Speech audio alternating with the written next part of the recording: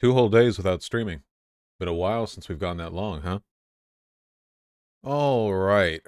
Get this here. This over here. All right. I've woke up with a headache for the past 2 days, so if I seem a little bit woozy or out of it, I apologize. I was woken up by my headache at 7, which is earlier than I normally get up. Hello, hello, hello. Hello, hello, hello.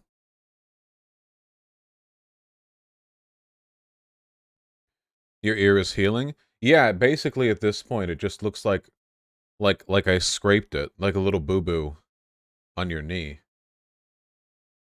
How does a headache wake you up? Have you never been woken up by a headache?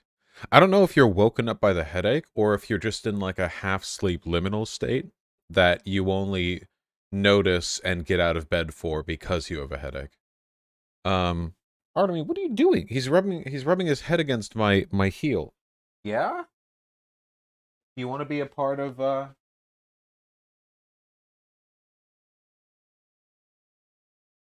Hello.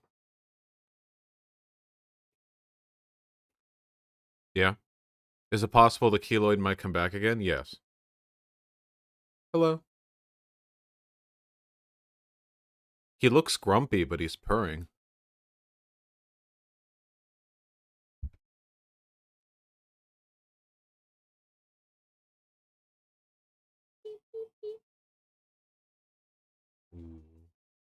What a good little boy. Yeah?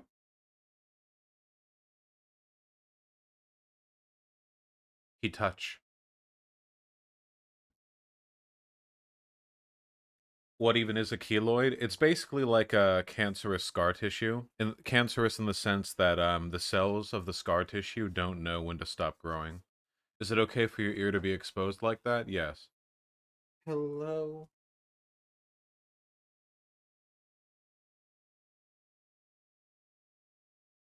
Gotcha, Ispig. I'll check soon. Carl, that's the plan.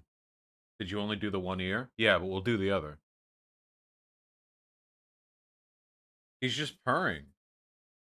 Can I help you?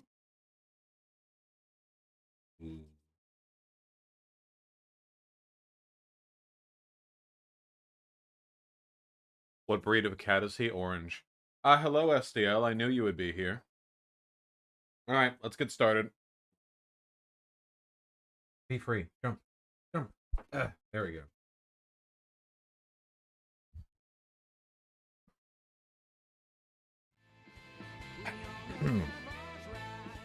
We're getting started right away. You're on time for once.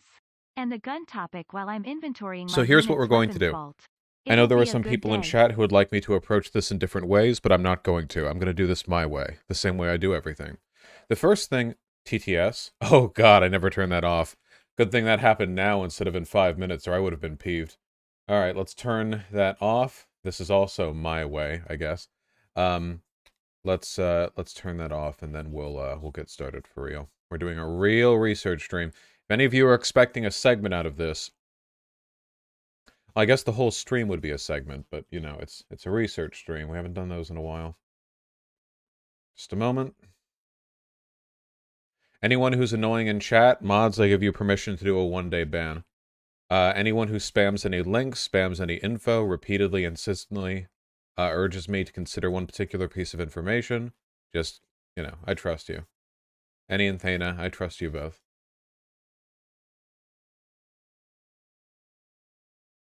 What if that person is SDL? No exceptions. We have a fair community here. No double standards. Alright. That should close TTS. Okay. Here is what we are going to do. So, the first thing I'm going to do is go over a very, very basic history of firearms in the United States. This is not going to be super comprehensive. I'm not a crazy, like, history gun nut. If you spend all day watching Hickok and Forgotten Weapons or whatever, then you're probably going to know way more than me. So, like, you know, just understand it's not about being super fastidious here. The next thing we're going to do is talk about my ideological biases when it comes to firearm ownership. and my goals, the limitations that I, would want to impose and would not be comfortable imposing. Then we're going to make a Google spreadsheet. What do they call a Google Sheet? Where we list out all of the possible types of gun control. Now, of course, there are an infinite number of potential laws you could pass, depending on how, specific you want to be. But I'm talking general ideas here. So, like assault weapons ban. Even though there are a million ways you could do that, we can consider that just like its own category. In theory, and we'll go through the info that we can find. Now, this is going to be as data-driven as it can be. It should be worth noting, though, just in case any bongers are going to get mad at me. I do not think there is any country in the world that has a gun situation like the United States. Not even close. So data from other countries is not going to be fully applicable here. That doesn't mean it's worthless. It can still be useful and informative, but it's definitely not like a one-to-one thing. It's just not. America's in a very unique situation. When it comes to firearm ownership of civilians. So we're going to tackle that as best as we can. But the first thing that we need to do is cover the history of firearms. Not even Switzerland. Not even close with Switzerland. Like, you'd be closer with Serbia. Anyway, let's get started, okay? So, all right. The Second Amendment guarantees the right to well-regulated militias. You've probably heard this argument from liberals before, that well-regulated militias did not necessarily need to be interpreted as guaranteed civilian firearm ownership. Those arguments are correct. They may be liberal, but they are correct. The Second Amendment could be interpreted constitutionally and totally fairly in a way which does not allow for a guarantee of civilian firearm ownership.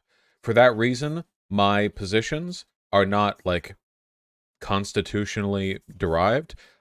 Whenever I mention the Constitution as an example of why gun control would be hard to pass, I'm not referring to the Constitution itself, but rather to the popular interpretation of the Constitution. Obviously, well-regulated militias being sort of interpreted to full civilian ownership is like a really, really, wild, totally arbitrary, completely out there, legal interpretation, So that's a whole different thing. Now let's talk about the history of firearms, okay? Very, very basically. Please, God, let it be basic, okay? So back when the Second Amendment was passed, all right, muzzle-loading rifles were the gun of the land, and you had muzzle-loading pistols as well. And basically, the cool thing about these guns is that they took 1 bajillion years to reload, which is, super, super cool. Let me see if I can find a nice, yeah, here we go. Let's just get some guy in some weirdo history outfit. Yeah, there we go. The good old flintlock rifle. We can go back that far. So the basic way that a firearm works, okay? I'm going way back there. Let's get a handsome gun up here, because however you might feel about guns, I think most people can agree that they did a good job with engraving some of those older rifles. This isn't common anymore. This would have been very expensive back in the day. Wow. Yeah. Well, anyway, the basic way that a gun works is this, okay?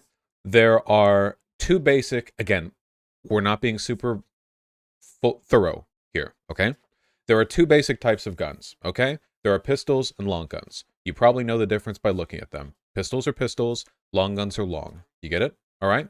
Now, the fundamental way that a firearm works is by igniting an explosive. The explosive expands into hot gases, which push a bullet along a barrel. And then when the bullet goes out the barrel, it is stabilized, nowadays, by rifling within the barrel. But back in those days, it was just a ball that would spin, but it'd be stabilized in direction. And then it would hit someone else, and it would make a big hole in them. The old guns, like flintlock pistols and flintlock rifles, their bullets were very big and very heavy compared to the ones we have today. In fact, so big and so heavy, and they moved so slowly, you could actually catch them out of the air. Like that, Crazy, I know. But you can't do that anymore. There were a couple of reasons why that's not true. Don't try that. There are a couple of reasons why bullets and guns used to be like that. So, first of all, firearms were a lot less accurate back then because barrels didn't have a groove set in the interior, which would cause the bullet to spin. Bullets back then were literally just spheres of iron that would be shot out. Additionally, because they were loaded from the front, like from the barrel, like from all the way in the front of the rifle, and they were powder loaded, like you would literally like dump black powder in there and like, you know what I mean? Like tamp it down. The issue with that is that that process is going to cause a lot of gaps in the barrel that allow the gas to escape around the bullet, and it just makes the whole process like really inefficient and kind of ramshackle. Bullets weren't always the same size. You know, nothing was ever perfectly shaped. It was unsafe. It was inconsistent. A reload time for flintlock rifles back in the day was... I looked this up, and there are a ton of sources on this, and it really depends on what level of technology we're dealing with here. But, like, it could be like a minute.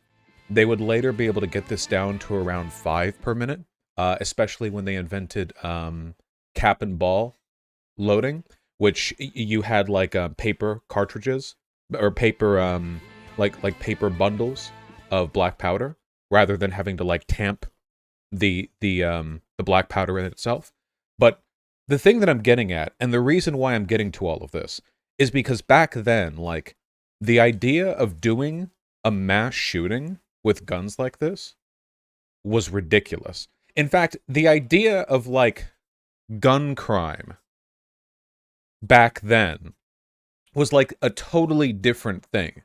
And the reason for that is, like, if it takes a minute to reload a pistol, what are you going to do in, like, a... You know, like, what a highly inaccurate firearm with where it takes a minute to reload. Like, what are you going to do? Right? Back in those days, back in the Revolutionary War, most of the deaths that took place during battle, I believe, were due to bayonet charges. So basically, like, both sides would line up in formation, and they would fire, and they would do that for as long as they could until both sides got close enough. And then they would stab each other to death with bayonets. And that would be like the majority of deaths done to combat, because a lot of people died of infection disease as well. And when you think about it, that makes a lot of sense. Because, like, a knife or like a sword as a weapon can kill as quickly as you can swing your arm. And bullets, back then... required like 2 minutes of looking like a Poindexter. You know what I mean? Like, you fire one shot, and then you have your rifle up, and you're like, oh, okay, oh, geez, oh, God, golly, tamp the powder, oh, God, it wasn't the right amount, you know, and like, it's like, okay, you know, the beginning of what I would consider to be like, I don't know, the modern firearms in the context of civilian availability of like high destruction like firearms would have been the invention of the cartridge. So the cartridge is the modern bullet. A cartridge is when you have a single thing, and it's got the powder, and it's got the shell, and it's got the bullet, and then you just put that in, kablamo. You know, you cock a revolver, you pull the hammer back, and when you pull the trigger, the hammer hits forward, and it hits the firing pin on the back of the bullet, and that activates, you know, it makes it go boom, and then the bullet comes out, you know? And I think cartridges were invented back in the 1840s, but they didn't really get implemented until the 1870s. So that would have been, let me see, 1870s cartridge revolver. That would have been, they would have looked, you know, a little something like this. You know, give me a picture, would you? Yeah, there we go. In fact, cartridges were so much of an upgrade over the previous type of revolver, which was the cap and ball, where you would have little paper cartridges you'd put in before the shot, that people would do conversions on pre-existing revolvers. They would literally, like, rather than get a whole new gun, they would, like, they would get and replace, like, hand alter the firearm in order to accept the modern cartridge. Because it was such an upgrade, you know? I mean, think about it. In the span of one invention, with a revolver, you go from, like, tamping down powder and getting the powder in a little shot ball and everything, you know, or alternatively, you just load 6 bullets. You're done.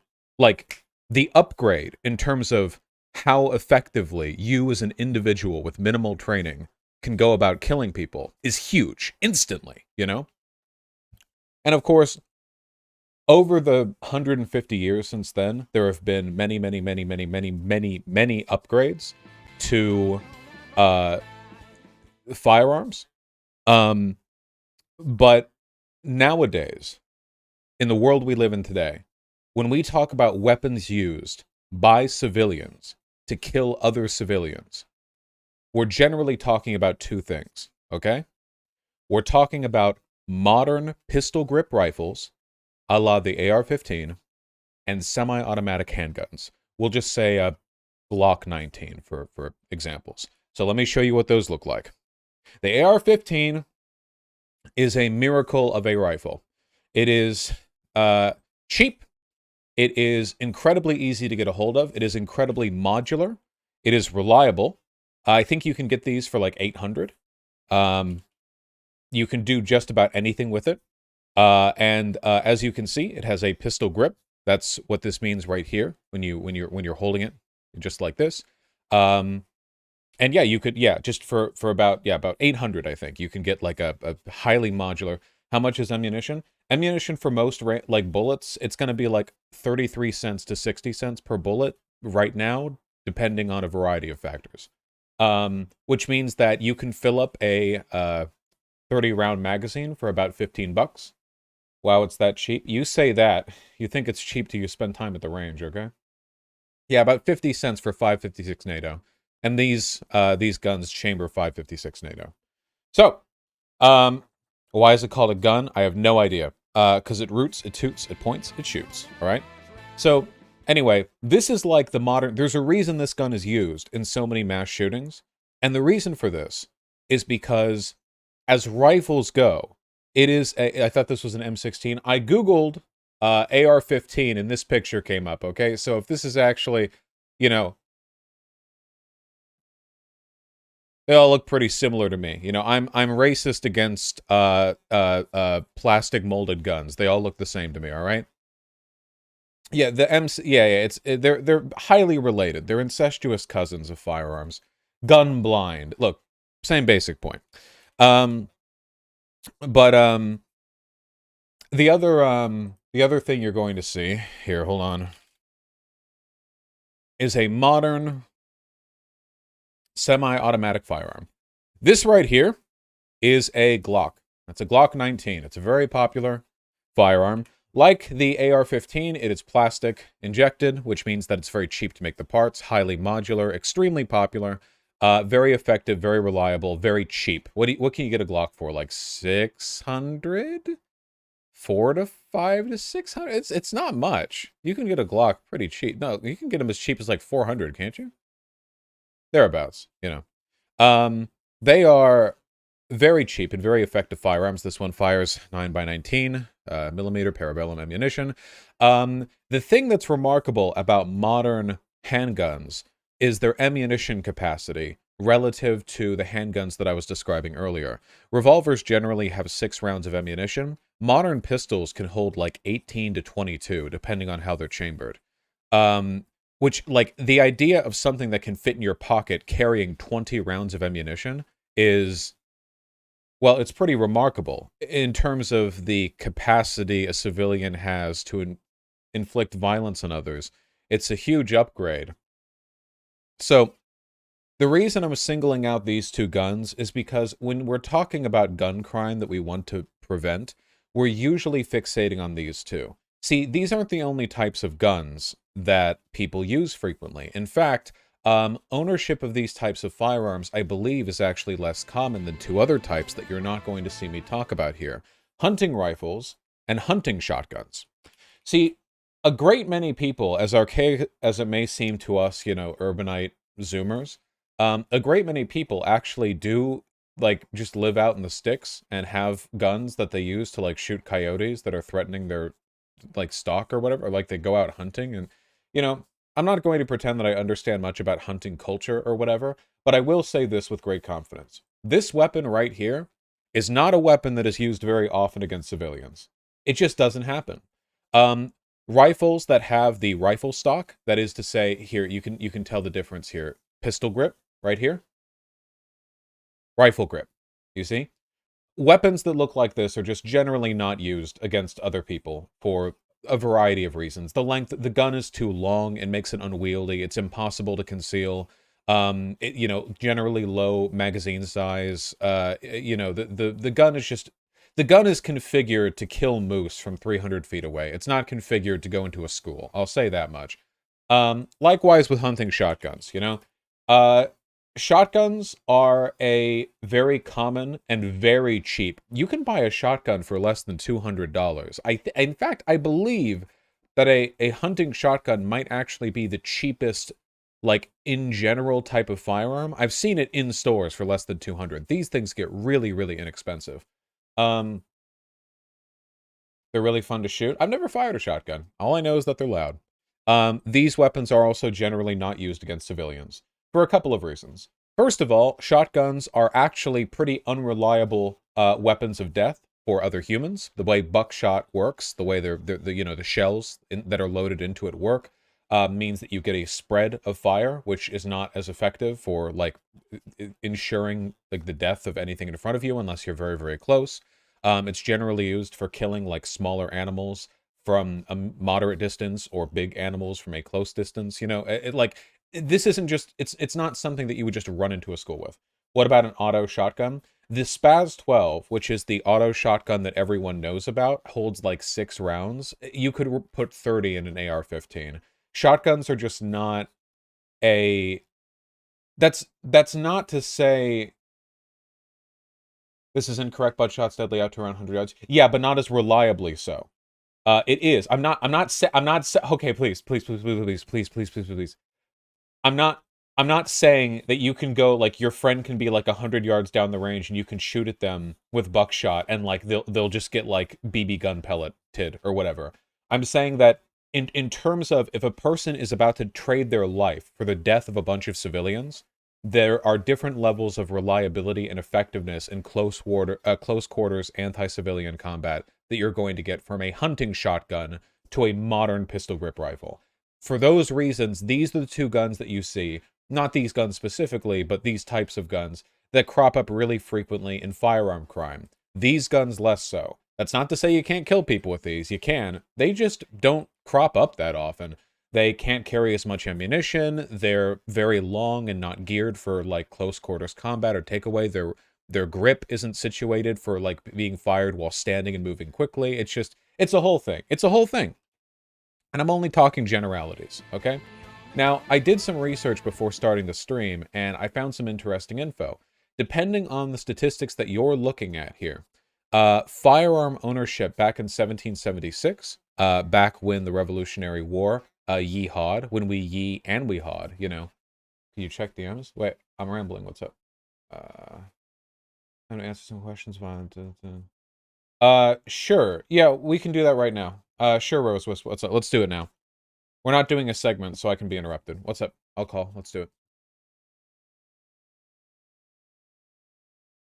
Don't stop the ramble. We'll get to it in a second. Cool. Hey, what's up? Yeah, I just have a few questions because I've seen clips, I've seen takes, I've seen tweets, I've seen all this stuff circulate about some of the things that you've said recently. And instead of going through like 16 million links and timestamps to try to piece together what I think you believe, I think it'd just be easier if I just ask you a few simple questions. Yeah, hit me up. Instead. All right. Okay, cool. So this is about the all the discourse about the LGBT genocide. Do you believe that there is... Okay, first of all, would you define a genocide when you use it in that context? I mean, we all know the UN definition. I mean, there's a lot of wiggle room around the edges. I think that you could fairly argue that forcible detransition of trans youth is already something approaching like genocidal intent, in the sense that it's leading to a kind of cultural deletion of the existence of minority group. But if we're talking more explicit stuff, when I say like LGBT genocide, I mean the more traditional, like, government encouraging stochastic violence against a population to the point where some kind of correctional effort, big finger quotes with correctional, is made to address the mental illness of said groups and so on and so forth. It's the same shit the Nazis did, you know. First, it's because they're mentally ill. Then it's because their mental illness is like corrupting society. Then it's the Jews that made them mentally ill to corrupt society and blah, blah, blah. You know, that kind of thing. Okay. When you talk about that, do you believe the state would participate in this LGBT genocide, or do you think it would just be the state kind of looking away? Well, if the Republicans were successful in dismantling democracy, then sure, I believe they'd participate, yeah. Okay. All right. So then, I already know what your questions are, what your answer is going to be most likely, but I just want to make sure. Do you believe that there is currently a genocide going on against trans or LGBT people in the United States? No, I think there's a ramp up though. I think Republicans are ramping up simultaneously to dismantle democracy if they win. If they get all three like branches of power at the federal level, and additionally, they're looking to legitimize their dismantling of democracy by redirecting people's antagonisms towards a minority group, which in this case would be, yeah. All right. Yeah. So we're not there yet. Do you believe that we're at the precipice of an LGBT genocide? Well, I mean, it depends on whether or not the Republicans are successful in ending democracy. That's like the breaking point. If they can be stopped from doing that, then I think we're fine. I don't think there would be any LGBT genocide in a meaningful federal broad sense with Democrats in power, or even with like an effective split of power in government. It would be if the Republicans are successful in taking over, which they might in 2024. So if that was the case, then yes, right now I would say they are laying the flagstones. Do you think it's likely that the Republicans win and are able to do that? Well, it really comes down to whether or not I think they're going to follow through on all the signs they've given that they are uninterested in democracy. Like, they've made it pretty clear they don't intend on following the rules, so I have no reason to believe they wouldn't at least try to dismantle democracy if they had the power to do so without the, checks and balances coming to get them at every possible, opportunity. In terms of how likely it is, I don't know if it's like a 50-50 split. There's a long way to go before 2024. It could be the Republicans self-implode by then. That would be nice. Okay, so you're not making any statements about whether or not you think it's likely that it is going to happen, merely that it is it that it is likely that they are going to try, or is it that they are currently trying by your assessment? I think they're laying the groundwork to do so if they do succeed. And if they don't succeed in 2024 to achieve power sufficient for them to dismantle democracy, I think they'll just try again in 2028. I think something substantive has to happen to the Republican Party in order for them to not be this kind of threat.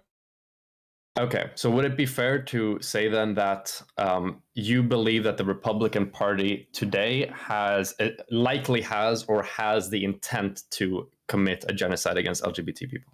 I don't know how far out in the future they tend to No, I would say yeah. When you have mainliners like Tucker Carlson who are explicitly doing like white genocide, great replacement rhetoric, and like the entire party falls behind like the passage of hundreds of anti-LGBT bills in the space of a couple of months in the lead up to an election. No, yeah, I think so. I don't know how much these people just follow the wave and how much of it is them like thinking in their head like, yeah, we got to get rid of these degenerates. But regardless of their level of, like cognitive involvement, I definitely think it's something that they're ready to do.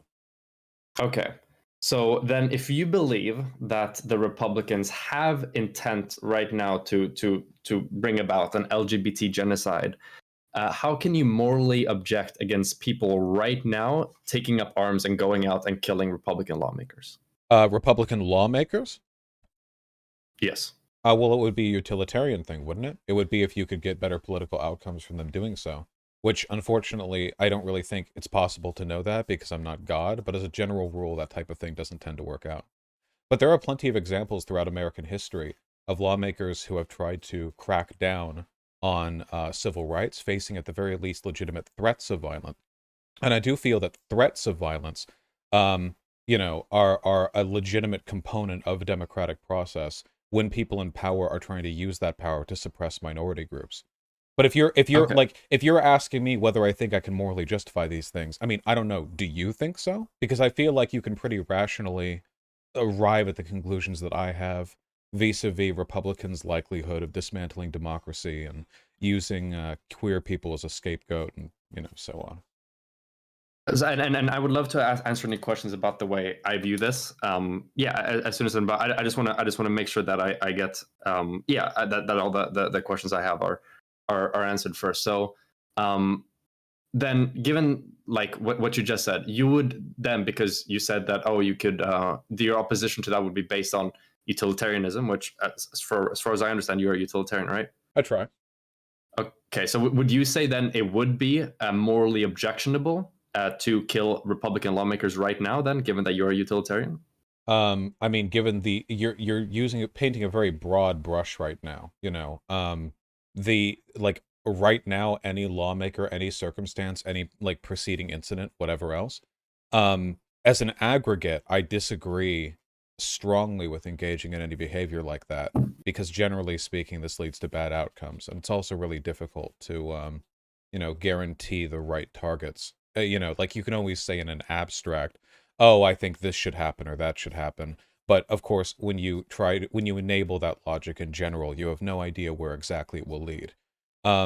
However, like given the purview of this conversation and the limits of what sorts of like politics can be talked about on this platform, I can't help but point out that the last time I had this conversation, like it seems like I was like the other person I was talking to was getting nervous answering questions about whether or not Jews could engage in preemptive violence against Nazi officials because they didn't like the idea of those arguments being applied to the current situation. But I feel like any political structure, any political priorities, which would disallow Jews from like preemptively like assassinating Nazi officials, like if you argue against that logic, what you're essentially saying is that you're happy to have it happen again. Like you're not like you like nothing's been learned, Mhm. Do you feel like any of the questions I'm asking you are being asked in bad faith, and I'm trying to bait you into like violating TOS or anything? No? Did I imply that? Okay. No, maybe I misunderstood the implication then. So essentially, what you're saying is that people are, because on the virtue of the platform, they're too afraid to like answer even very obvious questions about, for example, Jewish self-defense against Nazis. Correct? Look, there are plenty of fascist genocides that you can look at in the past and draw direct parallels to the behavior of the Republican Party today, for which people will Mm-hmm. look in the past and say, oh, of course people should have killed those officials. Of course people should have done this, that. But then when we talk about the modern day, people get nervous. Now, Okay, I understand. everything makes more sense with the benefit of hindsight. You never know how things are going to pan out. So, of course, looking back on some unfortunate incident, it's going to be easier to make strong calls like that. But I do feel as though people, like especially when we're talking threats of violence. Well, a anti-LGBT law passed by a Republican legislator isn't a threat of violence. It just is violence. They're just doing the violence right there. And when democratic systems fail, as they will if Republicans take charge again, the law is no longer going to be an acceptable metric for determining what effective, praxis is. Okay. Okay, so just taking it back a moment from there and back to the other question. So we ran on a thing where I asked you, how could you morally object against LGBT people right now taking up, or yeah, people right now taking up arms against and killing Republican lawmakers? You said that you could make utilitarian objections to that. I would say then you, as a utilitarian, what would you be able to object to? And you said, well, I mean, any Republican lawmaker ever, kind of like, okay, well, there's some dependence there. So would you say that there is a group of there is a group of of lawmakers to which this utilitarian defense that you would say would make it morally impermissible to kill Republican lawmakers at large would not apply to? Hypothetically, but you could say that about literally any group of people. I have to ask again, do you disagree with that?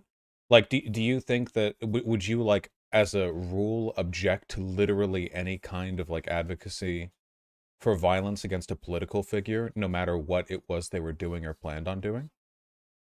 Yeah, so you've answered a lot of questions. I'll answer some of yours to be fair. So at the moment where I'm at, I am undecided, and I haven't looked into specifically whether or not like an LGBT genocide is on his way, or is happening, or what that might look like. So therefore, I'm undecided on the question of, is there genocide happening? No, Is it but it's something that is the likely to preceding happen? thing. Yeah, What? I understand. Of course. So if now, if a, given if a that Repu- is happening, well, no, I not even that, not even that. okay. So the Republicans are openly anti-democracy. I don't think that's objectionable. I think that's fairly straightforward. I don't think you have to be a crazy lefty to believe that.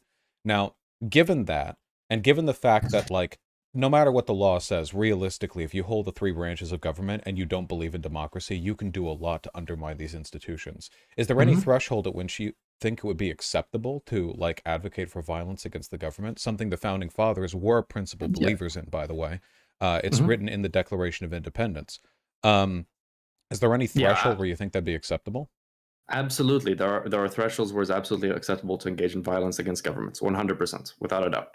What Um, line would have to be tripped for you to think like, because that could be YouTube TOS depending on how that was phrased, like how far they would have to go. If it's always something in the future, then it's like, well, what happens when that future arrives? What would they have to do? Yeah, that's true. And to be fair, I would I would need to think more about where my line for that would be. That's not something that I had I thought about going into this conversation. It wasn't yeah, it was mainly just asking a few questions that I had Okay. in mind right now. Well, So then to be I honest acknowledge with your you, point. I absolutely think that there is a line where that would be justified. I can't unfortunately give you an answer right now as to where that line would be for me. I think that's fair. And to be honest with you, that's my position as well. I'm not some crazy revolutionary leader or whatever. I'm like a YouTube live streamer. I think that it's reasonable to make statements like, I think that we should defend our democracy. I think violence against government officials if they try to destroy our democracy. Like, I think statements like those should be unobjectionable in popular discourse. They're enshrouded in the Declaration of Independence. They are commonly echoed both by lawmakers and civilians. Like, this is something that gets, the tree of liberty thing. This gets talked about all the time. And Republican lawmakers aren't shy about it, fighting to defend our democracy. That was the whole thing they screamed during the whole 2020 election fiasco when they lost. Clearly, it's not like out of purview of common discourse. It's just, what do we mean when we say that? The whole LGBT genocide for me, that's just the thing I think they'll do to legitimize and redirect if they dismantle democracy. The dismantling democracy thing is the thing I'm concerned about. Republican LGBT fear-mongering is always going to be neutered as long as they live in a democracy. Okay, I understand. Okay, so then another question I have right now. So you talked about the utilitarian thing before. So if it would be possible, if it were to be possible to get away with killing Republican lawmakers with no consequences, would it then be? Are you are you justified? actually Fed posting at me right now? You're glowing in this convo. Wait, are you being fed these questions? No, I'm not being fed these questions. Wait. This is like the line of questions that I want to ask down. How the fuck did somebody in my chat get my rose wrist thing? No, I'm not trying to bait you into things. I'm just trying to understand exactly where this line is, because I think it's an Destiny's interesting watching question. the stream right now. I don't know. If you could describe the exact rooftop vantage point from which you would, I defer to your answer. I don't know. My only answer is that I'm a radical advocate for democracy. My position on political violence is less radical than the one that Destiny advocated for in his conversation with iHypocrite back in 2019, where he said that voting is an act of political violence, which people could fairly utilitarian justify. Violence against people for their votes. I don't think there's anything controversial about my positions, unless you're trying to, hand wave over it. Okay, so here's a question that this is a question I have been fed. If you're I presume you'll be fine with answering it. So if they, assuming people who are to be opposed to this genocide, if they could get away with it with no consequences, should they kill Republican lawmakers consequentially? Are you asking me, like, just generally Republican lawmakers? What about a Republican lawmaker who is trying to pass a bill to revoke their rights in some sense? If the lawmakers were trying to, you can answer that in both cases, if they were or if they weren't. With no consequence. So we're talking like hypothetical what? Thanos snapping? No, in the sense that the main reason why you objected towards it previously, you said like utilitarian thing, is because you believe that like that the blowback would be worse, and it would maybe lead to worse outcomes overall. I wouldn't But know. assuming that there isn't any like blowback in like a democratic process, and there aren't any like broader negative outcomes or implications or whatever from killing these lawmakers that might like set aside or push it to the side that the outcomes that you're trying to get at. I wouldn't know. Would you be okay with it then? I have to defer to the wisdom of a wise man who used to once share my platform. The looting and rioting has to stop. And if that means these redneck motherfuckers are out there gunning down something like that, surely if you can advocate for violence against people for torching unoccupied buildings, the act of fighting to legislate against the existence of entire minority groups is up on the table. But I wouldn't know. You'd have to ask the person who from whom that original quote originated. I That's can't fine. I do feel like we engage in very, very selective phony outrage to political violence depending on how angry we are at the people who are advocating for it. Politics is violence. By the way, the only reason this has been discussed at all, my original position, by the way, which is that people who are trying to destroy our democracy and enact a genocide are like engaging in political violence against minorities, and that defensive violence against that is warranted. This is a position which is not only legislatively backed, but is commonly accepted in politicians and social media. Like, this is like a broadly accepted thing. It's, again, less radical than stuff that Destiny has said in the past, but he is insistent on feigning outrage at this, like when he called me a stochastic terrorist for my hatred of cops, until somebody pointed out to him on a panel that would make him a stochastic terrorist too, because he's done more than his fair share of that kind of rhetoric. It's like all phony play pretend stuff. I guarantee you that if we took away all the hypotheticals and the specifics here, and if I talk to you like, do you agree that politicians enacting anti-minority legislation is a form of violence? Like you and I would agree on every single premise. I think my positions are being made to seem radical here. I don't think they actually are. Okay. But you understand, don't you? And think about it, because I want your answer. When there's a government trying to destroy democracy and attack minority groups, at what line do you think it's acceptable? I'm sure you would have agreed of, Tutsis defending themselves, the Jews defending themselves. Where is that line? If you have a general, because there's no like hard line, of course, but if there's a general answer there, you have to be careful. Because if the line is too far down the road, it becomes too late. You're like, oh, you can defend yourself after the camps have been built. And if it's too early down the road, then you interrupt the democratic process, because advocacy for violence has a chilling effect on the free speech of other groups. So that's an incredibly difficult line to thread. I don't pretend to have like successfully threaded it, which is why you'll note all the rhetoric that I've used on stream on this subject, all the explicit rhetoric, has just been saying that LGBT people should arm themselves, because if there is a disruption of democracy, neighborhoods that have large communities of progressive or queer people should be armed to defend themselves against right-wing militias, which is what happened in Portland during the BLM riots. So that's not even. I think police would agree with that, wouldn't they? Like, buy guns to defend your home against lawlessness. That's a tough on crime position right there. Yeah, so you asked me again there, like, what would my question be? And like I mentioned before, and I understand how this puts you in an odd position, because essentially in this conversation, depending on how it's framed, depending on what the line is, also, to be fair, you're going to have to commit to a position, essentially, of like, okay, at this line, I think that it's okay to give back with violence. And because, like I mentioned before, I don't really have that line.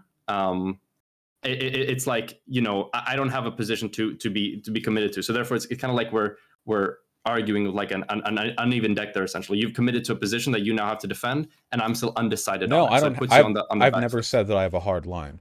My belief that the legislation of politicians can be construed as an act of political violence is an unobjectionable one. But I don't have a hard line for where like stuff on this should be determined. And know that, which is why you've had to do all this like, well, what if there were no consequences, hypothetical invisible Thanos snap stuff? Like we're operating in frictionless spherical cow territory. Yeah. So what I was trying to say before, essentially, is that I understand how this this puts you on on like a bit of a backfoot, because you fundamentally have a position to defend. You know that you think that they're. But you said you didn't have a hard line, but you do have a line to which you think it would be justified, correct? That you have like thought out, right? No, I Or don't did I have I don't have a misunderstand you line for that at previously? all. No, at no point Oh, have I ever said when this law gets passed, that's when we go hooping and hollering. Because I don't believe that. Frankly, I don't think that like anti-legislative violence is an effective method of achieving political change in this country due to a wide variety of material circumstances. I do think people mhm. should arm themselves to defend themselves. And I do think that like implicit threats, like protesting outside of Supreme Court justices' homes, I think that's an Mhm. effective and desirable form of political advocacy. Okay. Um, all right. So you don't have a hard line to that. Okay. Well, that's fine. But the main thing is it's more me asking questions, not so much me arguing with your position necessarily. On what you said though about defensive thing, and this is another thing that I wanted to ask. If there is like a claim that these people are they're intending to like genocide you or whatever. In that case, is there like wouldn't any like even what's it called preemptive violence I don't be know. I'd have considered to ask you. justified?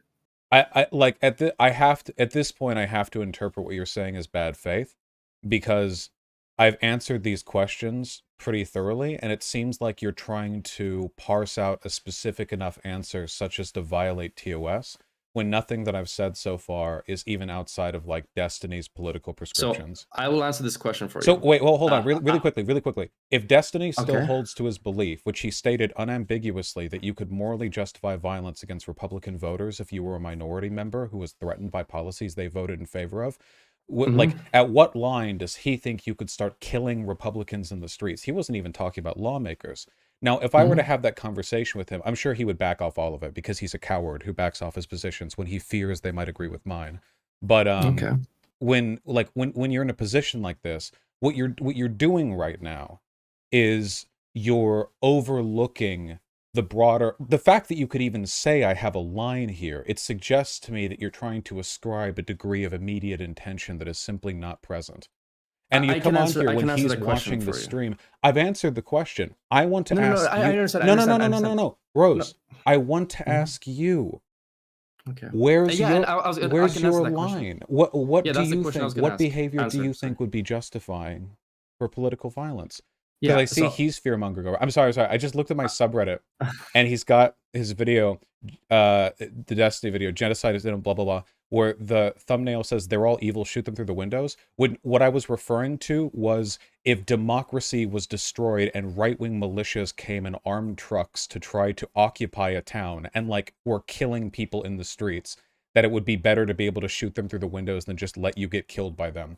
This is less radical than his fucking shooting down or like gunning down arsonists and rioters or whatever. But he pretends to Mhm. get angry over it because he hates me.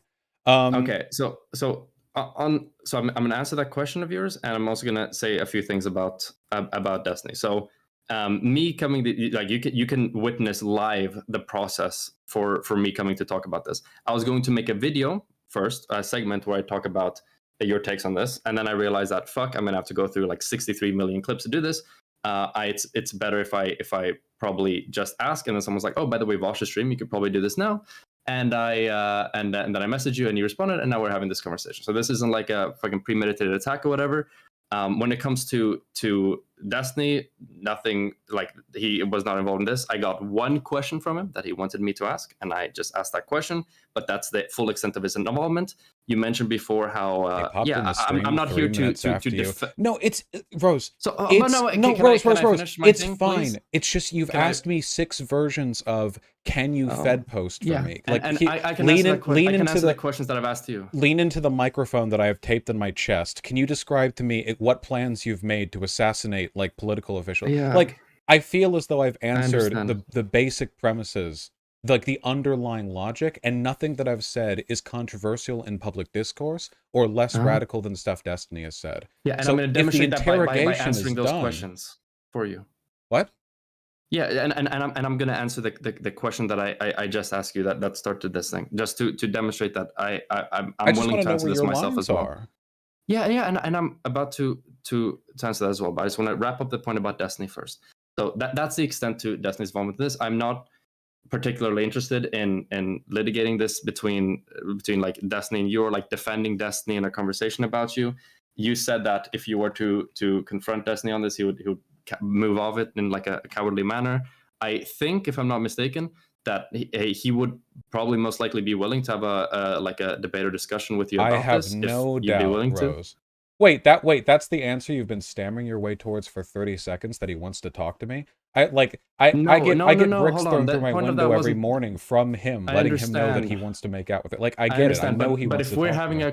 if we're having a conversation and I read out one question that he's asked, and then we get the whole thing about his elongated history, about the way that he would react if you were to talk to him about this, and the way that he would go about it, I just felt like it warranted mentioning in this instance. I am aware of the Um, fact that he enjoys talking with me, and I'm sure that he would constrict his position or previous positions to whatever would be necessary to spend the longest length of time talking to me possible. Hence these okay. desperate bids for attention. But the So hold on, this wasn't his bid for attention. no, I I did this meant completely like him, independently. Okay. him offering to bet 25,000 on whether or not there will be a genocide or some deranged shit to get my attention. Like, I don't. Okay. He has my Discord DMs. He can fucking message me if he wants to talk. I won't, but like he can. There are less weird ways to get my attention. But with Okay. you specifically, because you're Yeah, curious, I'm about to answer this question. right? Okay, so I want to know Yes. for you. So, Right, where would you generally, like, you're in Germany in the 1930s, okay? Mhm. And there's some Jews there that are getting real antsy, you know, they're not being allowed to leave, their businesses are getting discriminated. When do you think it's okay? Where's your line?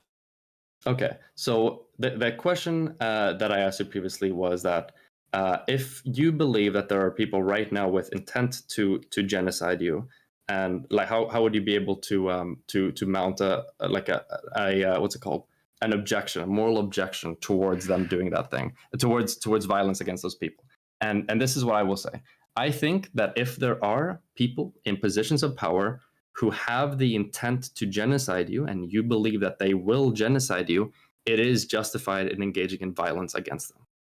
That's I'm answering that question. Okay, what about I an think that's intent? morally justifiable. What about an intent to dismantle democracy? Because that would be the preceding force behind any genocide in a liberal democracy. You would have to undermine the democracy before you could do that.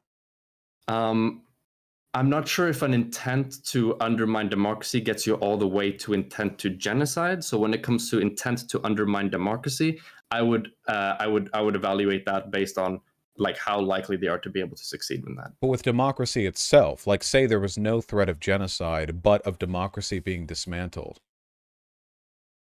So if there is you're saying if there is like a real threat to democracy being dismantled, not just there are people in power with that intent. Because one of the things I very specifically put on the previous question I asked was that there were people in real positions of power with intent to genocide. Real positions of power there kind of implies that they actually have the capabilities towards doing so. Well, if the Republicans win the presidency and they hold the House and the Senate and the courts, I would say that's a real position of power. That would be the most power any group of humans could hold, really, anywhere on Earth. That is true, and that's why I mentioned before that I would need to brush up on the checks and balances that would be involved within the U.S. process, and what they would be the rolling checks and back balances. Democracy would mean, and like what process would need to be like included within that, and how likely anything like that is to actually happen. Okay, and so this is the, and to be fair, and this is the reason why I didn't want to get super deep into this, because I put you on the back foot now. Essentially, you need to answer and stand for all these things, and I'm undecided. So I just want to talk, which is why I've just been asking questions. The threat to our democracy is a serious one. If they control all three branches of federal government, there wouldn't be meaningful checks and balances. A lot of the government's functionality relies on gentlemen's agreements that they've broken for years now. They clearly don't care about them. If Congress wanted to put forward legislation to radically alter voting rules or guidelines or redistricting rules, anything they can do on a federal level, the courts will sign off on it. Anything like legislatively that they want to put through, they could. The president could put forward any executive orders. They could just break the law if they wanted. Remember Andrew Jackson with the whole trail of cheers? The Supreme Court tried to stop him. Andrew Jackson was the president, right? Yeah, and the Supreme Court tried to stop him. He just said no. The Supreme Court would be on their side. Now, none of this is guaranteed 100% or anything like that, but at the very least, I would say that the second largest political party in the country, which is already favored by undemocratic institutions like the Senate and the Electoral College, pretty much openly indicating they're contemptuous towards democracy with repeated attacks on the legitimacy of existing institutions and half-handed comments towards, Trump third term, Trump's the real president, open QAnon support from the legislators. Like, you look at all that and like, damn, I don't know if democracy would survive. I don't know if we'd get a 2028 election if they won in 2024. Is it guaranteed? No, but at the very least, people can be arrested for threatening to commit murder. They're threatening to dismantle the most powerful liberal democracy on the planet. That's worth taking seriously.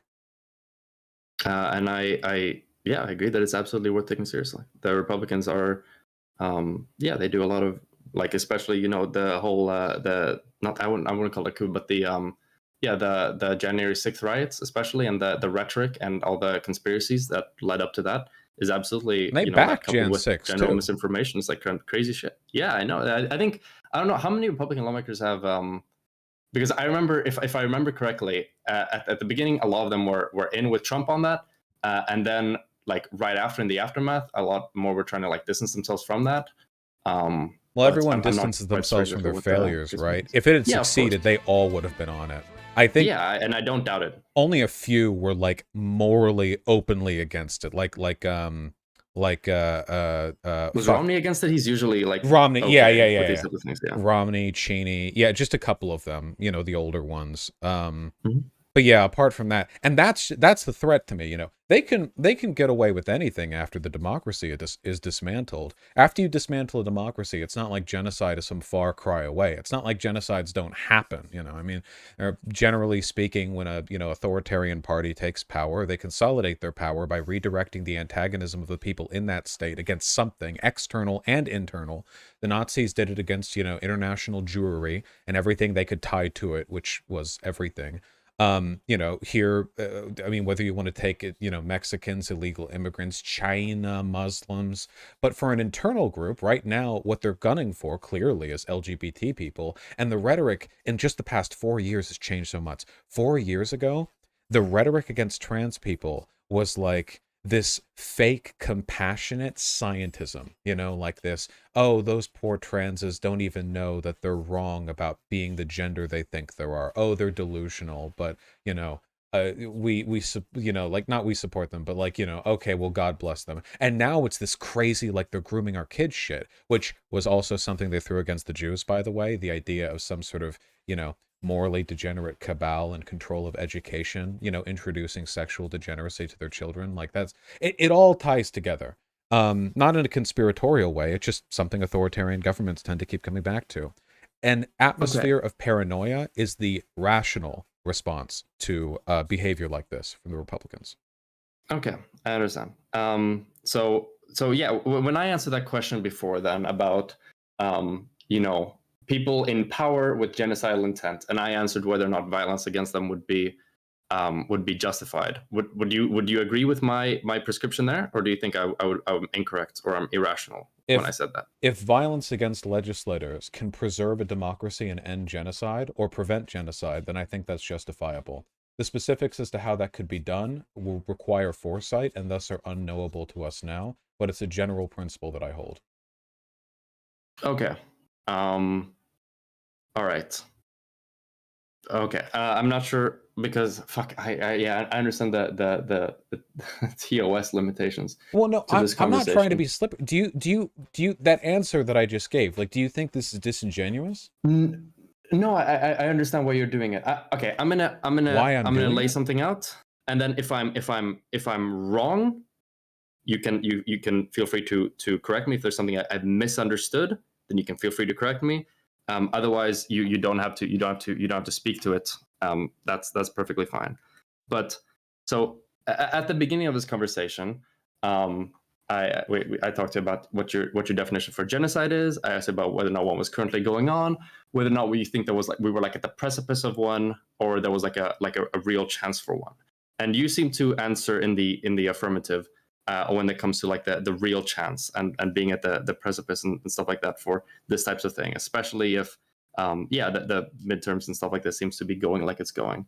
Now, given that belief, that you believe that there's like a real chance of people in positions of power doing these things, then the prescription then that I gave before and that you agreed to would entail like the justification for like that type of violence right now today. Um, I I think that all follows from what we've talked about in this conversation. But No. given TOS, I would understand why No, you may not want to you comment. keep implying that I'm like hiding something. I've said this multiple times. No, I'm not. Okay. The Sorry. precursors for understanding how effective that would be as a solution require foresight or much more explicit lines to be drawn. It's not something that I could responsibly advocate for right now, which is why I don't. The rhetoric that I get in hot water for has to do with self-defense if democracy breaks down, not targeting legislators. At the moment, speaking perfectly honestly, at the moment, anyone advocating for or attempting to engage in violence against legislators is charitably fed posting, and uncharitably is a fucking retard. The idea that any kind of meaningful action can be taken, this isn't some Hitler situation where everything's going to fall apart like a stack of cards if you take out like one peg or whatever. The Republican Party is like everything in America. We don't live in some sort of like Latin American junta or however you pronounce that word. This isn't some situation where some gang of guerrilla rebels can sneak their way into a building and single-handedly change the entire junta, thank you, change the entire the whole arc of American political history. The best thing that we can do right now is to hunker down, to do everything we can to prevent Republicans from winning electorally. And if they do win, we have to fight as effectively as we can on the legislative level against any efforts they make to destabilize democracy. And if they succeed in destabilizing democracy, then yes, I do want queer people or left-leaning people or even liberals to be armed to the teeth in their houses, because if democracy falls apart, the next step is going to be conflict between the federal and blue state governments. And if that takes place, who knows where things are going to fall? What about the state guard? What about the National Guard? What about police? There's going to be a massive range of conflicted interests between different groups, and I want people who are not fascists to be, well armed under those circumstances. But those are my prescriptions. None of that, I think, is TOS bait or anything to the sort. My abstract positions about if you can do violence to prevent a genocide, then do it, only account for the knowledge of foresight, which, again, I don't have. I can't make that prescription. I understand. Do you... Okay, so here's another thing that I was curious about, because and this is probably me making more of an argument than I have made thus. So if the rhetoric were to be, hey, we're seeing some, and maybe I've misunderstood. Maybe this is exactly what your rhetoric has been. If it's like, hey, we're seeing some threats to our democracy that could lead to violence down the roads. Just make sure that you're protected in case that should come to pass, and that you could be able to mount some self-defense if that were to happen down the road. Do you understand? So those set of prescriptions, given that identified problem. Now, if you identify a new problem, you're like, hey, by the way, there is a real risk for like an imminent genocide of you and your people coming up right now. But, only the kind of the defensive action is like warranted in this instance. That prescription doesn't follow that well from the identification of the problem as compared to in the former case, because the issue is that it's essentially you saying like, hey, by the way, there's like a genocide that is like about to happen, or like that is going to happen, or that might happen in the near future. There's a significant chance for it, but all that you should do about it is just be ready when it comes. Which doesn't feel like we would both say that, like, hey, if we had like some, maybe Nick Fuentes or whatever talking about the Great Replacement, if he were to talk about how, hey, people in power, they're genociding you, white people, they want you to die, and then when somebody else like, hey, oh, like what would your prescription be to that? They would probably just be like, okay, well, whistling now. I'm not accusing you of dog whistling.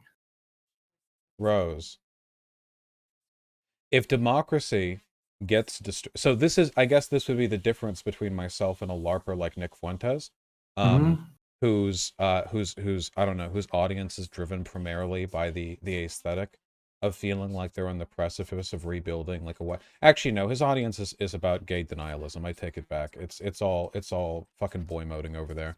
No. You should have seen him when I put on the cat ears and the debate I had with him. Holy fuck, yeah, I heard about that. It was a good meme.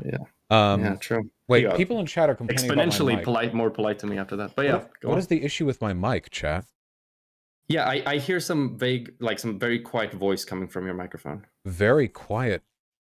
It There's sounds like a news broadcast almost. an echo. Wait, do I have something playing on the desktop? There's a weird I, buzz when you I talk. can hear it, which means it's not your desktop output as well, unless your microphone is picking up some output Wait, that's... on your end. Wait, let me just make... Okay, wait, I'm just gonna hang up for a second to make sure that it's not somehow you, because that's never happened to me before. 1 second. I don't hear it anymore.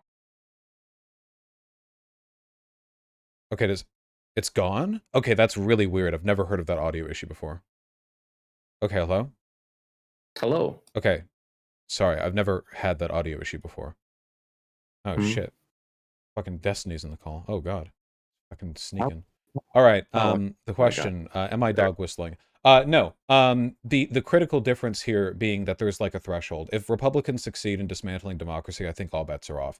I mean, if you want me to be explicit about it, then yes. Like, if McConnell, like, goes Mecha Hitler and, like, puts his brain in a jar and mounts it on a robotic spider and goes, like, door to door and starts, like, firing lasers through the windows of people who have, like, the gay flag hanging outside their house, then, like, sure, fine, you could shoot. Like, past a point, you know, if democracy gets dismantled, and by that, you know, there's no like clear hit the button to dismantle democracy type thing, but you know, if democracy is meaningfully dismantled, if there is this like big crackdown, then yeah, I think all bets are off. But at that point, my positions are as radical as like Top Gun.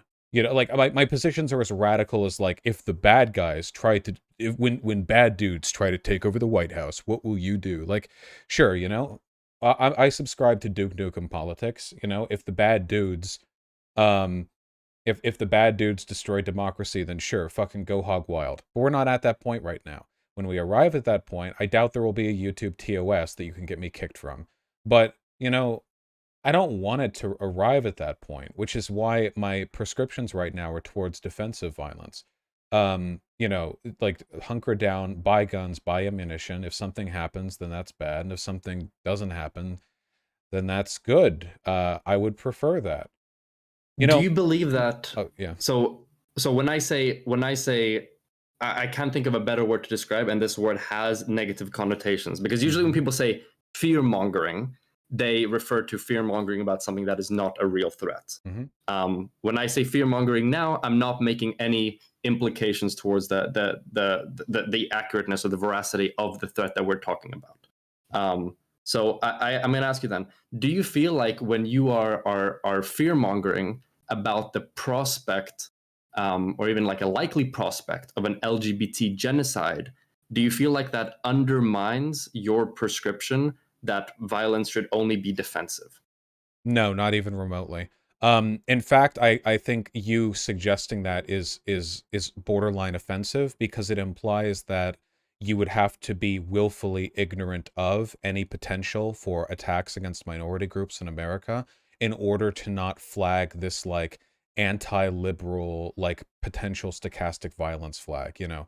Acknowledging great evil within a country will always carry with it the potential for inciting violence in an audience, but I would rather be honest about what's happening and take that risk than I would like lie about it. Like at that point, like the real question is like, should we lie and pretend everything's okay because then maybe nobody will act on anything? You know, like I mean, like so essentially, maybe, what you're saying is that yeah, you understand.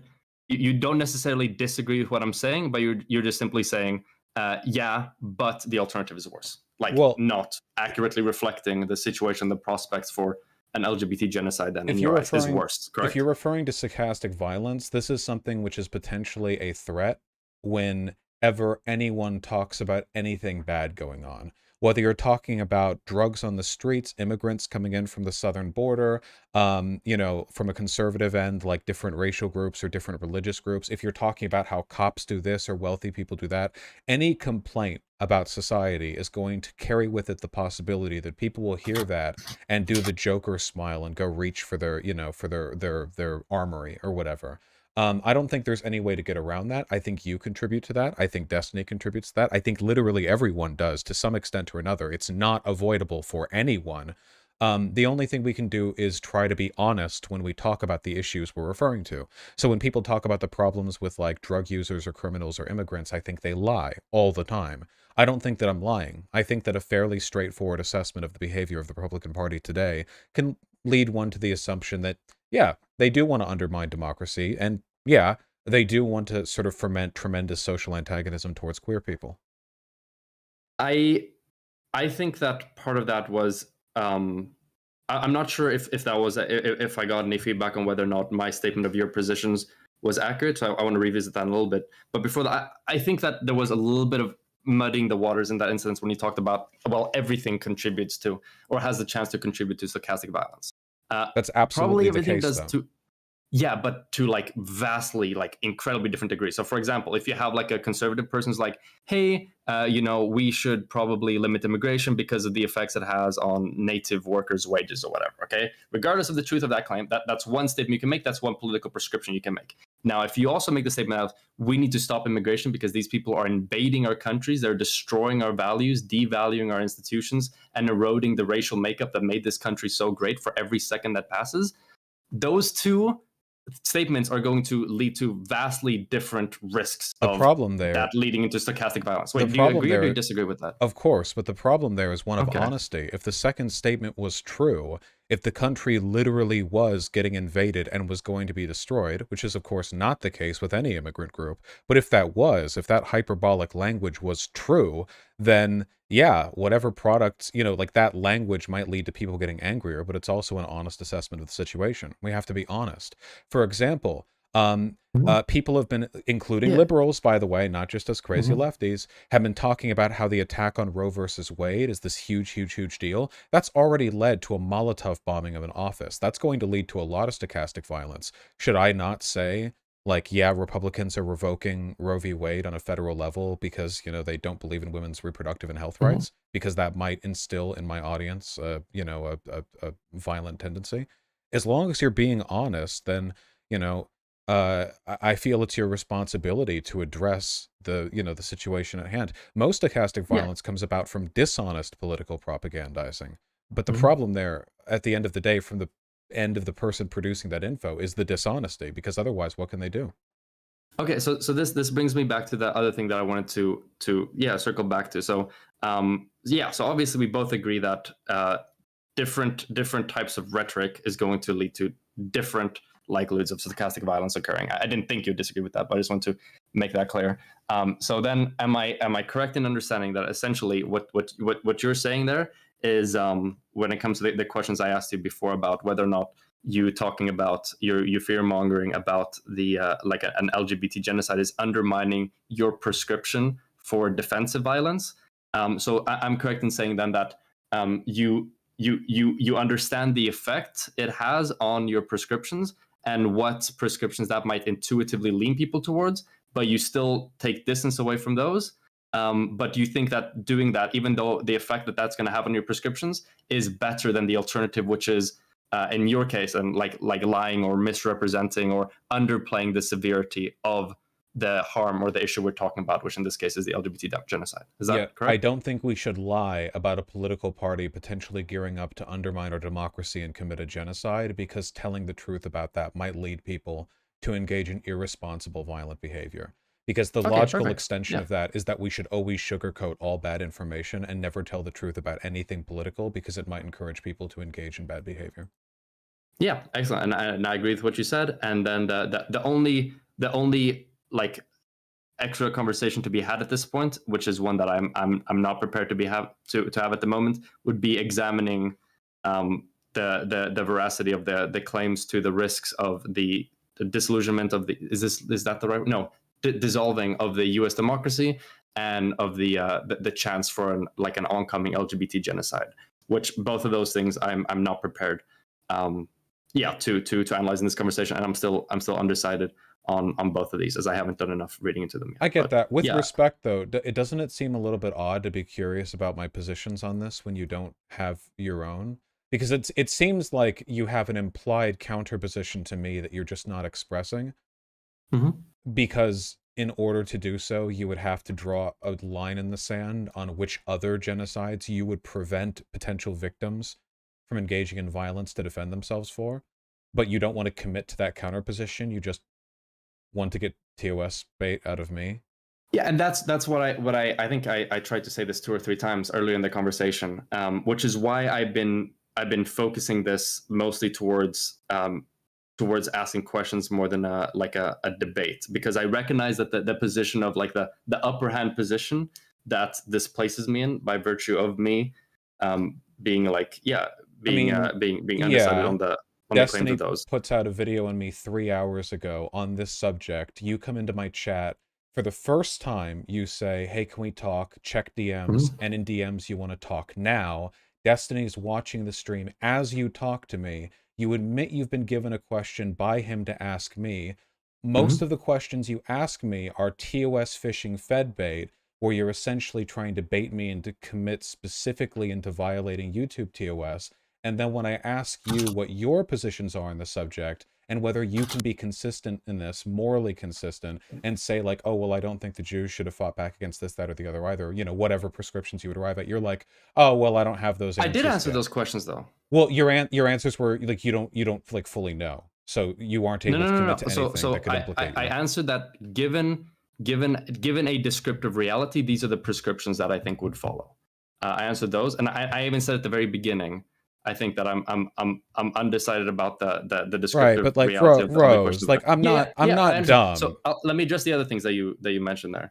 So I don't know what the so I'm gonna ask you 2 questions again. So before I asked you if you think I'm asking these questions in bad faith, you said no. Have you changed your mind on that? I don't know what you consider bad faith to be. To be honest, I don't trust liberals.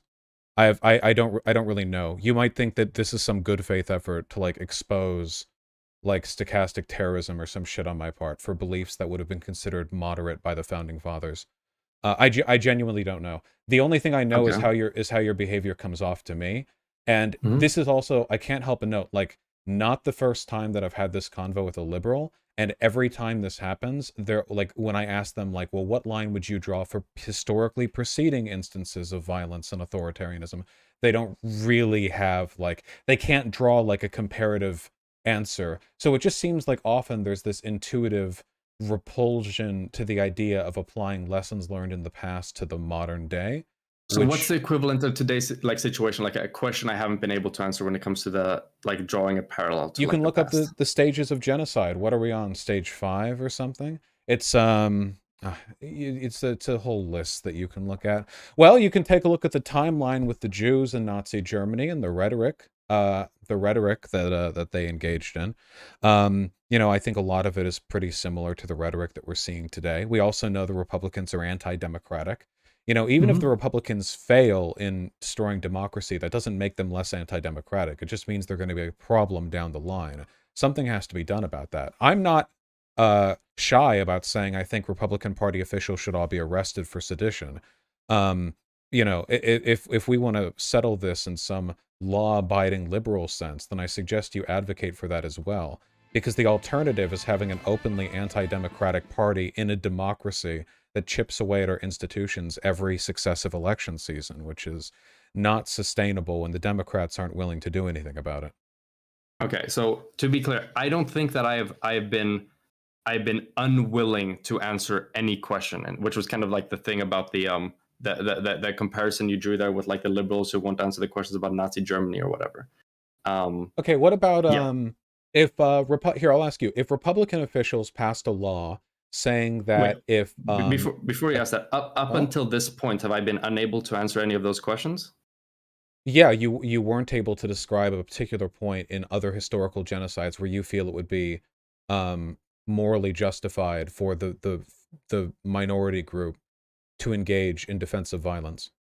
Okay, do you think I'm not answering that question because I don't want to answer it, or do you think I'm not answering it because I don't think I have enough knowledge on it? I don't think you can know the answer. I think that it's a fundamental moral gap in liberal ideology, because a slavish adherence to the aesthetic of anti-violence is core to liberal ideology, when political violence is what the system is built from. Because I've had this convo with plenty of liberals, and I get the same answer every time, so I have to assume that it's like a fundamental core issue. You know, it's not an intelligence thing. I just think it's something the ideology can't account for. Okay, so you're saying that by virtue of my ideology, if I were to like look into the in-depth, the stages that led up to the rise of Nazi Germany and the beginning of the Holocaust, I would be unable to draw a line there anywhere. With respect, Rose, I talked with you in DMs about climate change and where you think it would be acceptable to engage in eco-trolling as a potential solution, and you said you wouldn't find it acceptable to attempt that until after such damage had been done as to end the world. I think I can find our DM. I'm not sure if that's what I'm gonna go back and check if I. No, I think I recall the convo. I think we'd be digging through all the answers to this Well, conversation. no, I don't want to go looking, but I distinctly remember that the line for you when going outside the law would be acceptable for anything climate change related was like. Yeah, but now I have to go looking through these old DMs, right? Well, it was definitely well past where I would Yeah, but that doesn't mean it's at the point where I don't do anything until fucking the world is on fire, correct? It might have been around that point. Okay. Well, hold on. Now I need to read through all these DMs because this is brought up. So this thing, if there's I don't think that would be. Oh, we were talking about Jews back then too. That's crazy. Probably wasn't me that invoked them. Wait, we were having this exact conversation. What about insurgents before death camps were built then, before the night of broken glass even? Often when the state is actively calling for your death, it's already too late. When it's merely worsening conditions and the looming threat of mass death, is it morally permissible to fight back? Rosewrist, when I was talking about liberals not having answers to this, I was thinking of you. Well, in the past, not just you, but it's happened before. So what did I... Okay, wait, sorry, can you read out exactly, like, what... This is a very long text convo, but the basic... We had a call, and then I just brought it up offhandedly, you know, yeah, I just hold on. So, okay, here's what I... let me see if I can find... I would say with this type of thing, if there are no institutional alternative solutions, then yes, eco-trolling would be fine. But you were never able to answer when that would be, like when there would no longer be institutional solutions. And this will be a problem with the breakdown of democracy too, because when the democracy starts getting broken down, your solution is going to be, well, look towards institutional solutions. When Republicans start doing crazy shit on the federal level, you'll be like, okay, well, this like legislative stuff should happen. We should do this or should do that. But all these possibility spaces get blanked out over time. And then eventually the looming specter of eco-trolling you know, looms high, but eventually, like past a point, it's too late. That was the convo that we had. I mean, I'd probably say when democracy. Yeah, right here. You said my breaking point for allowing non-legal responses to climate change would be when climate change brings about the fall of democratic society, which in America and Western Europe would be a point after hundreds of millions of people have died in the developing world. Yeah, that was a weird way. So what I said right before I started reading that, I would probably say that breaking point would be when our democracy is no longer functioning. It doesn't have to be like it's incapable of like resolving this issue. But when that's like how I feel right now. It's so broken. Yeah. But now that takes us into the conversation about the descriptive facts, the descriptive reality, which once again I've said that on this current issue I haven't made a decision on yet. Right. I guess the only reason I bring this up is because I feel like this is just a difference with liberal ideology. It's a belief in the resilience of institutions and their ability to fix problems. But the Weimar Republic was a very democratic and very progressive society before the Nazis took over. And I just don't have as much faith in these institutions as you do. And I am very worried about this country and its future. So once again, I'll say when democracy ceases to, when you no longer have like a democratic process, I would probably say that's most likely where the line would be. Oh. When it cannot be addressed through democracy. So I've answered your question now about the line. I'm the first liberal to answer that question. Okay, well, thank you. I appreciate that. All right, You're welcome. Then. Okay, so I want to get to some of the other stuff as well that you said. Sure. So most of my comments are kind of like predicated on that, right? The idea of democracy being undermined by a Republican victory when they start dismantling our institutions. Yeah, but now we get into the descriptive things again. So before you said a thing about how Yeah, you said like, oh, Destiny uploads a video 3 hours ago. I don't In want to break chat, you know, my you've been fed timeline. one question, but You won't you won't you weigh me keep off my implying that I've perception like been here. sent here as like a minion of Destiny. No, I don't think you've been sent here as a minion of Destiny. I know you operate autonomously. I just know I have been streaming for more than 3 hours. I could not have watched that video. I mean, it's unless I watch it live, but I don't watch his live streams. I'm not debating over the timeline. You have to But you keep understand. bringing it up. You keep bringing it up as if like I'm like do you realize like when somebody says like, oh, you know, you're here after this other person made a video on this exact topic and they've been talking about a lot about it, and you even admit that you got one question from him, and like I know he's watching it right now. You know Was what anything that I said there right? incorrect? No, it's not. Wait, Okay, hold on. then those Hold on, facts okay, are hold on. sufficient for me to Sure. have warranted chaining them together and making presumptions. But the implication there, you realize that even though those things are all factually accurate, the way that they've been selected leads to an implication, right? Well, the implication is a byproduct of the fact that those statements are true. So it won't like that remains. So what is that case. implication then? Well, the implication to me is that well, it wouldn't be anything as significant as like you were sent here by Destiny or anything. Only probably actually no, the best guess is that his community is in your community. He does this to a lot of people's communities. It took ages for me to break mine free of his.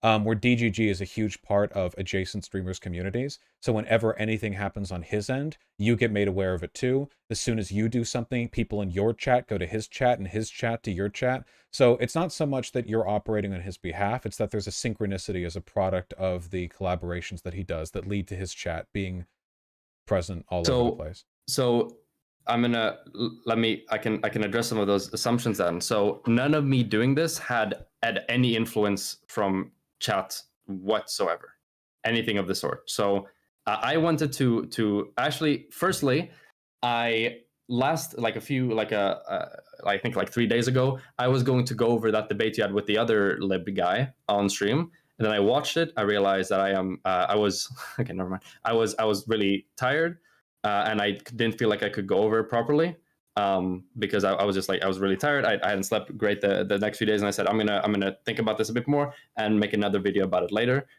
Because there was so much being talked about there, and I realized that hey, for me to be able to accurately review that, I would need to do more research onto the descriptive things that we're kind of like talking about in this conversation as well. So I decided to not do that and not finish that review, not upload it as a video. And then today I was like, okay, today I'm going to talk mostly about what like defensive violence really means and what the implications for that are. I was going to do it on my own. And then somebody brought, oh, by the way, Vosh is streaming. I was like, okay, you know, it might be a good idea to like ask him directly about it, because I realized that I would need to go through a lot of clips to be able to do this. And I went and I talked to you. And then once that happened, I got like a message from Destiny, and that's it. That's all. So this is not like this is not my DGG community grooming me towards fucking coming to talk to you or like interrogate you on this. And I apologize for offending your pride. At the end of the day, come on, Vosh. No, well, okay, wait, hold on. First of all, no, there's not. Wait, hold. It's not offending the pride. Bros, it is. Wait, it is at least a little bit of a pride thing, and there's nothing wrong with that. I'm prideful I'm an as agent well. of Vosh, okay, agent of Destiny. Okay? It's fine. We're all prideful about stuff. Nobody wants to feel like they're considered to be beholden of another streamer. Anyway, it's wait. So do you or do you not think I am still? It's not a matter of you being beholden. It's nothing online works that way. Nobody's an agent of anybody else. Nobody's well, some people are, but usually why do you people feel the need to bring it up? Because you don't have to be a direct agent of Destiny for me to note that your behavior here, from my perspective, is a byproduct of his obsession with me. I'm not stupid. The same thing happened after the Mr. Girl discourse. His obsession with me literally dictates discourse in the DGG orbiter or suborbiter sphere for months. His obsession with me is he only started talking with Mr. Girl again after Mr. Girl came on my stream, talked about little girl's panties, and then I booted him off, and Destiny immediately had him back on a second time. What he decides to fixate on is what his chat gets on about, and what his chat gets on about is what dictates discourse in that sphere, and what dictates discourse is what directs the interest of people around him, including you. And I'm not immune to this. This is just how socialization works. But from my perspective, this is just downstream of his obsession with me. Now, that doesn't make you like an agent or whatever, but it is like a component of the broader factor, you know? Do you understand how like bringing it up in that way kind of like like not disparaging isn't the right word, but it's like it's delegitimizing in a way, right? Not necessarily to me as a person, but to the conversation, to the questions that are being asked. It kind of like brings the tone that, oh, like right now we just had like a DGG dialogue tree that was imposed upon us, like right now on stream. There's nothing of value to be gathered from this. I This is do all just, like, feel I downstream do from feel Destiny. that way, because I do feel that your input on this is at least partially determined by I guess at the end of the day, speaking frankly, my positions are so objectively correct that I feel like outside Destiny's obsession and the waves that makes, you'd have to be like really fucking retarded to disagree with them. Everything that I've said, I feel like not only am I right, I'm so self-evidently correct by every possible angle and every possible interpretation that it would take deliberate bad faith to misconstrue me. But often I am astounded at the capacity of the liberal to misunderstand the nature of political violence. So, no, I apologize if I But come I across... did what the No, liberals no, didn't do. Rose, I answered it's your not, question. it's not about you. You said you just want to talk I'm about just the other liberals and frustrated that Destiny and this is everything. where the Like, discourse is at. It's like where we're at right now with the Republicans, hundreds of state bills being passed, and Destiny's out here waving a stack of dollar bills outside my window, trying to get me to text back by offering to bet on whether there will be a genocide of gay people. And I'm like, fuck, Jesus. You know, Yeah, but maybe Destiny. irrational chat or chud or whatever is right, and it really is just all like deranged, like drama LARPing for most of the people in this community. Not you. I like you. You're a data male, but I do think that that arranged drama LARPing pushes discourse, and I think everyone gets swept up in it. And I don't feel Yeah. I've said anything dishonest with you. Yeah, I understand, but okay, so you say that you like me because I'm a data male. Okay, I get like all you that. for other But reasons too. I mean, yeah, I'm being facetious when I say that, but yeah. yeah, I understand. But so do you understand that even if we're having this conversation, and if I'm like pushing on something, and then immediately, even though you think there's nothing like that, like wrong or bad with me or whatever, you keep kind of like invoking the liberal stereotype, Destiny, GGG. Do you understand how that's going to like reflect in the minds of your audience, who all like have an instinctually, you know, justified or not, negative reaction towards those terms and those concepts and those ideas, and how that's going to reflect onto me and like the topic that we're discussing and all of that? Or do you genuinely think that I those do are think that entirely you're a liberal, and I do think that your behavior in this conversation is a product of that obsessive discourse, you know, byproduct. Look, it's not it's the reasons. If my community is at any, you know, point miffed after this, I think it's motivated largely by the questions that you've asked and the framing of those questions. But I mean, we can argue Do you think about I've this. framed any question dishonestly? Dishonestly isn't what I'm concerned about. I think you framed them leadingly in a way which has misinterpreted what I've said and tried to maximize the potential negative outcomes for my channel. Okay, what have I misinterpreted that I haven't given you the opportunity to clarify? It's not... Rose, I feel like you're being obtuse here. It's not that you're misinterpreting any specific thing that I'm saying. It's that you sound like a federal agent. All right, well, fuck. Okay, I so guess wait, those conspiracies do you about okay, me- wait, do you agree with me? Wait, hold on. Do you agree with me that actually, I'll ask you directly. If a cop seems intent on killing you, even though you've done nothing wrong, do you think you have a right to shoot that police officer in self-defense? Yeah, if per somebody's moral system, you have not done anything morally wrong, and therefore you Legally, yeah, self-defense. like legally, like you're totally in the clear, and they're just gonna shoot you. You know? Yeah, I don't care about the legal part. I care about the moral part. Then in this instance, then yeah, if you're gonna be killed unjustifiably, then yes, you have a responsibility to, or no, you don't have a responsibility, but you have a right to engage in self-defense. Okay, so do you agree then, at least in the United States, that at least somewhat frequently, you know, cops will kill people without any justification? Not like every day or whatever, but like it happens, you know? Yeah, there have absolutely been instances of completely unjustified police killings. Yeah. Okay, yeah, I completely agree. Now, if in such a situation, you know, you had an unjust killing and you went on stream and you said, you know, that was an unjust killing. The person who was killed, you know, shouldn't have been killed. And then I call in and I'm like, do you think he had the right to defend himself? And you were like, sure. And then I'm like, so do you think he should have killed that police officer? And you're Then like, I would answer yes. right. And you could be like, yeah, sure. And I'm like, okay, so morally, do you feel like people have the right to gun down police officers whenever they feel they've done nothing wrong while being apprehended by a police officer? And like, now the thing is, nothing Well, that then you're I would saying. answer. Do you want to know how I would answer that question? Go ahead. Because I can answer. Yeah, and that question would be like, I don't know how much has to feel. I think that if people have a justifiable moral claim to self-defense, that they're morally justified in exercising that right to self-defense. Yes. Okay. Well, you realize that depending on the perspective there, that could justify like people firebombing police officers, right? Yeah, of course, but I'm speaking 'Cause from you- my moral system, well, you not just from other said- people's moral system. You basically just said it's okay to do it if it's okay to do it. That's not a real answer. Like if the morals justify it, well, yeah, of course. But if you're presupposing that, then Well, I answered the question you asked specifically was, would people be justified in engaging in self-defense against cops if they're unjustifiably killing them, right? So I answered your question. yeah. So you have the right to gun down police officers under your moral system if the police officers are threatening them but don't have any moral reason to do so. If the police officers are unjustifiably going to kill you, then yes. What's unjustifiably? Then we would have to deep dive into like the specific situation and the moral frameworks and rules we have leading up to that point. Well, that's what I'm asking you. Like what are the exact standards and like the That's what you exact were lines asking for them? me, wasn't it? You were asking me that about lawmakers.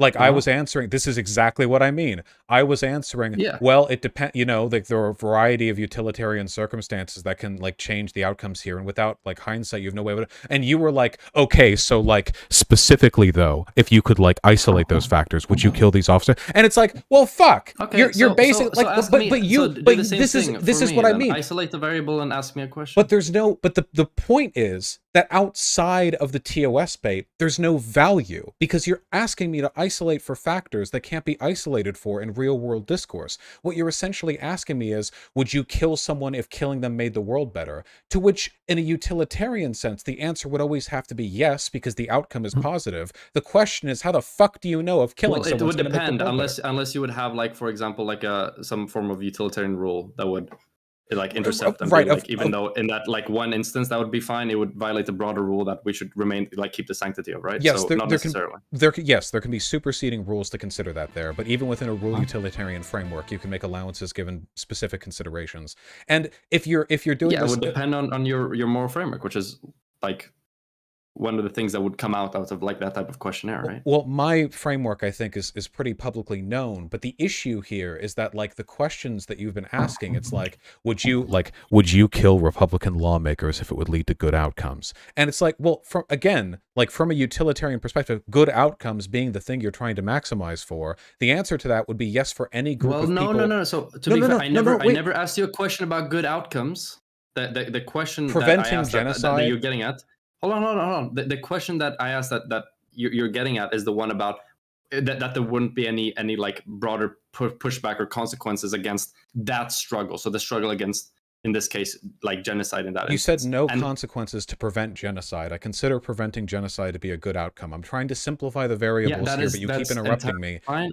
The point I'm getting at is that you're correcting for the variables that moderate the discourse. So by getting rid of those variables and isolating only the if X then Y, the only outcome that you can arrive at is, well, yes, I suppose I do think that you can kill people if it prevents a genocide. But that's an answer any sane person would arrive at. Like a mentally well person hopefully would arrive at that answer. Yeah, that's fine. And then answer that. And then But I think you even did. But then you're So then what's the problem? So why are you asking me questions you could be asking Mima down the street and getting the same answer from? You're clear, and you're asking them in because such Mima a down the leading street isn't sense. like a political like streamer. I think it's important to clarify exactly like where these trains of logic go and where they stem and moral positions and stuff Everybody believes the stuff that I've said. Oh, do you think it's okay to kill people prevents genocide? Well, sure, yeah. Like basically everyone's going to say yeah. But the way you phrased it really fucking sounded like TOS bait, man. Because YouTube TOS can be flagged by shit that is both morally and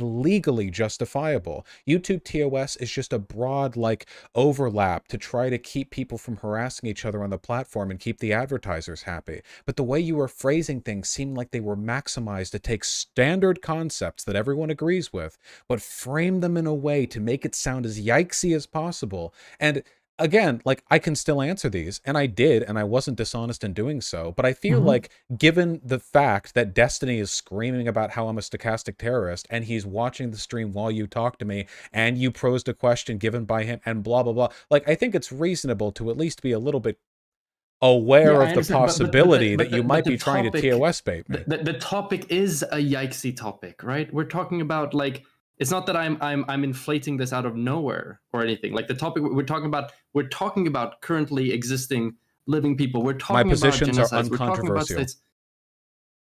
Okay, that's fine, but that doesn't. So what I'm currently getting at is your perception of me as, like, inflating this for literally no reason. Like, what we're Not talking literally about no is reason. controversial stuff. It's not Okay, I controversial. understand, to get you baited. It's like it's. I'm not saying that I'm saying that I'm not inflating it. I haven't taken your statements out of context. They're being used specifically within the intuitive context in which they are stated. Right? It's not like you said something Wait, about, not really. I don't know, whether even or not it's talk about justifiable anything. to fucking kill someone in a video game, and then me bringing that up to like the you know, like a real life scene. Like, we're specifically talking about violence and stuff in the realm of the current political climate. But I don't right? even talk about violence against lawmakers. I talk about self-defense if democracy breaks down. But you can't get a clip out of that, can you? Because if I say, yeah, if democracy breaks down and Patriot Prayer rolls through with a bunch of AR-15s trying to find, like, blacks to kill, then you should be able to shoot them. That's not controversial either. But if you narrow all of the adjacent hypotheticals who are the down people to, like, that are like deconstructing the democracy? It's the Republicans, lawmakers. Yeah. Well, yeah. So but that's what I talk about: the owning guns, the self-defense thing. I don't talk about organizing strikes against lawmakers.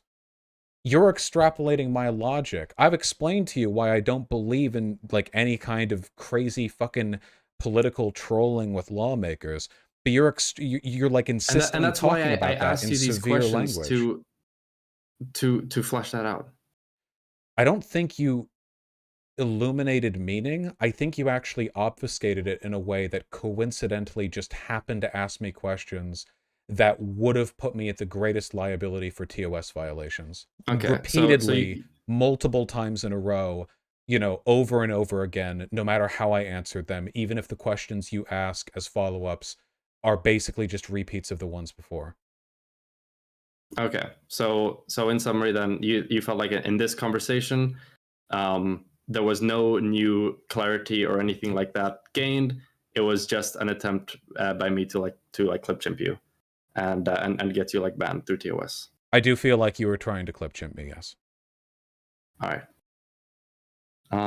Because I don't think there's anything wrong with talking about this. I just think that every element of this conversation from your end, at least the first half of it, has been maximized to minimize your, like, potential risk of sympathizing with my positions and maximize the likelihood of me coming off looking bad, even if what I'm saying is uncontroversial. I literally, like, wrote up the questions I asked you and on a notepad, you accused like, me of 2 minutes dog before whistling calling too. you.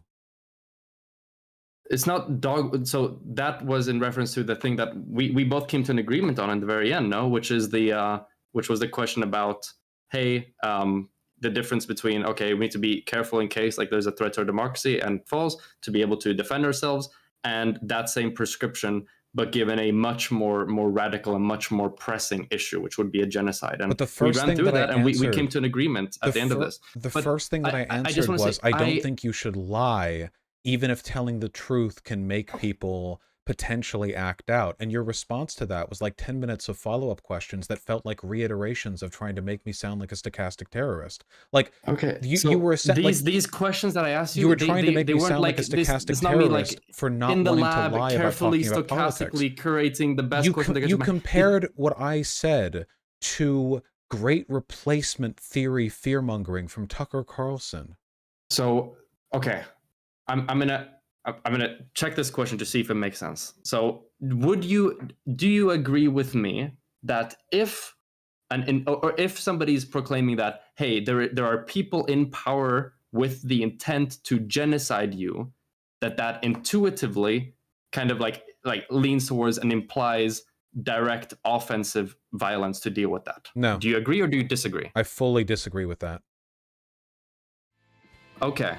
I would say that if somebody is literally trying to genocide you, it's like, yeah, there are moral justifications to be given there towards violent Oh, do you believe that? action against them.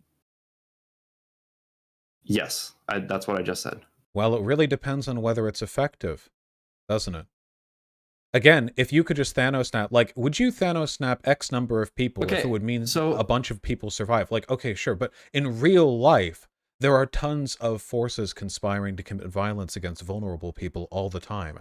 America has seen this constantly. You know, America genocided the natives for a good long period of time, and depending on your definitions, arguably is still complicit in that genocide today. But, like, acknowledging that fact when talking with like natives wouldn't be like, oh yeah, so you should go kill the president, because that would be psychotic. And would it fix the problem? No, it wouldn't. If anything, the president would just be made a martyr, and they would have doubled down on the killing of native innocents in the following administration. So the idea of like acknowledging that people in power want to commit violence against you, first of all, a ubiquitous concern, necessarily entails an implied act of violence against those people in power. This leaves out so many elements of political consideration. It's just a very like 101 way of thinking about these things. But if you isolate it, it's like, well, if that native person killing the president would have solved the native genocide, then would it be okay for them to kill it? In which case the answer is yes, obviously. But, you know, life isn't like that. So then to get back, so now do you understand why I drew that parallel there?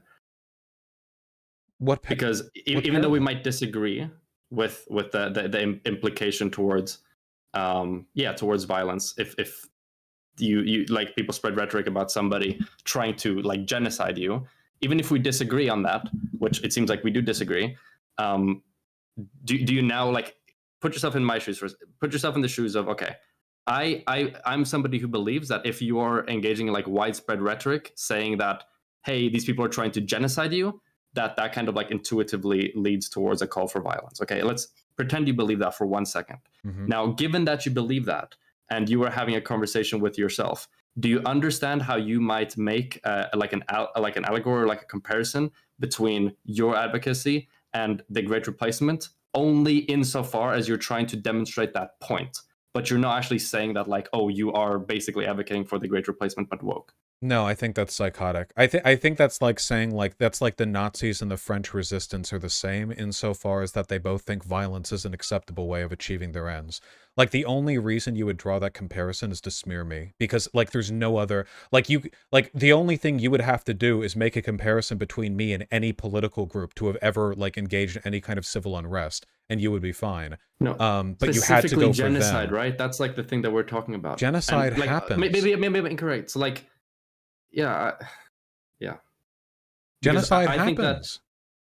Yeah, I understand. But if I'm to think about, okay, right now, contemporary situation, like given the climate that we exist in, that type of like rhetoric that is done, what is that? What is a comparable example for rhetoric relating to genocide and outcomes that could come with it? The Great Replacement comes to mind as like a primary example that You would could be applicable and compare fairly analogous. Black Lives Matter and Richard Spencer because both groups complain about racism. I mean, clearly, I don't think this is a fair comparison to make. Especially since there was just a mass shooting at a black grocery store as a product of Great Replacement rhetoric, and you're trying to draw a relationship between that and my pointing out the fact that Republicans are signal posting their intention towards violence against queer people, and like that's the comparison that we're going with. Okay, do you understand that a comparison isn't necessarily a transferring of all the properties from one thing to another? Rose, I'm autistic. That's enough people in this convo who are autistic. Let's not both do it, okay? Come on. Okay, all right. Okay, I mean, if we, hopefully we do, but yeah, I'll use less like inflammatory comparisons. And if an example, like if you think with the like genocide means inherently like violence against them, then what about the native example that I provided? Don't you think that would be an example of acknowledging that genocide is being committed against a group, but even if you're aware of that and spreading so the that reason info, why I would probably default onto the Great Replacement would be for multiple reasons. Number one, I'm more educated on stuff related to the Great Replacement than the Native American genocide, and thus I can work more dynamically with that in the conversation. And also because one of the key things that have to do with stochastic terrorism is the advent of the internet and like this types of like rhetoric that we have right now, and the way that the discourse has been formed by virtue of us having the internet and the entire stochastic nature of terrorism, which wasn't at all my position, my original position, done in the same way back then, which is why I thought that the Great Replacement example was more comparable. But if you think I should have used another example, then that's fine. Violence is coming for us whether we want it to or not. The only question is how effectively we respond to it. And I feel like it's our responsibility as advocates for the rights of minority groups to be honest and forthcoming about the fact that we literally had a fucking coup attempt in 2021, which was majority supported by a massively powerful political party, which is positioned to win in 2022, at least have gains in the legislature, and possibly win in 2024 with the presidency, in addition to them already having the court. Their presidential lineup backed the coup. They're currently undoing half-century-old constitutional legislation and precedent in ways that align with an anti-minority group agenda. At this point, to look at the situation and say they're not planning something, but what are they planning? What are they, like Keebler elves? Like they're going to do a little wahahe and make life a little worse? Genocides happen. Authoritarian coups happen. We must be realistic about this. All right. The final thing I wanted to call back is again me trying to like Fed post bait you. Like all the questions that I made, I literally typed up in a notepad like 3 minutes before you picked up my call. Like it's not like these are like carefully curated questions to like what's it called? Trust me, you know I'm a data male. You know I would do preparation. You know if I was like going in here with the intention of clip chimping you, I would not be fucking 3 minutes notepadding this shit, okay? You would probably know that better than most people. So you don't have to engage with that, that's fine. I'm just putting that as another piece of thing up there that like, hey, I wasn't trying to fucking go in and clip chimp you, but... I don't think you're malicious, Rose Wrist, and I apologize if I've given that impression. It's just, look, it's not like this liberal shit hasn't happened before either, where it's like, oh, we're buddy-buddy until somebody gets a little bit antsy with quietly building an armory. And then all of a sudden, we get real tetchy about being friends. I know the aversion that a lot of liberals have to violence, language which acknowledges the natural state of political violence. All of your questions. It's not that you've said that liberals can't answer. I've answered all of them in this conversation. Okay. I don't want to get to Lupin, whether or not you've answered them. I don't want to be conflated with other liberals when I ask you why you're doing that, and then you say, well, they can't answer these questions, and I ask you to ask the question, and then I answer them. Rose, you could be 20 times as smart as me. You're still a liberal. You're not running away from that. We're different. We agree on a lot of these issues, but at the end of the day, there's a reason we were the ones who got killed first when the Nazis took power, and not you. Well, they might have gotten you for something else. Are you queer? Are you anything that they would have gotten? No. I'm a straight white male. Okay, well, they definitely fucking would have gotten me first. It's because socialists... I have curly hair, though, and you know what? If we're talking about the Nazis, okay, people that's say true. A few things about my appearance, so, that's true. Okay, I might have got you for that. Yeah. They killed the socialists first because the socialists were the ones most capable of militantly acting against the Nazi regime, Now, of course, the socialists lost, but maybe if they'd acted earlier and with larger numbers, the Nazi regime would have never been able to cement its power. That's what I want. I want liberals to be as legitimately fearful of the threat of anti-democratic fascism as I am. I want them to be ready for that, because a socialist coalition in the US ain't gonna break back fascist Republican takeover, but a liberal socialist coalition would. That's what I'm primarily concerned about, and it is motivated first and foremost by a defensive advocacy for the rights of all of us. And I just don't think it's controversial, I just think it's straightforward and good, and I think it's morally obligatory. Yeah, I understand what you've I understand everything that you just said, and I understand why you believe it. I'm glad you understand what I believe in. Anyway, I need to get back to rambling about the Wait, is that do you not think I understand what you believe in? No, I do think that. I don't think you agree with me, which is why I said that. I need to get back to... Oh, speaking of liberalism, I need to Guns. get back to rambling about gun control. That's right. Based. Yeah, true. Gun control is amazing. I do I appreciate think you coming on. Yeah, you should talk if you haven't already. I know SDL did a lot of gun. He's probably in already chat. About He's looking forward to this. All right. Well, Excuse me, sorry. Good luck on that. Have fun having SDL in chat, picking apart everything that you say. Oh, I know. I do not envy your position. Be well. All right, you too. Bye.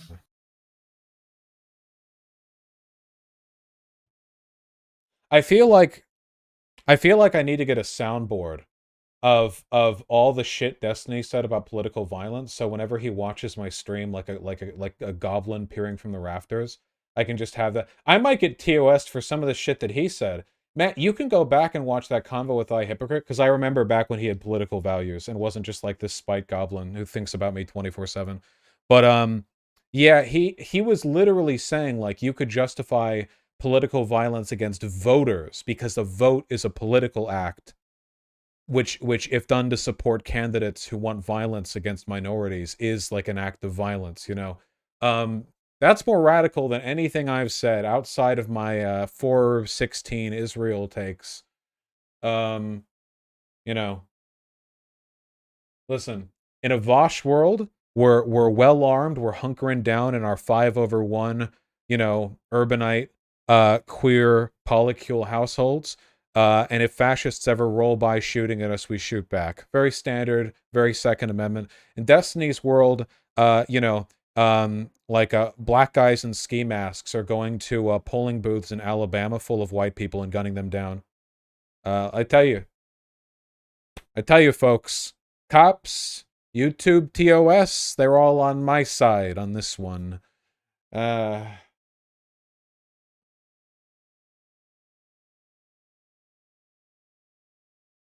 I feel bad for Rosewurst there, because obviously he was frustrated that I was kind of like talking past him a little bit there. I don't think he was like some malicious Destiny agent, but obviously with Destiny stream like watching me, it is pretty important for me to point out that Destiny is like a stupid hypocrite when it comes to this.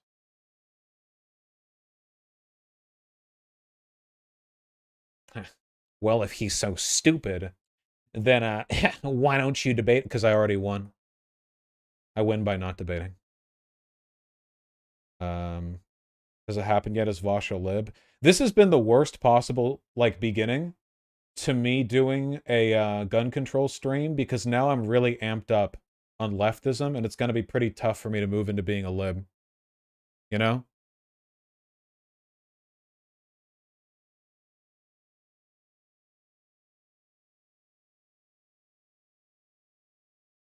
God, the Reddit is aflame right now. Holy shit. You should go to the Destiny post right now. Their takes are totally hilarious, including but not limited to, at least Tucker Carlson doesn't call his enemies subhuman. Destiny is like the only person who says subhuman more often than I do. Actually, doesn't he say it like all the time? First of all, Tucker implies it, of course, but Destiny says it not. Like, dude, they do this shit all the time. Like, they'll literally listen to like an 8-minute rant from Destiny about how like trans people are like lying and they're degenerates, subhuman piece of shit, mow them all down, gun, brah, brah. And then they'll watch my stream and I'll say like, yeah, political violence can be okay. And they'll fucking freak out. What do we have? It's actually going to be a genocide. Oh, these are Destiny posters. You can always tell.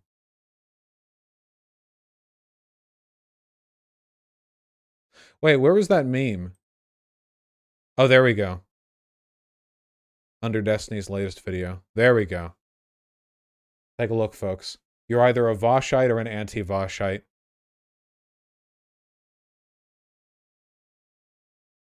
Most morally upstanding Destiny. This is a troll account. It doesn't matter. We're in a post-truth world.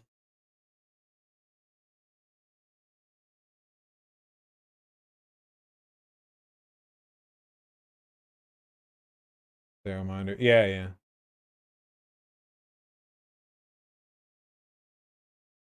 I get the wariness of duplicitous behavior from other streamers, but do you ever feel the convo was maybe on edge? Nah, dude, Roserist was hella fed posting there, intentionally or unintentionally. So would you argue that? How can you give me the names and addresses of the Republican officials that you would like to kill? Like, Jesus, like several times in a row, in ways that don't feel like they were touching on new questions, but just trying to like get me to say the TOS shit in another way. Oh yeah, yeah, sure, and you're totally right, Tempest. Yeah.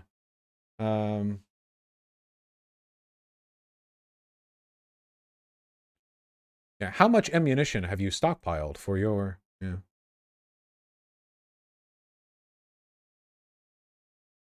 Want to shout out your viewers in Langley? True.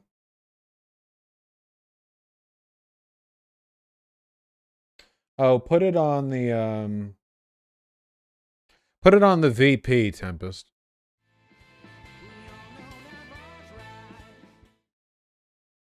There you go.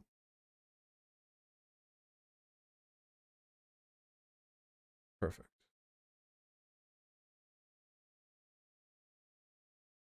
Why aren't you nice at a YouTube chat? I don't look at YouTube chat.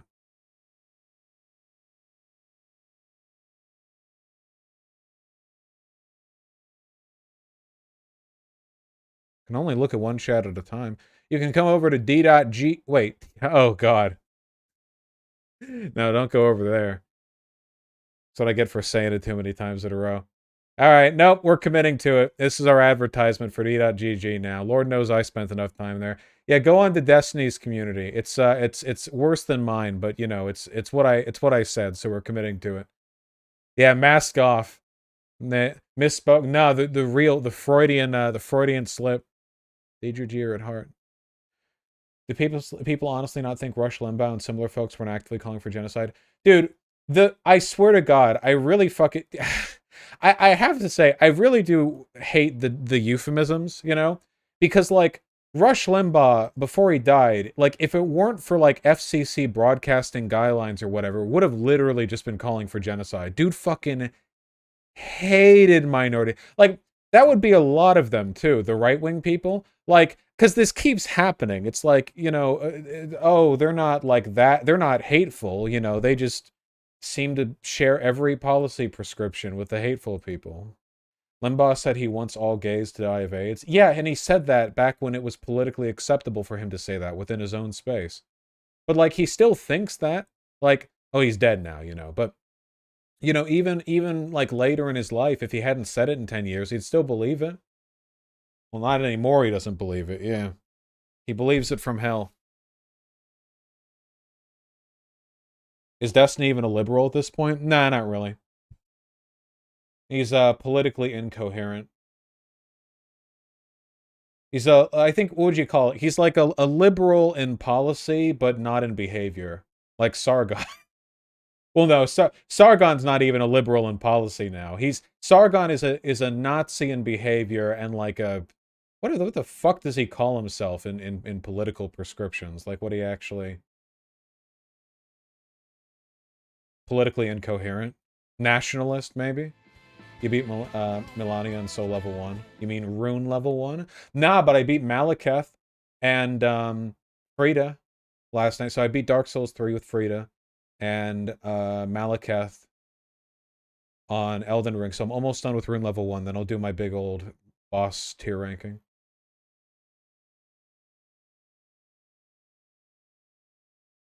What does Destiny really believe? Okay. I'll say one more thing, because we've already given him enough attention to jerk off to for like the next 6 months, and you know, he can get his rocks off on his own without my help. But you know, I will say one more thing. I do feel like peak modern Destiny was him. He was playing some games or whatever, and randomly he was like, yeah, I don't really think non-binary is a thing. I just think it's something that like white people do to get attention when they don't want to commit to medically transitioning. Which is funny for like 8 reasons, not the least of which being that he is a white boy who pretended to be non-binary for attention. And he was like, I thought non-binary meant like different gender presentation or something. But then apparently, and I don't know if this is true or whatever. I don't know if any of this is true. I saw the clip, but I've got a terrible memory. I'm getting the gist right. I'm getting the vibes correct. Apparently, that was one grift too far. And And he apologized like a week afterwards and said like, no, I think non-binary people are real, and like read a bunch of emails he got from angry non-binary fans or something. And the idea of Destiny just like when he's like really upset and angry on stream, just like testing the waters with a retarded political position, just some like reactionary bullshit, getting too much blowback and then like apologizing for it is so fucking funny. It's like a Dave Rubin type deal, you know what I mean? Like, you know, like turning the dial with racism on it and like looking back at the chat to see like where, you know, like are we good, you know, like are we doing okay?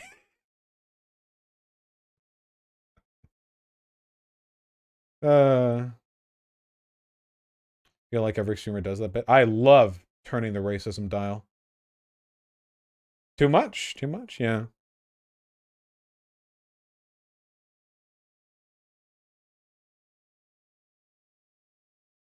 You see the new Contra video? Yeah, I did.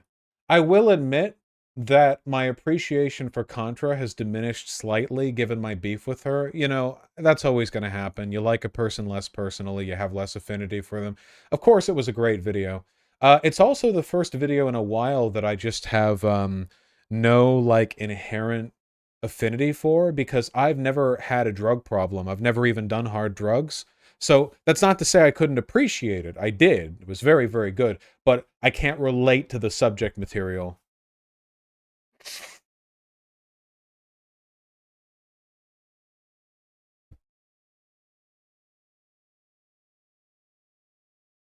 Destiny's gonna clip that I haven't done drugs. Well, we're gonna resume the gun stream in just a moment. Could you relate to the gender stuff?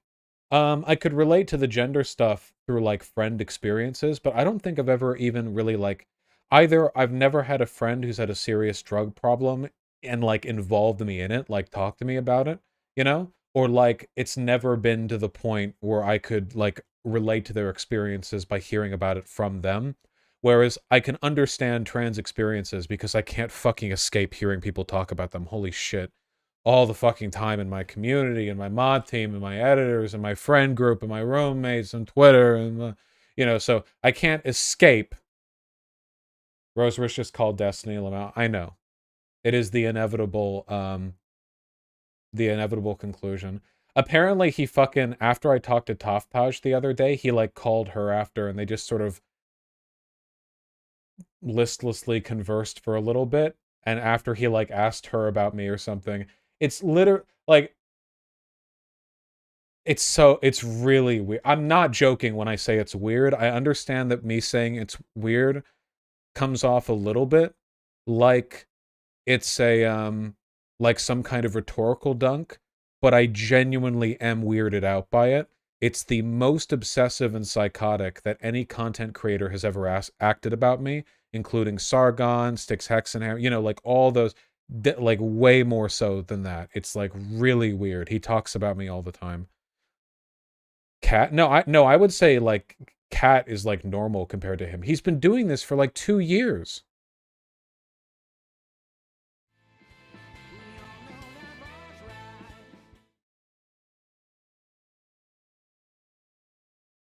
Oh wait, Rose messaged me and said Destiny wants to talk to me. I'm going to interrogate him on the purpose of the question he asked me. Okay. Oh, that's okay. Well, Rose messaged me saying that. Not that I think that Rose would have had to have messaged me to talk to Destiny, but yeah, no. I don't dislike Rose. Don't make this an anti-Rose thing, you know. Is this the return of the pre-Fortress drama stuff? No. Guys. The walls are thicker than that. My God. Too late. Why you too late? Well, oh no, we had a convo. Destiny watched the stream for 2 hours. It's over. We have no choice but to talk about drama for the next few months. You people are weak. I swear to God.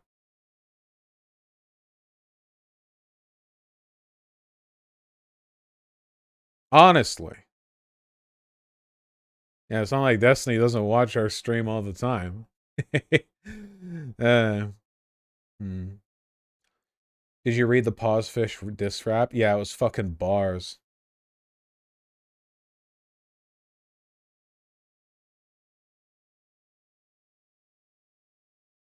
Would I debate Trump if I could? No, I wouldn't want to platform him. Why is Vosh's mic picking up radio stations? Wait, is there still audio?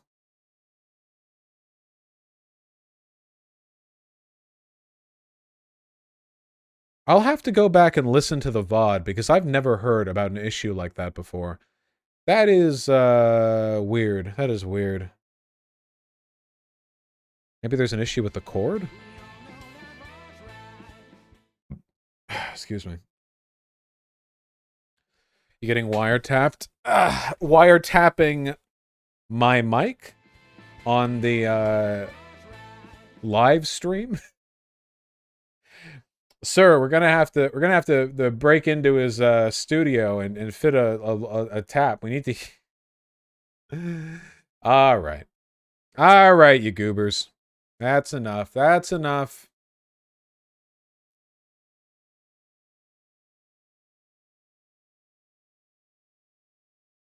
Time for us to talk about a completely different subject. Are you ready? Okay. A lot has changed between this being the type of firearm people use to, I don't know, club each other with, to this being a firearm. You know, there's a very big difference in a wide variety of ways, you know. We've gone from one large, heavy, slow-moving, inaccurate lump of lead moving at about 8 feet per second, which you can fire once every minute, to potentially 30 or more rounds of incredibly accurate, high-velocity, precision ammunition, which can be fired however fast you can pull the trigger. So, bit of a difference there. Now, here's the thing, folks. America, we got a lot of gun crime. We got a lot of gun crime, and we got a lot of mass shootings. A lot of shooting deaths by type. Now, unfortunately, mass shootings are kind of a really dumb way of looking at like the nature of firearm deaths, because mass shootings are not that common. They're just not that common. When taken as a proportion of the total number of deaths, or moreover, firearm deaths in the United States, I think they constitute a percentage of maybe, 0.8% of firearm deaths? Let's check. Let's check ourselves, huh? How about that? Let's see. How many Americans die to mass shootings? Can I get some numbers, please? Better numbers than these.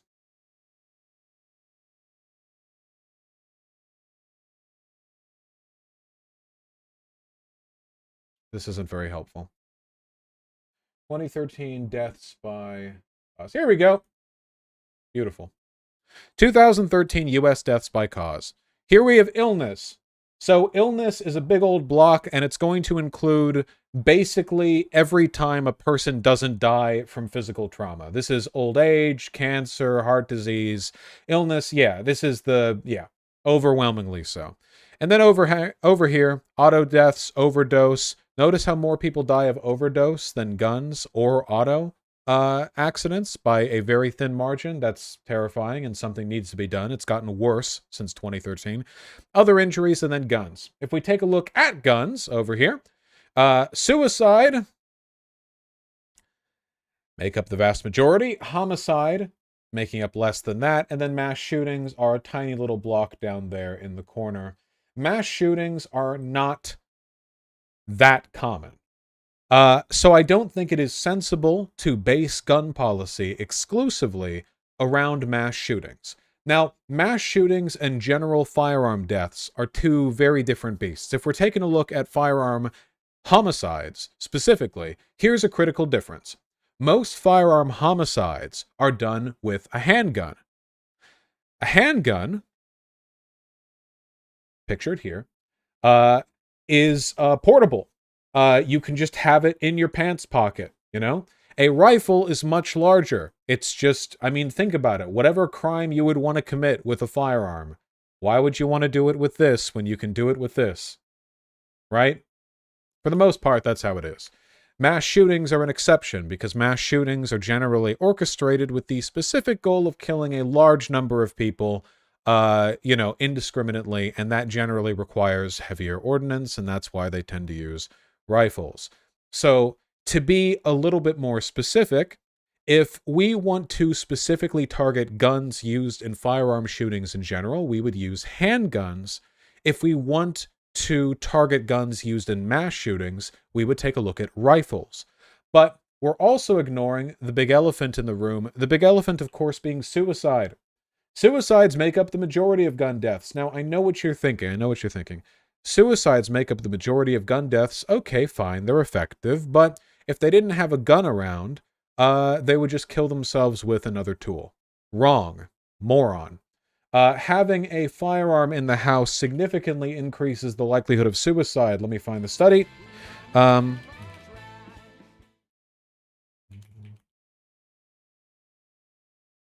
Handgun ownership associated with much higher suicide risk. Men who own handguns are 8 times more likely to die of gun suicides than men who don't. And women who own handguns are 35 times more likely than women who don't. That is remarkable. Wow. That is a significant difference that's higher than I expected. The reason for this is pretty straightforward. Yeah, guys, I know. Now, keep in mind, that's only handgun ownership. I wonder why it's specifying for handgun instead of any type of firearm. After all, the demographic most likely to kill themselves isn't like young queer people, though they are disproportionately represented. The demographic most likely to kill themselves generally tends to be ill, middle-aged or elderly, white men who are lonely. That seems to be like the big, and those groups might kill themselves. They could be rural. They could kill themselves with a hunting shotgun or a hunting rifle. This is not accurate. Suicide rate declines. Is that true? Soaked on left. I swear to God, last year I looked at a study saying that demographic was the most likely. Maybe on aggregate it declines, but with the white men at middle age who are ill, like I did select for a couple of qualifiers there. The only point I'm getting at, I'm interested in why the handgun was the specified weapon for increased suicide risk. So let's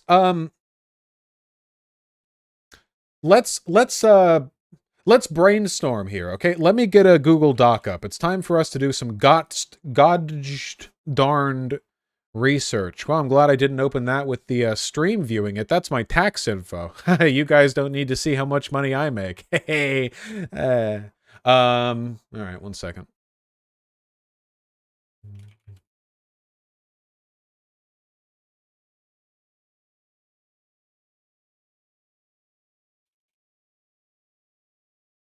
Now, here we go.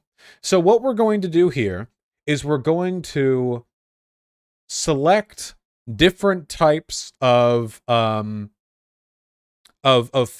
deaths, and we're going to brainstorm some things that we can do to minimize them. Okay, so here, let me get some basic categories here. Okay, so first of all, suicides, accidents. That's probably not going to be able to do that much about accidents. Your suicide attempt rates by age among trans and among all people.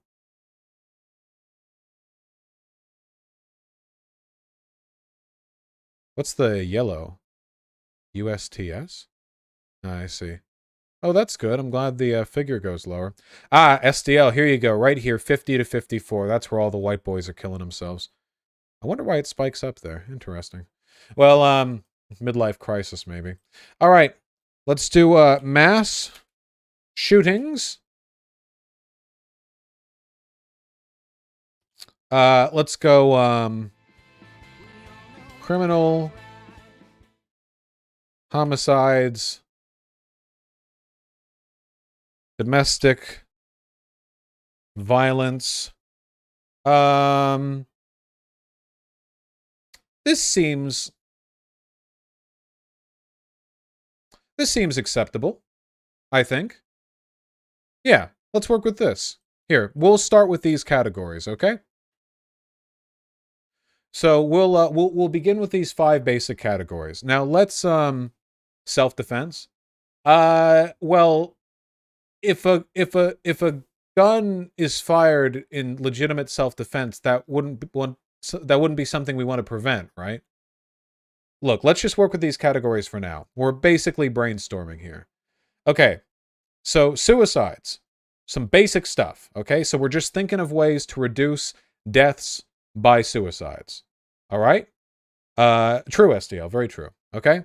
Put a heading so people won't be confused. Shut up! Okay? Suicides. So, hold on. Mental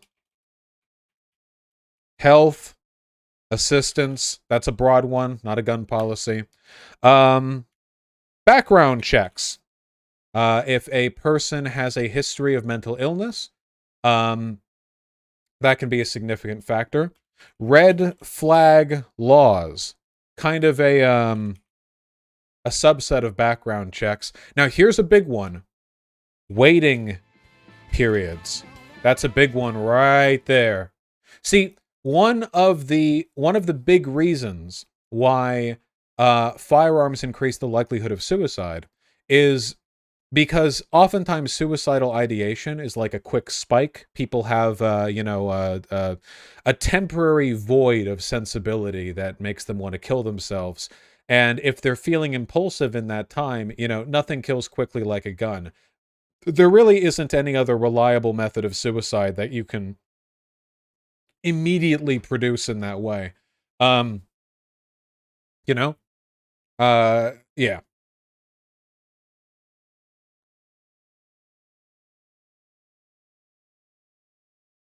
You're opposed to suicide, right? I am indeed opposed to suicide. And let's also go with safe storage laws. We'll take a look at that. Take a look at that. Accidents. Mandatory training. That's all I can think of. Safe storage laws. Yeah, get good. Mass shootings. Okay, here we go. Assault weapons ban. Shut up. Assault weapons ban. That's a big one. Mass shootings went up after the 2004 lack of a renewal of the 1994 assault weapons ban. Ban? Oh, did I do a capital? Yeah, okay. Mass shootings. All right, here's a big one. Red flag laws. Big deal there. I don't know how effective waiting periods would be. If a person's going to do a mass shooting, they'd probably be willing to wait a little longer. I'd consider that a marginal factor for mass shootings specifically. But still, background checks for sure. Mental health assistance. We'll stick to that for now. Criminal homicides. Big one for this. Pistol bans. Oh, wait, for mass shootings. Magazine restrictions. All right? That's a helpy right there. Criminal homicides. Well, this can be addressed broadly, I think, by addressing, like, crime, Fix all crime. We'll get that one. I'm talking about, specific things here. For criminal homicides, you can do urban renewal. Yeah. Domestic violence. I think a lot of this would probably apply suicides as well. You know what? Actually, I think I have a better method for doing this. Hold on.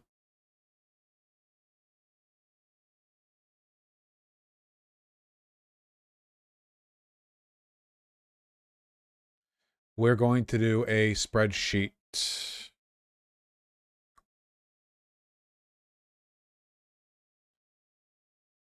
Sounds gay, STO. Hold on.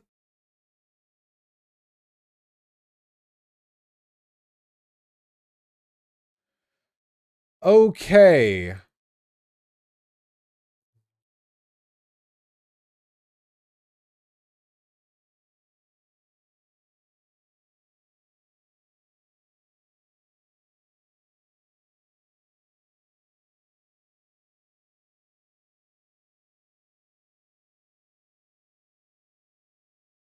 Almost done.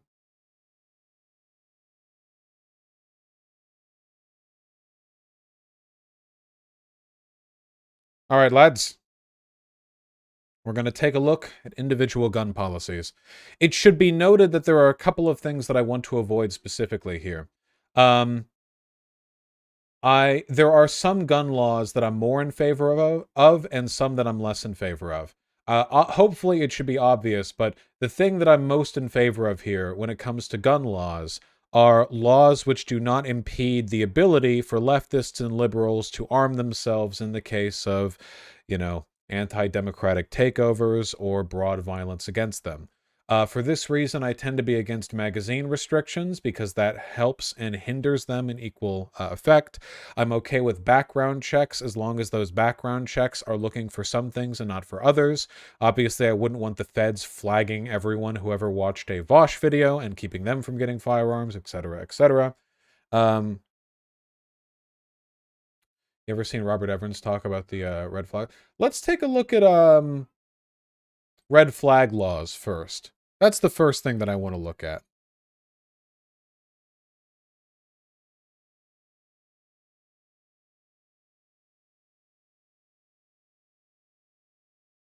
Great. Effects of red flag laws. Red flag laws are an increasingly effective tool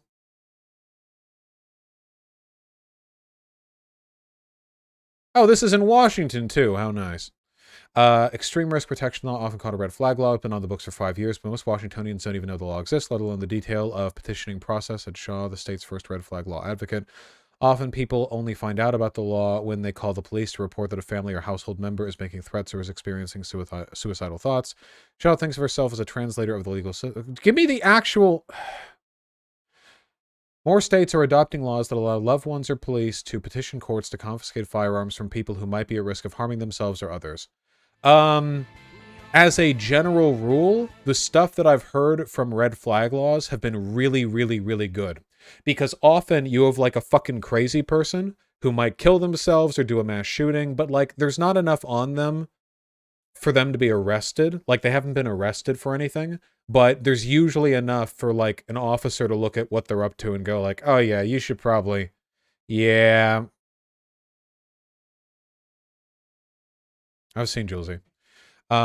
Oregon courts have issued more than 260 extreme risk protection orders. While the 2017 law is working well, it's not as widely used as it ought to be.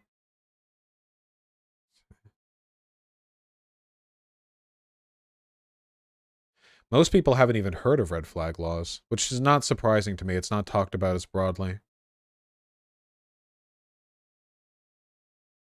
I want to see if there's any data on this. How recently have these been implemented? Everytown research. Let's see. Do we have polling data?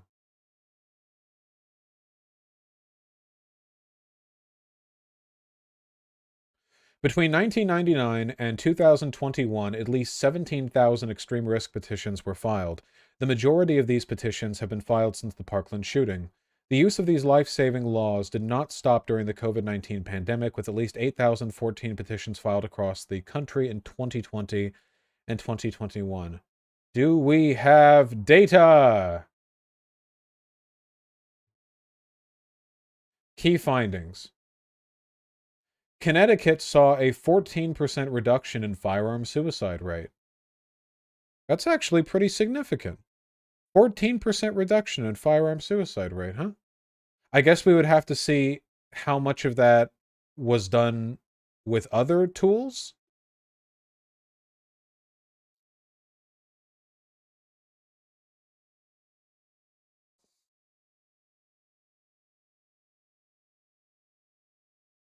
Yeah, Dusty Poncho, I'm looking for data right now if I can.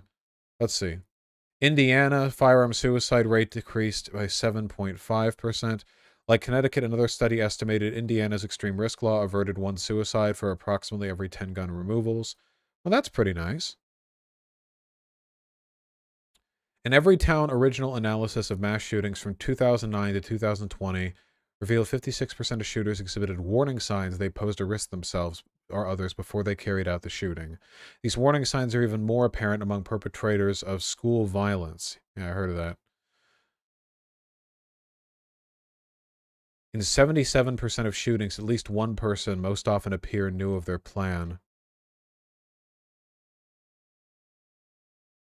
A recent study in California details 21 cases in which a gun violence restraining order, California's name for an extreme risk order, was used in efforts to prevent mass shootings. In one case involving an employee who threatened to shoot a supervisor and other employees at a car dealership if he was fired, a manager informed the police and a GVRO was obtained the following day. Damn! That's pretty fast! Imagine cops doing something.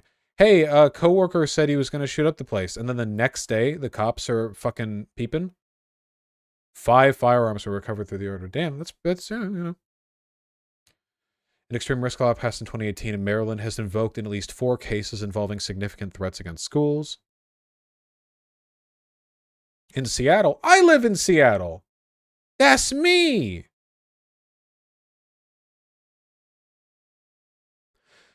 According to the city attorney's office, the use of ERPOs has been effective at temporarily preventing access to firearms by students who threaten violence against themselves, the school, and other students. I don't know if I would trust the city attorney's office as a judge of this. However,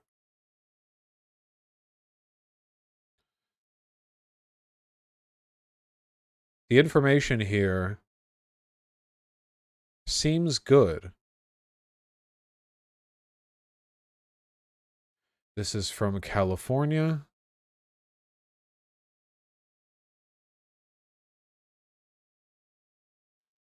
It seems like the number of GVROs being issued in California is going up every year.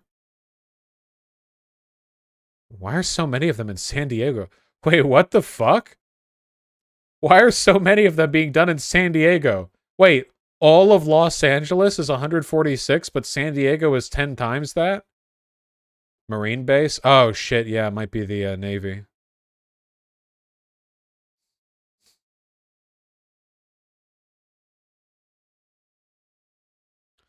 Seems like the overwhelming majority of these GVROs are being done by law enforcement, not by the family. I'm not fully comfortable with that. I mean, that's basically just the cops saying, like, yeah, let's take your guns away. I wonder, what is the petition rate? Like, if you feel that there's been an unfair GVRO issued against you, how do you fight back against that? If a judge determines an individual to be a risk and issues a GVRO, the order temporarily prohibits them from purchasing or possessing firearms or ammo, allows law enforcement to temporarily remove any firearms or ammo from their possession, and includes procedures to allow the individual to have their stuff returned at a later date. Okay, all right. Okay, yeah, if you can request a hearing. All right. I mean, yeah, okay, you know. We're not going to get any perfect answers here, but...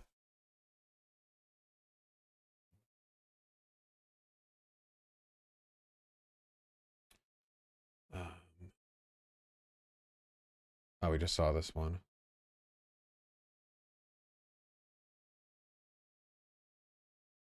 If the hearing is denied, you lose your guns for a year. Okay, you know what? I'm too lazy to write out the effectiveness and downsides. I'm just gonna put a little yes. Very nice.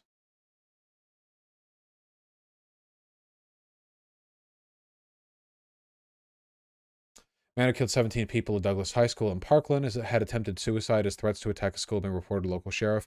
A red flag law could have given someone the opportunity to intervene. Yeah. The red flag law would have done... Yeah. A lot of shit could probably be stopped by red flag laws. Also, the recent the recent Uvalde shooting. Uvalde, yeah, was done by the guy who did it was like some fucking psycho who like decapitated a cat or something, right? But apparently the kid's mom was defending him, so the mom might be psycho too. I don't know if she would report it with like the red flag law if they had one.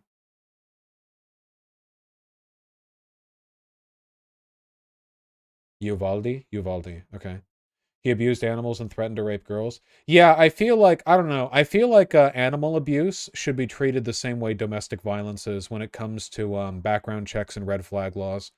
Domestic abuse and animal abuse are the two, like, big, huge precursors, I think. Like, the biggest precursors for shit like that. Because they're psycho. They're Joker moded, you know? Alright, I'm giving this one a yes. Alright, time to get the cunty lib shit out of the way. Effects of magazine size restrictions. I should have bought that 100 round drum magazine while I could. Cato Institute has a article saying that quote-unquote high-capacity magazine restrictions don't do shit. We can trust the Cato Institute, can't we? Here, I'll look for some general data. The effect of large capacity magazine bans. They're just standard capacity. I wish they would just call them that. Standard capacity. 30 rounds in a magazine for a rifle is standard capacity. Standard capacity. Not large capacity. That's the regular size of the magazine.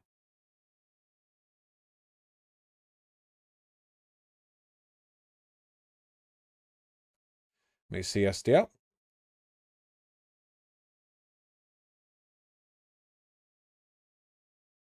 I don't care, Dusty Poncho. All right.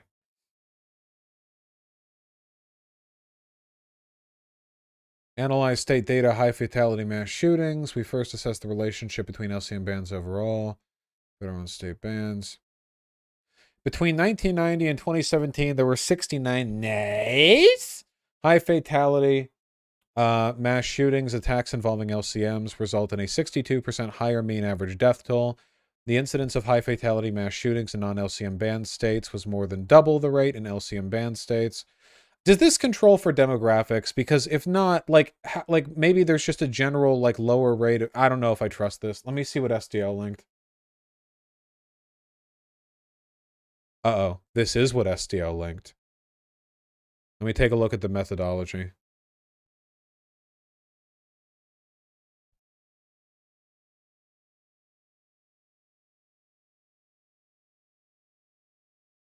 Non-LCM banned states, LCM banned states, population, total number of incidents, non-LCM banned states, annual per billion population number, total deaths, annual deaths per billion population, deaths per incident number. Note that mass shootings are uncommon enough that we're talking about death per billion population here. That's how we have, that's like, you know, that's per incident.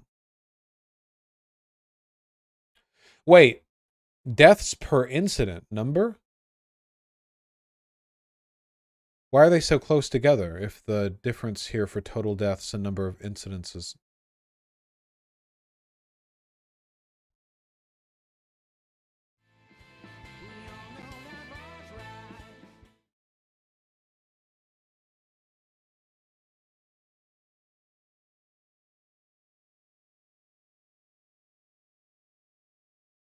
My answer is no.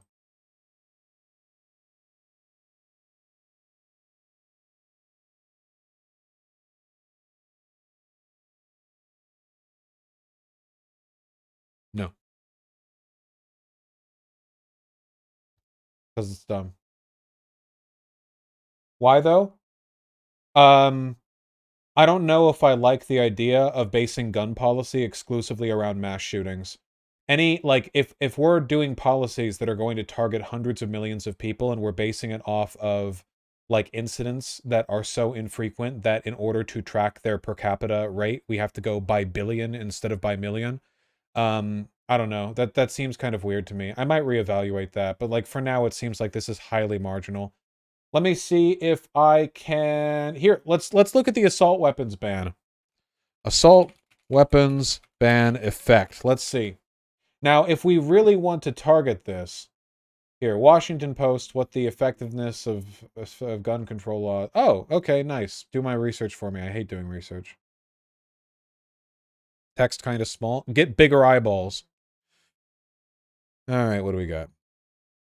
Assault weapons ban.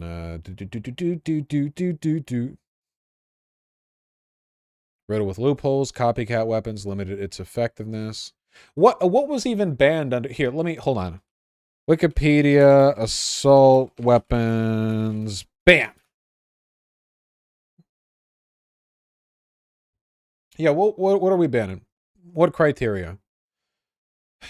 Oh, large capacity magazines. Okay, so this is more like broad sweeping. Prohibition on the manufacture for civilian use of some semi-automatic firearms that were defined as assault weapons. 10-year ban passed by Congress. Definition of assault weapon. Okay. Assault weapon included specific semi-automatic firearm models by names and other semi-automatics that possess 2 or more of a certain set of features. Okay. Semi-automatic rifles able to accept detachable magazines and has 2 or more of the following: a folding or telescoping stock, pistol grip, bayonet mount, flash hider or threaded barrel designed to accommodate one, grenade launcher. All right, well. So you could get around this pretty easily. Like you can pretty easily have a semi-automatic rifle that has a fixed stock, a pistol grip, and then none of the other stuff. And you could just have basically just like a AR-15. If you could modify it. Semi-automatic pistols with detachable magazines, 2 or more. Yeah, so if you only had one. Yeah, so if you only had one, if all you had was a pistol grip. What about rocket launchers? I see no problem with that. Semi-automatic pistols with detachable magazines and 2 or more of the following: magazine that attaches outside the pistol grip, threaded barrel to attach barrel extender, flash suppressor, hand grip, or suppressor, barrel shroud safety feature to prevent burns to the operator. Hey. Manufactured weight of 50 ounces or more when pistol is unloaded, semi-automatic version of a fully automatic firearm, semi-automatic shotguns with... you could easily get your way around this. I feel like if America just had to deal with an assault weapons ban forever with these rules in place, it would be very, very easy to just build stuff that's fine. But mass shootings did go up afterwards. But you know what else went up around this? The internet. I do feel like internet radicalization plays a huge role in mass shootings, so... it's hard to know whether that's the effect right there. I don't...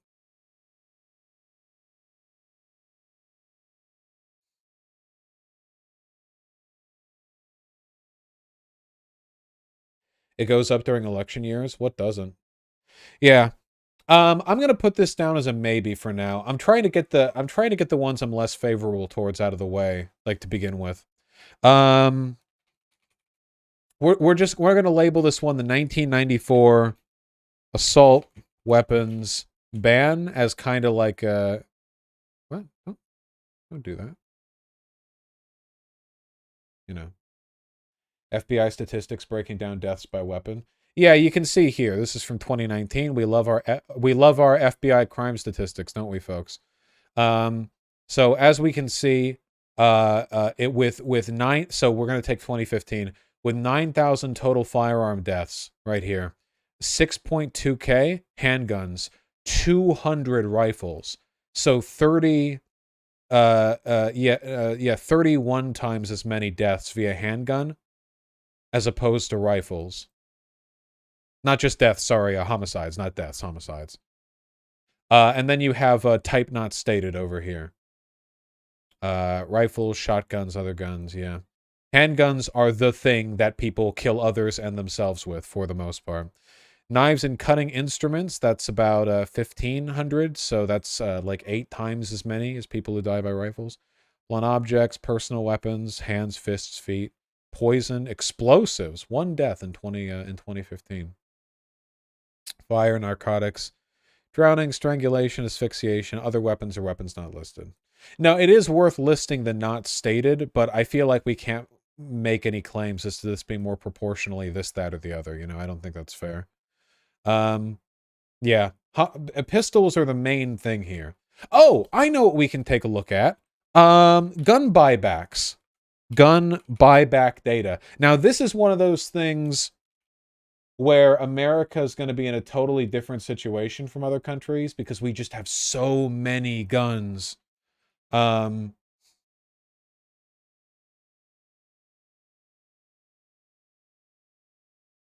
Cory Booker wants mandatory gun buybacks. Wow, guess I'm voting against him. U.S. gun ownership rates for all the way from Arkansas. Oh no, Alaska. All the way from Alaska down to Delaware. Where's Washington?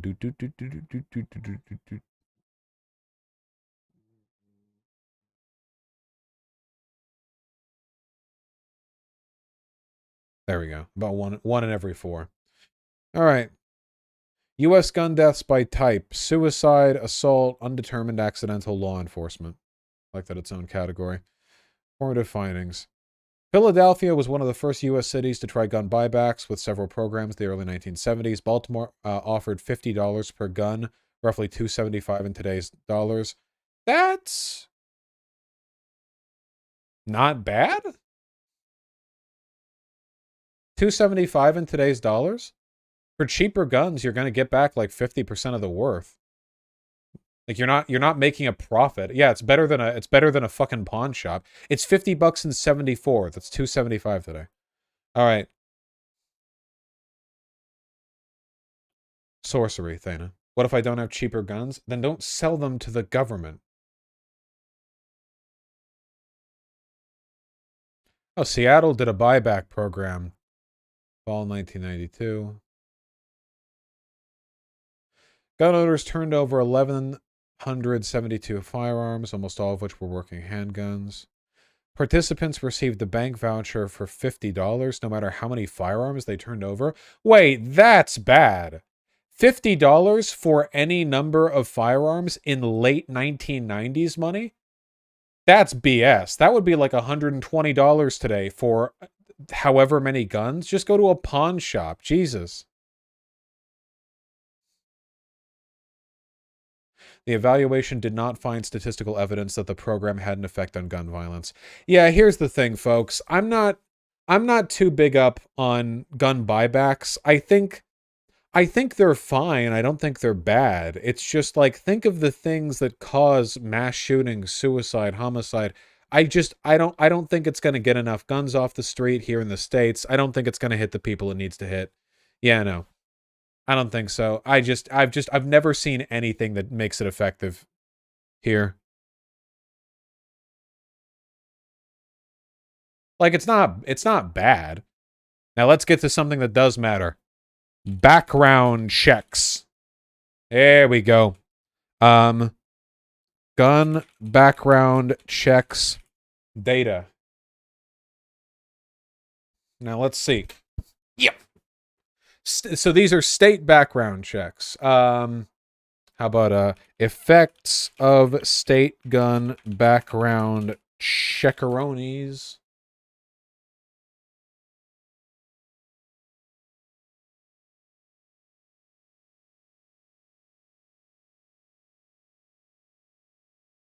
Oh, thank you, Spotlight.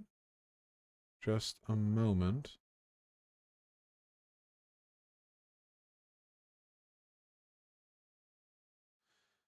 Can background checks curb violence?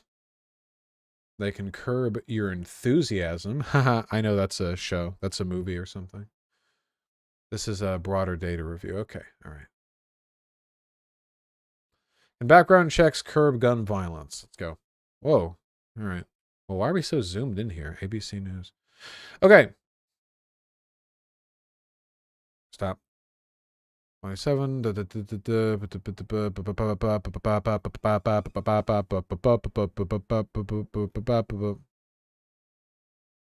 Those ineligible to purchase guns include people with criminal records, addicts of any controlled substance, people with a history of mental illness, those illegally in the U.S., those dishonorably discharged from the U.S. Armed Forces, and subjects of DV-related protective orders.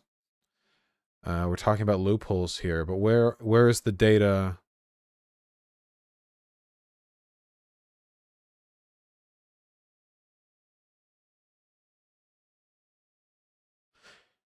Despite these loopholes, in 2020, the FBI background check system stopped a record number of more than 300,000 illegal gun sales and about 42% of those denials were to people with felony convictions, according to FBI data.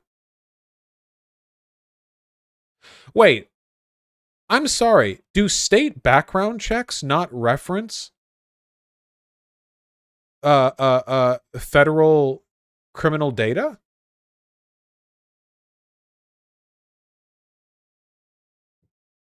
Sometimes they do.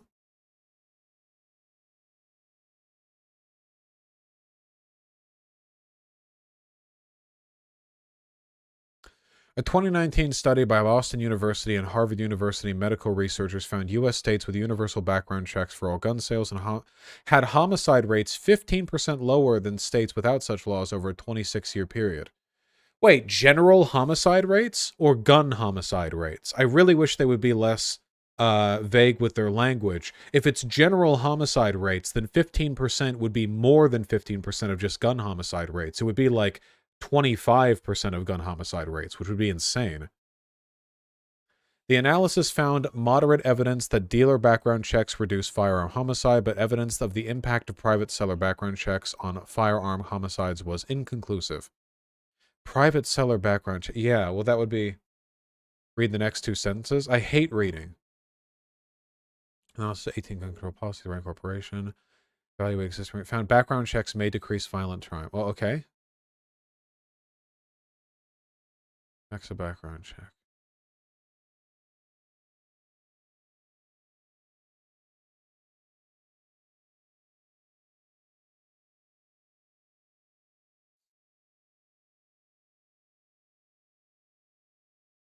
What controlled substance thing would prevent people convicted of having pot from firearms? You guys know that if you smoke weed, you can't buy a gun, right? It's literally on the form that you fill out to the ATF. It says you can't have used any restricted substances because the ATF is a federal, or sorry, the ATF is a federal organization. Weed is federally illegal.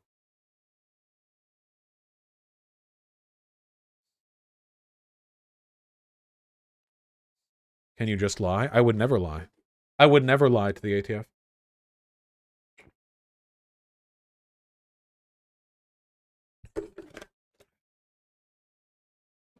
We can drink tequila though, right? Of course. Tequila's legal.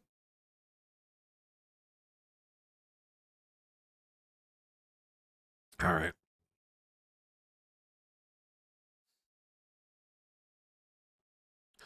For firearms purchased through private sources, 50% were acquired without a background check. Other firearms from private sources, likely substantially more common among prohibited possessors. Indeed, a 2004 survey of state prison inmates found that among those who used a gun, only 10% purchased the weapon from a licensed dealer, whereas 70% acquired it from a family member, friend, or street source, such as an illicit broker. Damn. That is, wacky.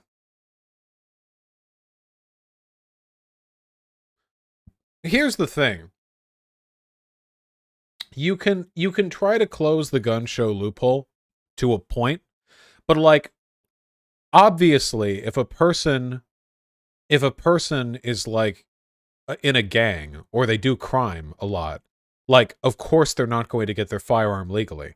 Why would they ever why would a person who commits crimes ever fill out a form to the fucking ATF with their info on it to legally obtain the firearm they're going to use to do crimes? You know, like, of course they're going to get it from, like, a friend or whatever else. Why would... Jesus.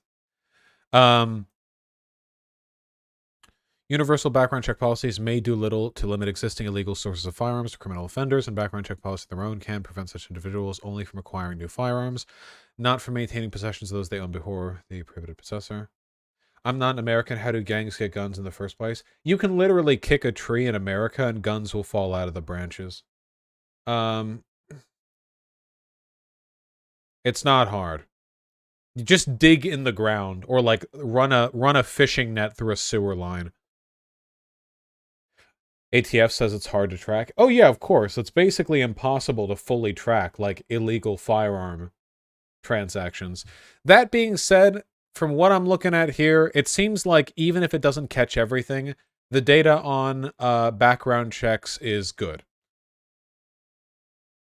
Yes. Yes, Dunsty Poncho. About 75% of murders are done by poor men aged 15 to 30. What race, SDL? I'm sorry. Increasing the cost even by a few $100 per gun is pretty important. Wait, I'm not in favor of guns being expensive.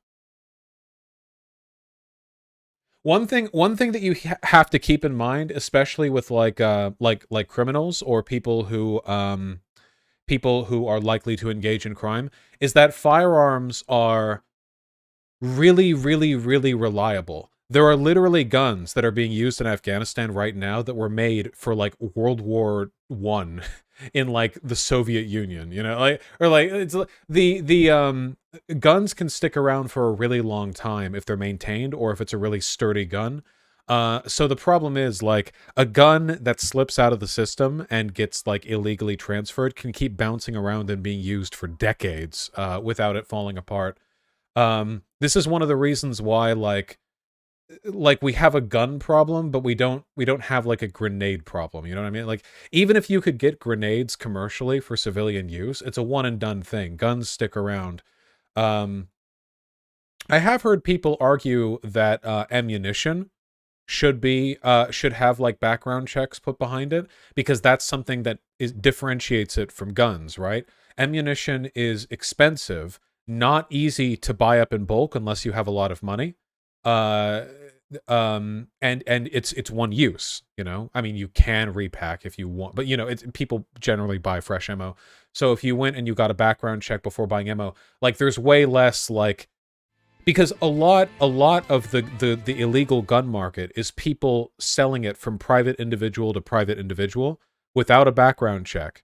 And like that gun can keep kicking for decades, right? But like imagine you sell ammo person to person. Like that ammo will be gone the next time you use it, right? Ammo also has a shelf life. Yeah.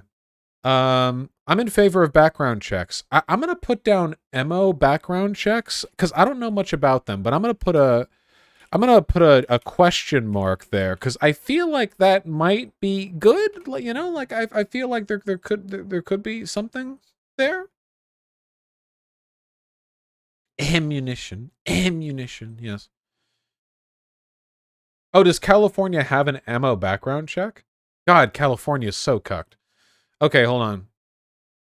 I just got linked this by somebody who does work with the Justice Dems. Okay, so everyone pay attention. It's a secret.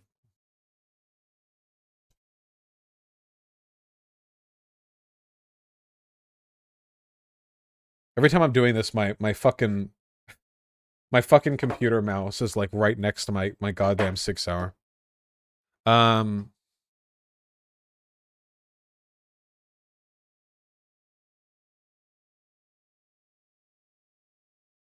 Problem with regulating ammo is that it's easier to make. Yeah, but it would still be a huge hamper. There was just another shooting in Tennessee. Yeah, I heard about it.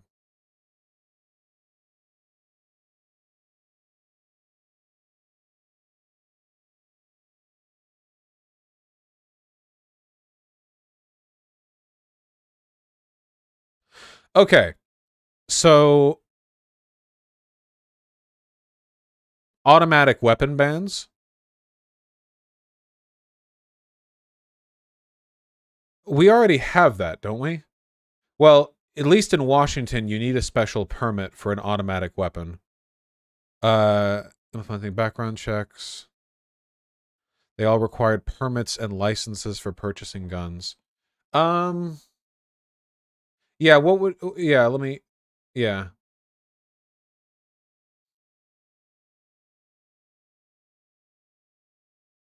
In 2007, Missouri got rid of laws requiring people to have a permit to purchase a firearm. Following this legislation change, one study found the homicide rate increased 25%. No other changes unless... Jesus, 25%? This sounds like the general homicide rate, too. Yeah, no, like, people don't generally use automatic weapons for anything, really. And they did the bump stock ban. Okay, so this is firearm permits. Do you need a firearm permit in Washington? I hope not.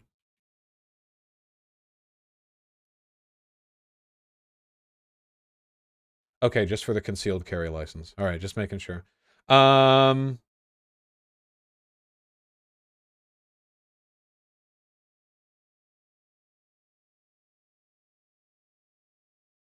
Wait, get a gun permit. Wait, don't I have this? Oh, yeah, no, wait. You just don't have to keep in your wallet. Okay, yeah. Try to bleed me dry.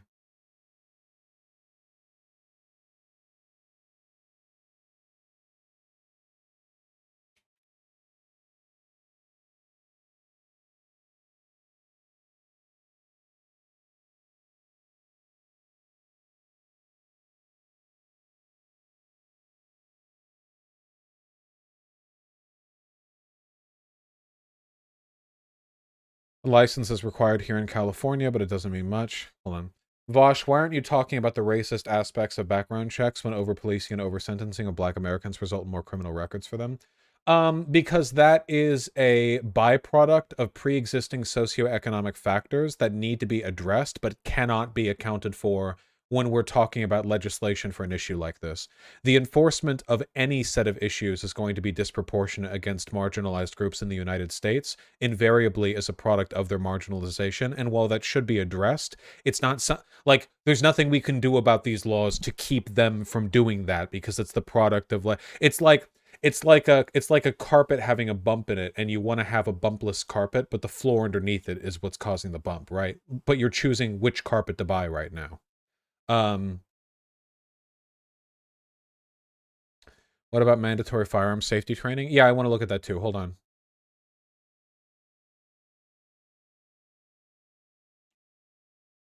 Look at this free classified. Yeah, you can just fucking buy guns, dude. All right.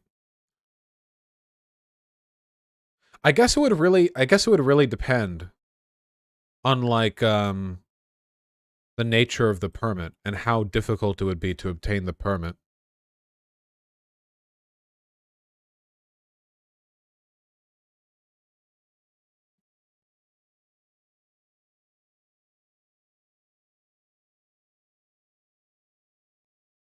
South Africa Firearm Control Act.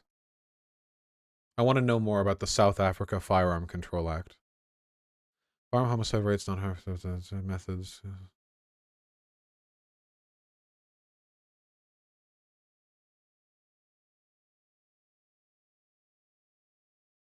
Firearm Control Act.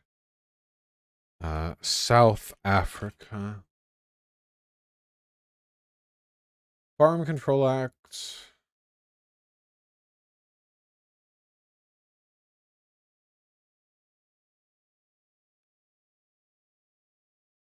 Possession of a firearm is conditional on a competency test and several other factors, including background checking of the applicant, inspection of an owner's premises, and licensing of the weapon by the police, introduced in 2004. Yeah, I don't know if I want to go that far exactly. Hold up. Goddamn US of A over here.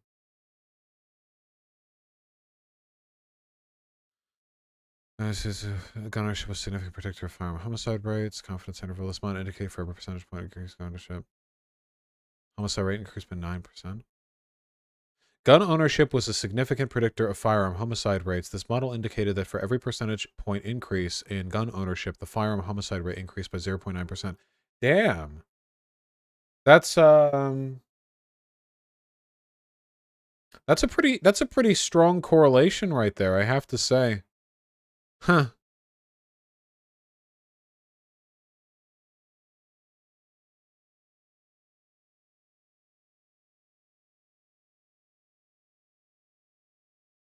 What is this?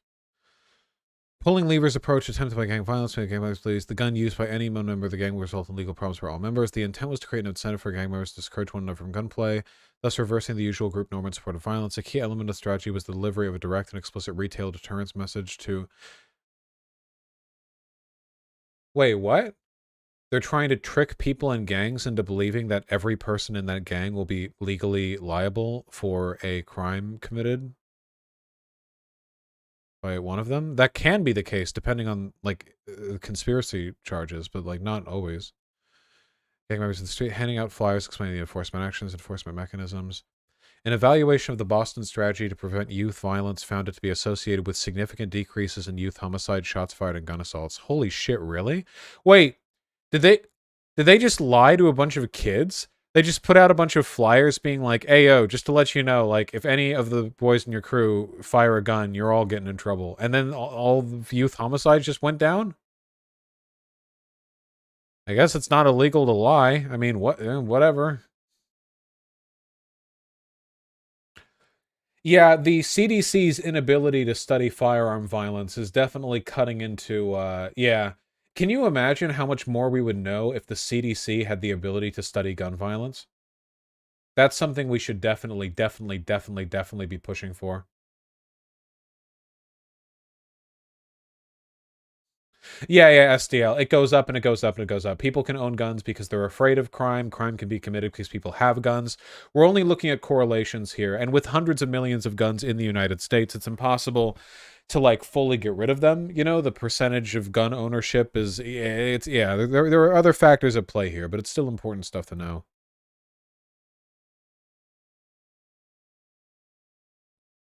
Huh. What a weird approach. Where is the thing on California MO background check? Navigating California's MO background. Okay. Ammunition regulation in California. California regulates the following aspects of ammunition: sales and transfer of ammo, people prohibited from possessing ammo, minimum age to possess ammo, ammunition gun shows certain kind of unreasonably dangerous ammunition. Damn, no, none of those dragon breath rounds or whatever the fuck they're called. Okay. Individuals who sell more than 500 rounds of ammunition in any month have been required to obtain a state-issued business license. Huh. Vosh, how do you square it with removing people's autonomy to end their own life? Look, if people want to end their own life so badly, they can do it without a fucking gun, okay? If people want to kill themselves so badly, then they can do it. They can take some time to think about it. A gun lets them get it over with real quickly. If they want to kill themselves so fucking bad, they can find some slow method that decreases the likelihood of them operating on an impulse, you know?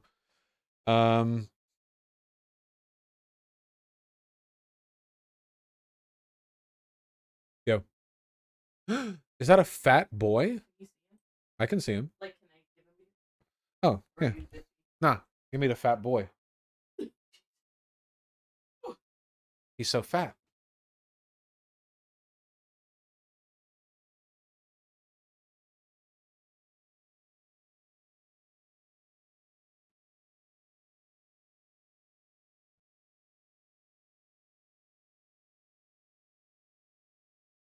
Yeah, nearly all suicide survivors express regret. That's true. What if they make being an anti-capitalist a mental illness and take your guns away on that premise? You know, I've thought about that, and I get where you're coming from, but I feel like any government which would be maliciously anti-socialist enough to define being anti-capitalist as a mental illness would probably just take your guns away anyway. You know what I mean? Like, I feel like if they had that kind of legislative authority, they probably wouldn't be like, we'll let the socialists have the guns because there wasn't a pre-existing law. Pardon me.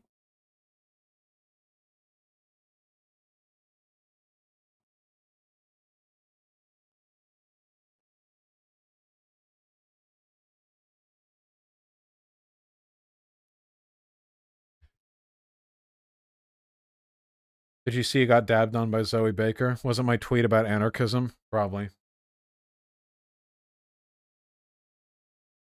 I want to give him the Sig Sauer, like on his belly. Artemy, do you want to be a little gun boy? Nah, people get mad at me. They take screenshots and say that the gun was loaded or something. Ooh.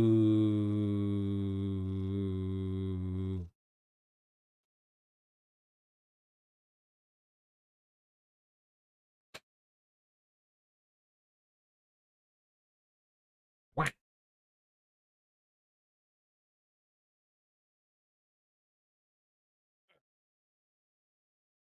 He winked at the camera. He's very good. Give him a grenade.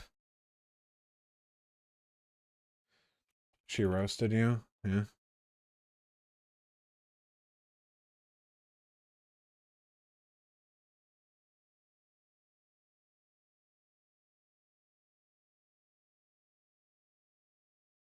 Damn, she got me. Voted for Biden too many times. I said maybe it's a good thing. Oh yeah, there were some anarchists arguing over whether or not, like, restaurants would exist under communism. So I said maybe it's a good thing I don't use the anarchist label much anymore, because every time I log into the site, the same small group of anarchists are discussing some unfathomably retarded shit, and it's a bit disheartening. Zoe gets me.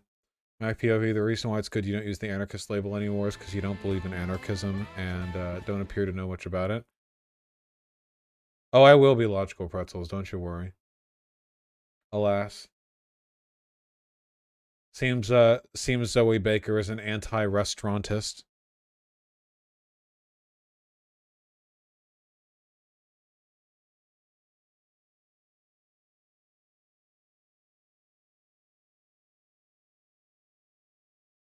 I don't know why I thought. Is this even spelled correctly? No, it's not. Not even close.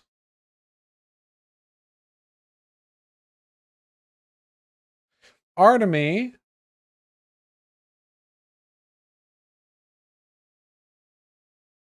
I could hear him meowing.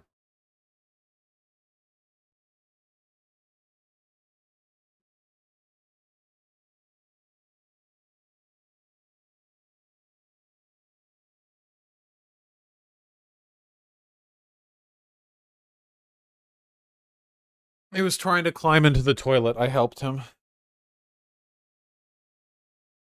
Alright, what was I saying?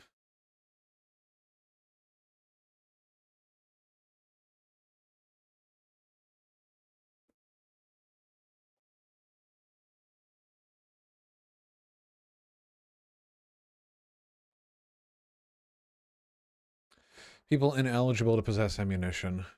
Control eligible. California prohibits people from possessing ammunition if they're subject to a court injunction related to activity as member of a criminal street gang. That's kind of fucking weird. In addition, California's law prohibits people from possessing ammunition if they're subject to a court injunction related to an activity as a member of a criminal street. Why not like a general... Why not any general court behavior pertaining to like homicide, domestic violence, blah, blah, blah? Why criminal street gang? That's a very weird and charged bit there, you know? Very weird. They already have a DVRO? Yeah, I guess. Also racism? Yeah, probably that too. Any effects? If California is the only state that has ammo background checks, how would we know how effective it is? Before and after, I guess. Let's see. This only got passed in 2019 as well.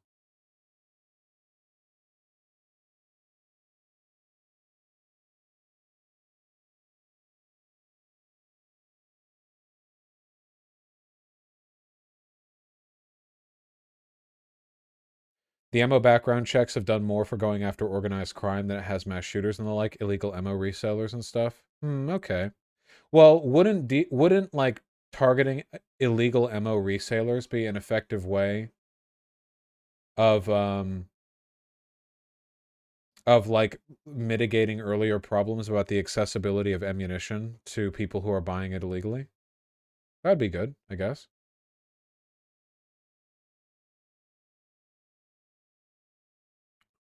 Maybe yes. Possibly. Maybe, you know? Possibly. A little bit. We should get bump stocks out of the way. Well, bump stocks are already banned, aren't they? Waiting periods. This is important. This is a big one. The ammo background check denies you the sale if you don't have a registered gun at the current address. Why are you buying ammo if you don't own a gun? Oh, that's actually a good point right there, isn't it? Why are you buying ammo if you don't own a gun? That's actually interesting. Should there be a limit to how much ammo you can buy in a given time frame? No, I don't think so. The reason being that, like, even the most crazy, gigantic mass shooting situation, you're only going to be able to go through a few hundred. Which, like, what are you going to do? Like, maybe make it so you can only buy 100 a month? Like, you can go through 100 at a shooting range in no time at all. I don't think that would be an effective way of preventing. A study of Webster before-after rate comparison, not the idea work method. Repeal of Missouri's permit to purchase law correlated with 16% more murder per person. Just murder in general? Murder in general? Not even, like, handgun homicides? Okay, firearm homicide rate. No, total homicide rates.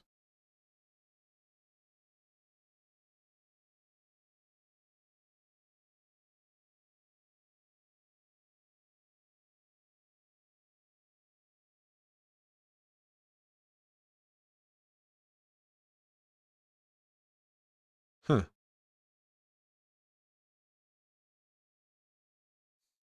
The study's methodology sucks, though. I guess I'm okay with permits. But let's take a look at the waiting period. Let me see. Gun waiting period research. There's got to be research on this. Handgun waiting periods reduce gun deaths. Whew, who could have bet? Waiting period laws that delay purchase of firearms by a few days reduce gun homicides by roughly 17%. Damn. You know, here in Washington, the gun delay is up to, I think, 2 weeks. But it depends on how quickly the police get back with the background check. So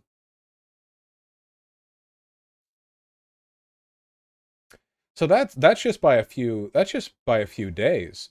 I am very principally in favor of gun waiting periods. In fact, I would be willing to be I would be willing to be in favor of heavy gun waiting periods. Even if it's a month. I mean, I would hate it personally, but, like, I can't think of any strong political argument against it. Except for some really edge case argument, like, you know, like you have a stalker and the police won't do anything and you have, like, this long to get a gun before they attack you. So, like, some, you know, some shit like that. But in general situations, people tend to support waiting periods. National waiting period from 1994 to 98 saw a 17% drop in gun homicides. Damn. Damn, dude, what the fuck? Look at this. This is a science.org article, and the fucking picture they have up front has a guy doing bad trigger discipline. Look at this. What the fuck? Dude. Dude, you're in the shop.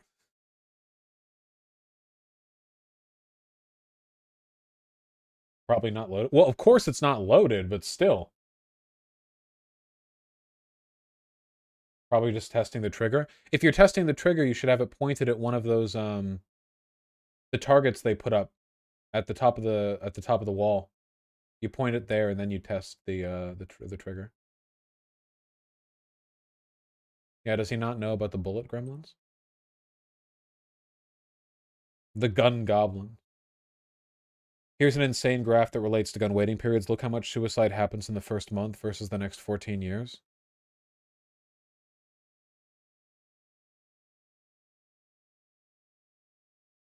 Is this for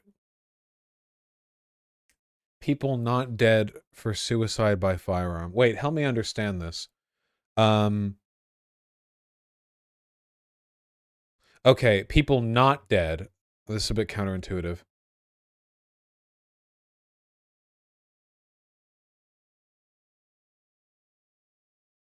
Mandatory 10-day waiting period.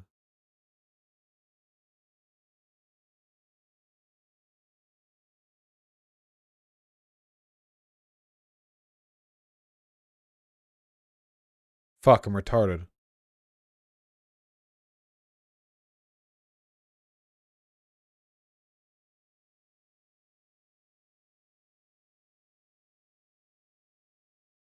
I can't parse this graph at all. I'm completely retarded. Suicides by gun decrease after 10-day period. I know that logically. I just don't understand what that has to do with what I'm looking at. No, I think the graph is fine. I think I'm just dumb. I think I'm just the cognitive decline arc. I need to go pee. Maybe this will make sense when I come back.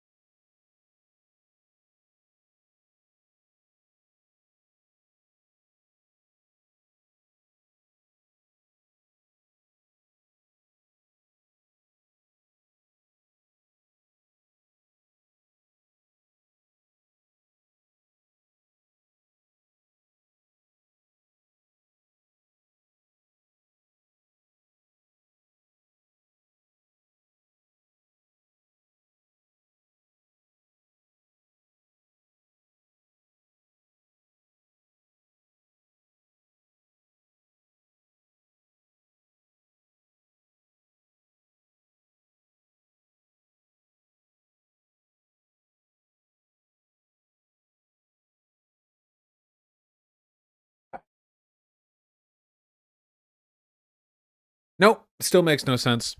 I have no idea what this means. Or do I?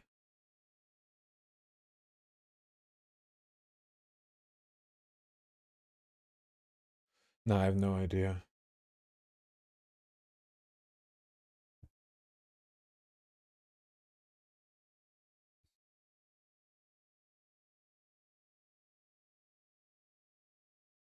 All right, well, I'm in favor of it.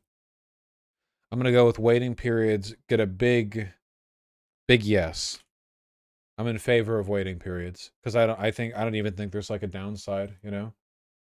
Pelosi's husband arrested for DUI. Oh, as of 3 minutes ago. Wow. Nice. 82 years old, drunk, and driving. What a giga Chad. What a goddamn giga Chad. We used to be a nation. We used to be a real country.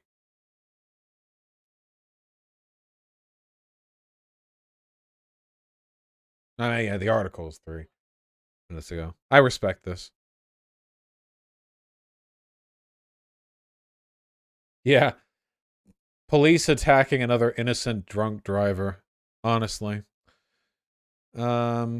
Well, I was in favor of permits as well. You know, I feel like I'm more inclined towards gun control stuff than I thought. I want to take a look at safe storage laws.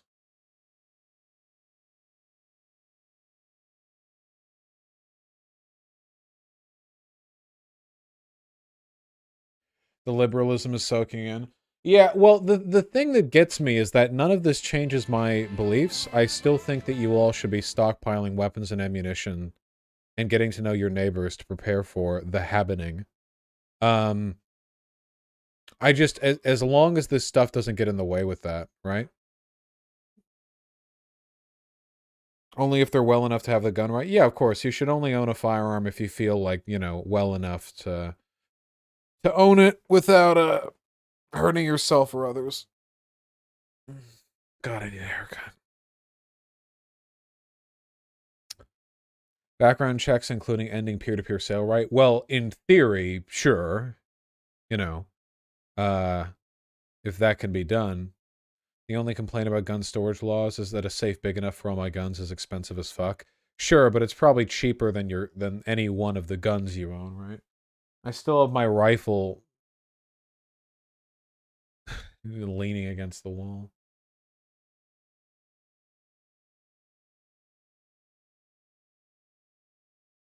No, not at all. Well, then you must own a lot of guns. Have you talked about gun show sales loopholes yet? The issue is that I feel like even if you close the gun show loophole, they would just like do it anyway. That seems like one of those things where if you banned it, they would just keep doing it. You know what I mean? Like not to say it wouldn't be a good idea to close the loophole. It just seems like one of those situations where we'd finally amass the political will to close the loophole, and then like nothing changes because that they'll just do it. They'll just do it anyway.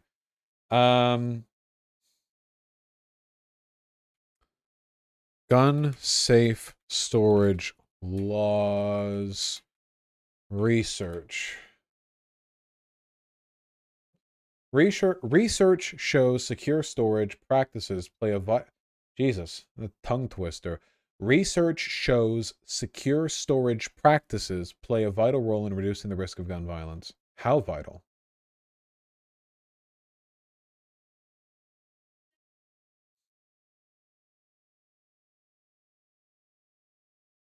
I will never store my firearms responsibly. You can't make me.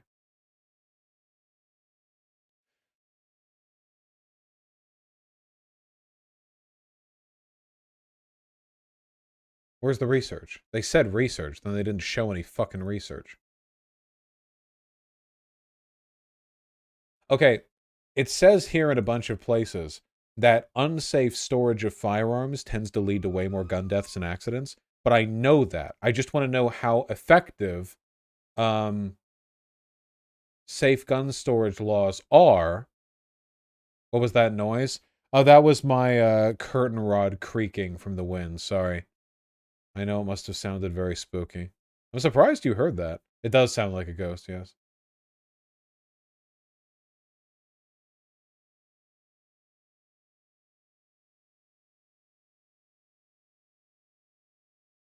Opinion on community armories as a safe storage law? Well, I'm in favor of it, Here's a study. I love studies.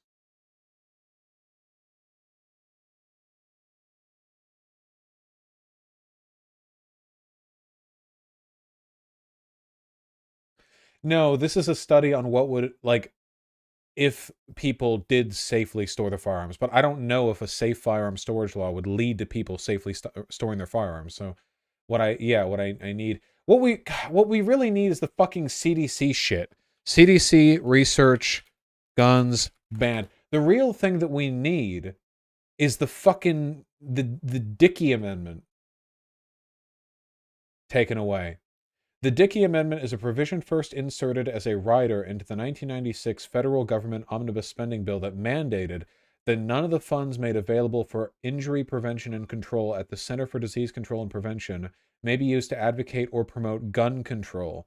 So, yeah, it was lobbied for by the NRA. So basically, the NRA literally lobbied to have a provision to cuck the CDC out of studying gun violence.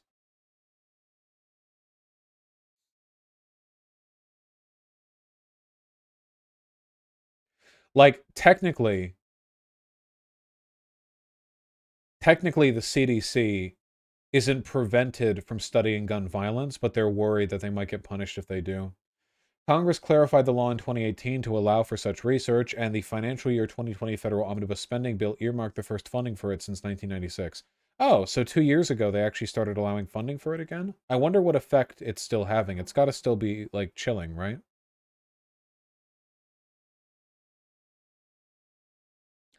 While the amendment itself remains, the language in a report accompanying the omnibus spending clarifies the CDC can indeed conduct research on gun violence, but cannot use government-appropriated funds to specifically advocate for gun control. Yeah, okay, so here's the fucking issue here, okay? Even if the CDC can legally research gun violence, that means that their studies can't have a fucking conclusion. Like, most studies that's, like, look at a CDC study. It'll usually end with, hey, so now that we've done a bunch of research in this thing, here's something we could do to fix that problem.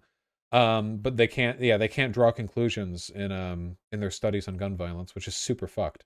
Obviously, the conclusions they're going to draw are going to trend towards, like, or at the very least, even if they don't advocate for it, they're going to say, like, if you wanted to reduce this stuff, you could do this, but this would be gun control, so they can't do that.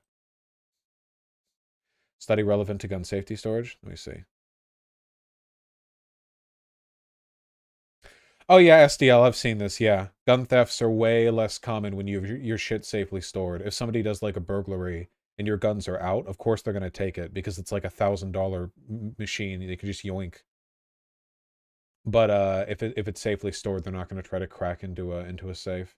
I can't find any research on how effective storage laws are on getting people to safely store their guns. So I don't know what effect that's going to have. Fuck, I guess I'm a liberal now. Still, I want my normal capacity magazines. I want them.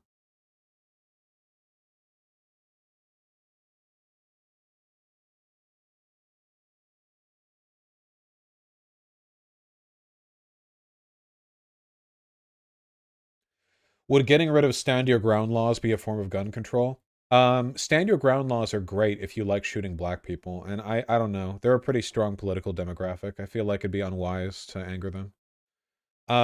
Yeah, stand your ground laws are fucked. Castle Doctrine's okay, though. Wait, let me make sure I have that right.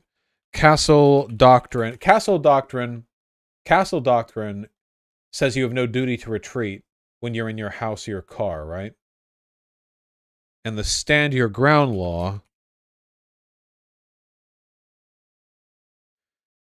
says you never have a duty to retreat, like, anywhere ever under any circumstances. Is it in England where you never where you always have a duty to retreat? Like you can never. There are places where you always have to run. Just France? That is so fucking cucked. I can't even imagine how cucked that is. Dude, imagine being in your own house and somebody burgles your house and you're like, me, we have to go, get the kids, jump out the window. There is, a burglar. Yeah, you know, you have to run out of your own house. Jesus. Oui. Surrendering a gun. Unsafe gun laws. Oh yeah, I'm familiar with Washington state gun laws.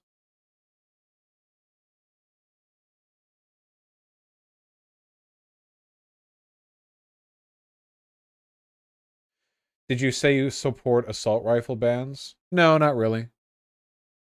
No, I don't think so. The problem is like I feel like these days there's less and less of a difference between a pistol and a rifle anyway. You know what I mean? Like a modern pistol can have like 15 to 20 rounds, and then it's like, oh yeah, here's like a $30 plastic like attachment that gives it a front grip, and then put the sight on top, and then kablamo. Like, it's not quite a rifle, you know, but you can put a little butt on there, a little butt stuff. Yeah, like it's I don't know. It seems like it'd be really easy to maneuver around that. I don't know. I'm less concerned with the mass shooting stuff. I know this sounds sicko or whatever, but the mass shooting stuff, I genuinely feel like this is a mental health and also a red flag law type deal. Like, this is about identifying the freaks and dealing with them before they shoot up people. Because I don't think general targeting of gun law. I don't know. I feel like when it comes to gun legislation, we should be thinking about gun violence broadly and not like the hyper specific subcategory that gets the headlines. Every day, like dozens of people get shot in the States. You know. Without the castle doctrine, you don't have a duty to retreat. You just don't have the right to kill them if you don't feel your life was threatened. Oh, okay, gotcha. Yeah, in the United States with the castle doctrine, if somebody enters your house, like, you can just kill them. You can just kill them. It doesn't matter how much of a threat it seems like they're posing to you. You can fucking blat if they're in your house.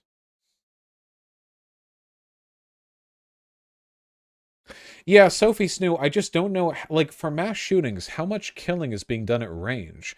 Like, for a school shooting, like, people are shooting down hallways or in classrooms, you know, like, a rifle that lets you hit out targets at, like, 400 meters with a tripod. Like, is that necessary? I don't know.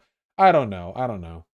Yeah, the Vegas comes to mind, but that was a pretty exceptional mass shooting, right? Certainly not a school shooting situation.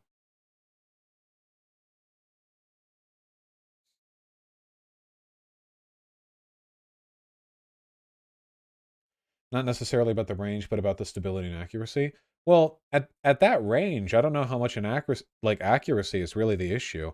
Any reasonably well-trained anybody really, I think with basically any familiarity with firearms, would be incredibly deadly at like in a school situation. So I like regardless of whether you're holding a pistol or a rifle. So I don't know. I don't know. What about firing speed? Well, rifles and pistols are both semi-automatic. Automatic weapons are banned and not used generally. Or do you mean the velocity of the bullet? I don't know how much of a difference that would make with no armor at targets that are within like 100 feet.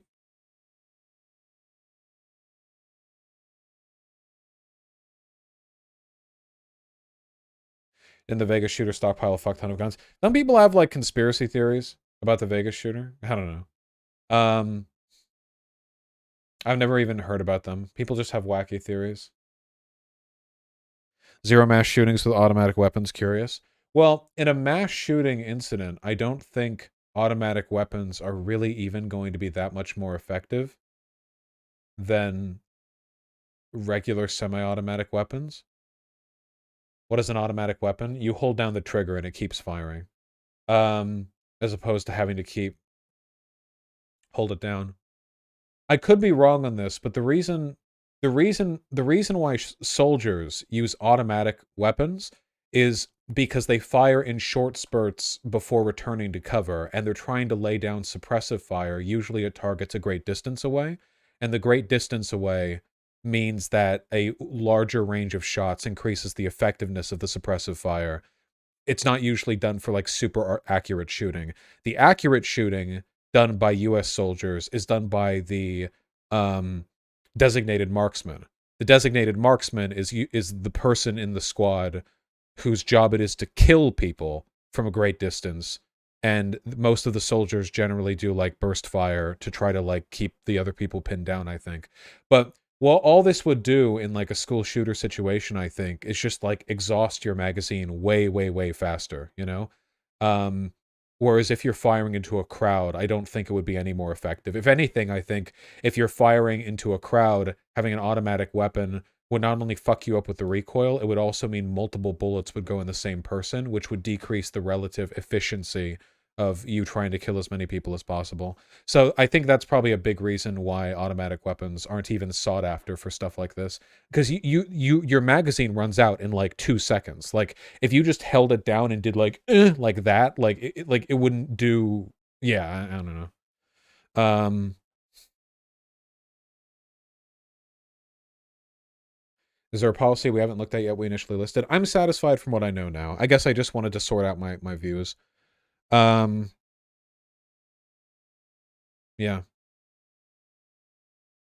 I'll probably read donations tomorrow. So for now, we'll just open it up to Q&A. By which I mean I'm just talking with chat. What's up, guys?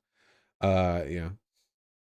No, yeah, Thana, I agree. The main thing that bothers me about this conversation about gun control is that a lot of people like open the conversation with positions that I really disagree with. So people will be like, oh, you're in favor of hoarding guns. What do you think you're going to do? Fight the U.S. Army? Like, and shit like that. And that really bugs me because like, that's not what I'm about. You know, it's about community defense for me. Do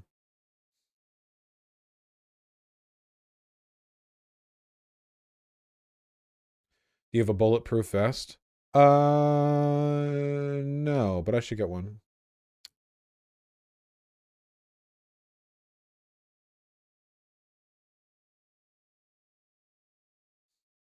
Yeah, we saw this Blue Danube. I just don't know how like worthwhile it is to direct policies based exclusively on mass shootings. I guess the main thing that I'm really curious about when it comes to mass shootings, like big targeted mass shootings, the main thing that I'm curious about is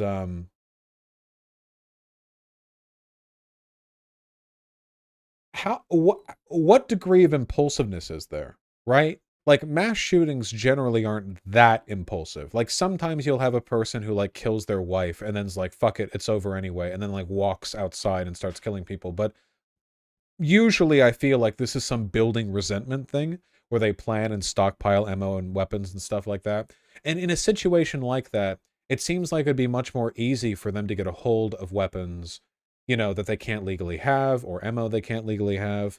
I guess it's also worth pointing out that even though it's very easy to get a gun illegally in the US, that might not necessarily mean that it's easy for like the Poindexter nerds who shoot up schools to do it. Like these fucking losers, you know? Like maybe cool kids on the block can get guns illegally because they know like the hookups and stuff. But these you know, these dipshits are like they might not have any idea.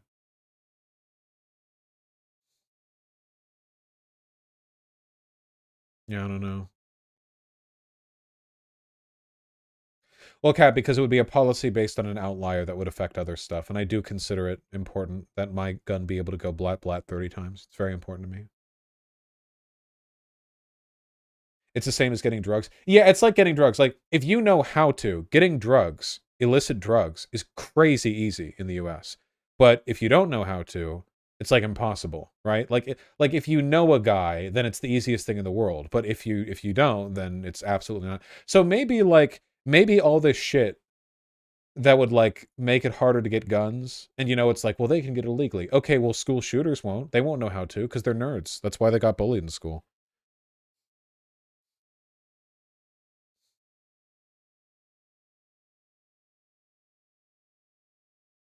How do you feel about private gun sales? I think private gun sales are pretty dumb.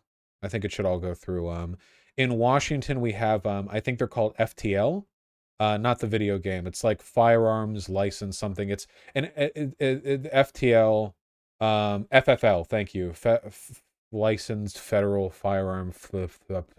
Basically, it just means it's a place that's legally allowed to facilitate the transfer of firearms.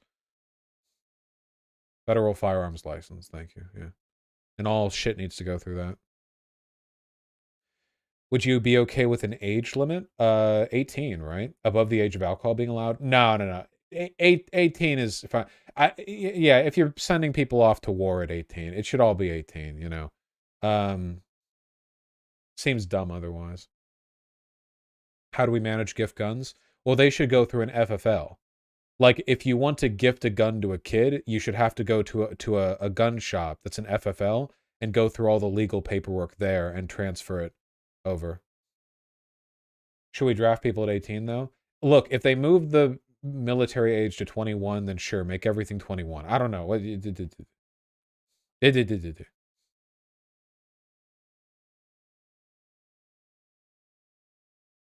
you think the consistent use of AR-15s in mass shooters makes shooters more confident to do a shooting with them? Guns are all pretty good at doing gun stuff, I think. AR-15s are just very reliable and cheap and universally accessible rifles that can be modified to do a lot of things.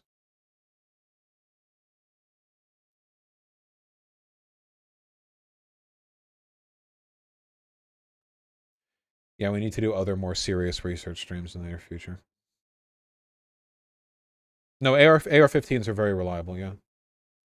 How do I suggest a topic or request to speak with you? You can email me. I can't make any promises, though. I generally turn down people when they want to talk to me.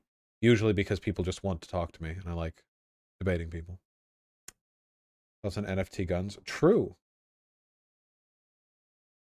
My bro just got an AR. Cool. I just recently got a Sig Sauer P227 Gen 2 SDX carry. Yeah, bow the fifth column is nice. Very nice weapon, yeah. You just make these names up, don't you?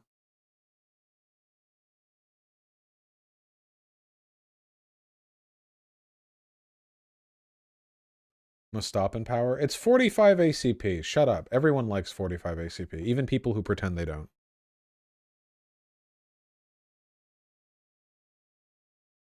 Should 3D printing guns be made illegal? Yeah, maybe I'd have to think about it. I don't know how effective it would be though. Like anyone who wants to 3D print a gun is gonna 3D print a gun, right? Also, can we be real? Like, are 3D printed guns even like reliable at all yet? Do you have any idea how tight the tolerances are for fucking firearms? Like, we're talking like hundredths of a millimeter on all these parts. Yeah, and then yeah, for like one shot, sure, but you know.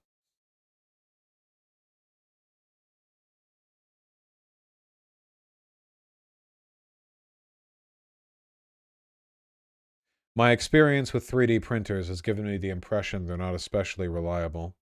It'll be like the zip guns. Yeah, it's just here in America, like, you can get a gun so easily. You know?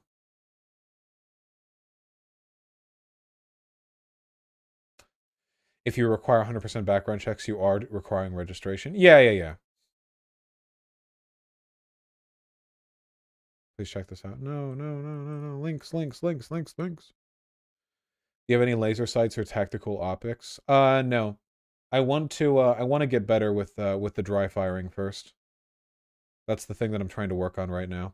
I feel like it feels like a crutch. Anyone can fire accurately if they have a laser sight on their pistol, right? Like, it's pretty hard not to. But I want to work on the grip stability first, you know, to make sure that I can be accurate with that one, and then after that, like, the optic would be like an addition to it, you know. Yes, I know dry firing sounds like a euphemism, but it's about getting the basic, like, hand movements. I've actually gotten way better. When I started doing the dry firing shit with the fucking this thing, the little motion sensor thing, I was getting like 70 to 75 on all the tests with both hands, and now I'm able to get like 93 reliably with both hands and around 89 with one hand, right or left, which I'm really happy with, you know? I feel like if that were to transfer to like actual range shooting or whatever, it would be I feel like I'd be so much more accurate now. I need to go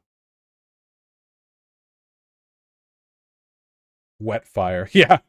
Go to the range and wet fire. Yeah, I love wet firing in your mom. So you're ambidextrous? I'm not ambidextrous. There's still a lot of shit that I need to clean up. I tend to pull the trigger a little bit to the right, like very little, and I also do the one eye closed thing while shooting, which I shouldn't do. Because if you're like actually shooting in real life, like in a real life defensive situation, you would never want to like you know, like with one eye open, you know. So I'm trying to work on that as well.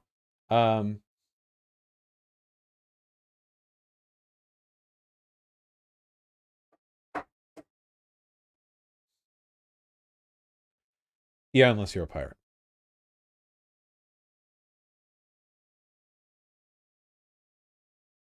And I thank you, Carl. I do like talking about civic planning, though. What do you think of the IMF giving loans to Ukraine without canceling their outstanding loan? Do you think they'll try to debt trap Ukraine? Absolutely. Are you kidding? After this war is over, if Ukraine wins, they're going to be like crazy reliant on the EU and like the West broadly in order to rebuild. And the IMF, the greedy fucking vulture vampire pieces of shit, are going to do everything they can to sink their claws into Ukraine to make them like totally fucking reliant on and dependent.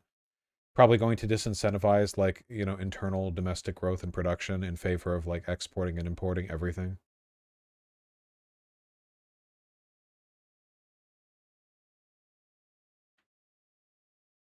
No, sorting algorithms, you're fine. I haven't seen it, Natalie.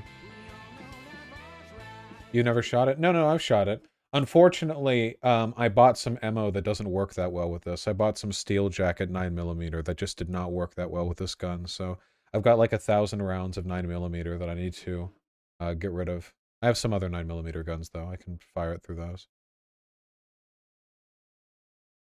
Yeah, I know. I wanted 9mm, and regular bullets were like twice the price. It was just a bad week for ammo prices, okay?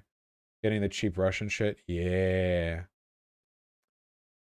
Despite universal gun background checks polling by 70% and lost by 2% in Maine. Yeah, like, even if this shit is popular, that doesn't mean people are going to vote for it. It's because fucking boomers are the ones that actually turn up to vote.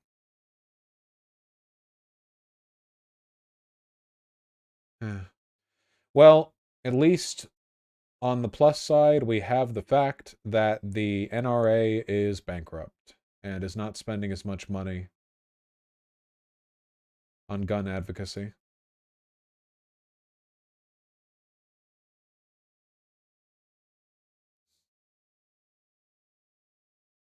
Where do I find the email? It's voshvideo@gmail.com. That's also in the About section of my YouTube channel. I'll see, Dragon. Is the SRA a joke? No, I think it's fine.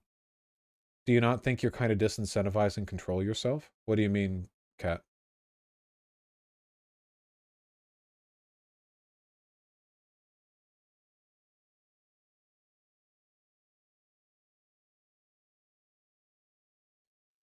What do you think about how the gun nuts have outnutted the NRA? Well, that happens all the time with the Republicans, right? The people get crazier than the fucking organizations, and the organizations either die off or move right.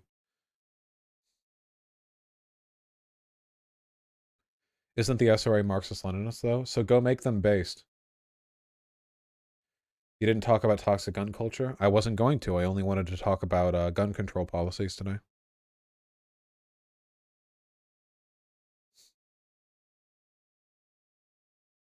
The NRA is still plenty insane, though. You've been doing a lot of anti-gun control streams? Well, the problem, Kat, is that a lot of people are both pro-gun control and anti-gun ownership. You know? But I am fervently in favor of gun ownership. And I have to rep that, you know, if people are going to be upsetty spaghetti over the gun control stuff. You know, I feel like the issue has been framed improperly. Wait, is this anti-restaurant stuff for real? Dude, don't do this to me. Anti-restaurantist says what? So, like, legit, how do you imagine restaurants work if nobody's required to work in them? Wait, do people... What? Wait, what? Do people not understand that under communism or an anarchist society, you would still have, like, social institutions? People would just perform labor there voluntarily or through some other social incentive that wasn't labor entrapment?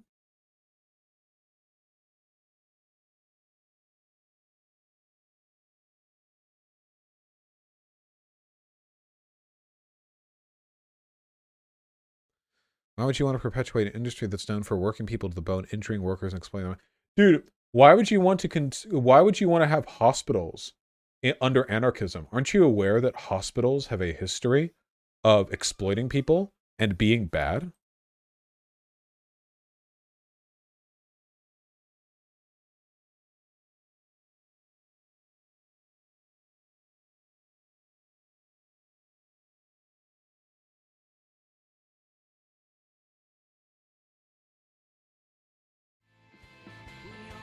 What is the restaurant discourse? Anarchists saying that anarchism won't have restaurants or whatever.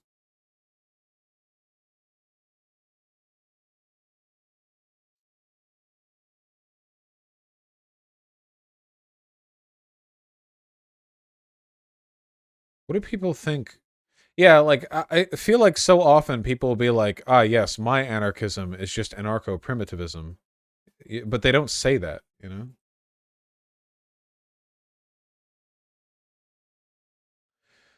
Soviet Union was notorious for having meal factories that churned out cheap meals for the masses with less labor than home meals.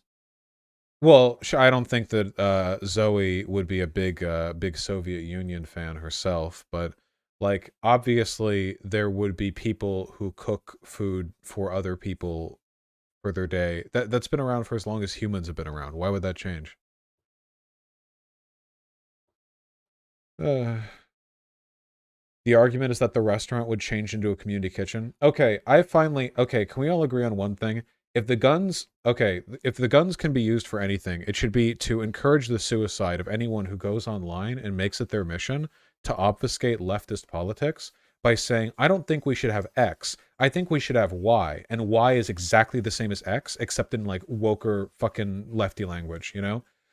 We aren't going to have work under socialism. We're going to perform labor for community values. Fucking die. I hate, God. I fucking hate those people. Fuck that.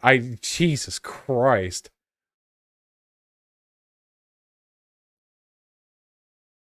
Shouldn't call for the suicide of people. Then they should stop killing me. God.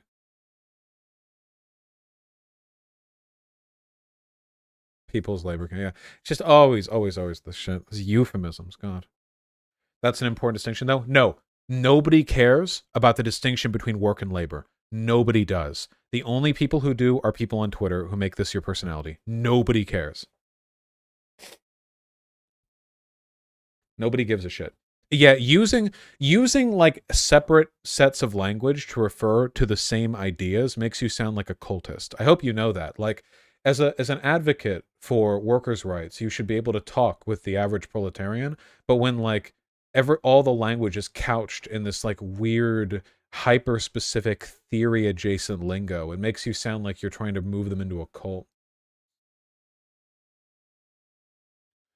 Off with kitchen slavery, homemade food is unpaid labor, usually compelled from women. That's true, though.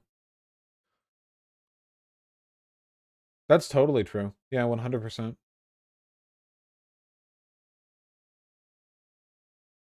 Isn't proletarian one of those words, though? To an extent. I think it's less jargony, but, like, yeah. It is to an extent. I mean, I said worker rights, right? Instead of... Yeah.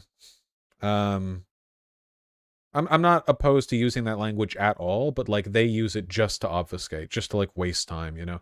Like imagine if somebody in the convo was saying like, yeah, dude, well, the workers will be better off under socialism. And they're like, there won't be any workers under socialism, only the proletarian state. And that's all they contribute. Like, okay, thank you. Much appreciated.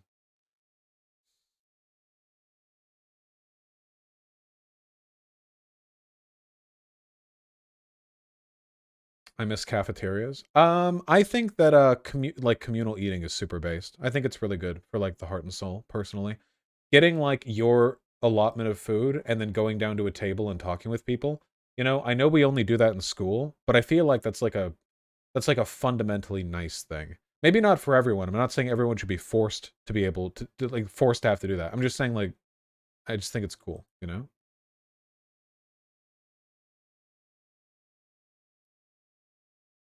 Wait, what is this? DMs?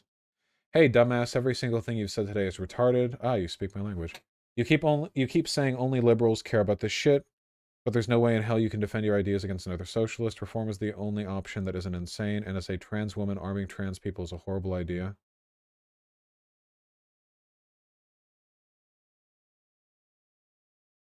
Oh, you're totally from Destiny's community. We share 6 mutual servers, and all of them are Twitch policies. There we go. Got that vibe check on lock. Yeah, well, I'm sorry that my radical politics of I believe in the concept of self-defense is too much for you. You ever really like sit down and like think about how uncontroversial so much shit that we get like flayed for actually is? Like literally the position, hey, if people take over the government and then those people try to kill you, it's okay to defend yourself against them. It's like, right? I mean, I don't know. Maybe that's controversial.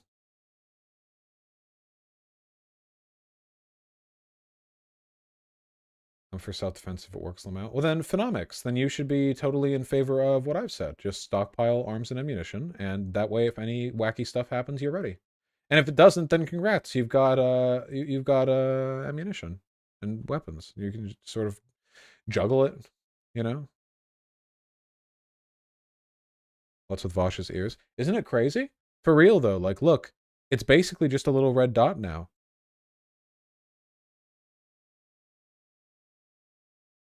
Hopefully it doesn't regrow. The keloid, I mean.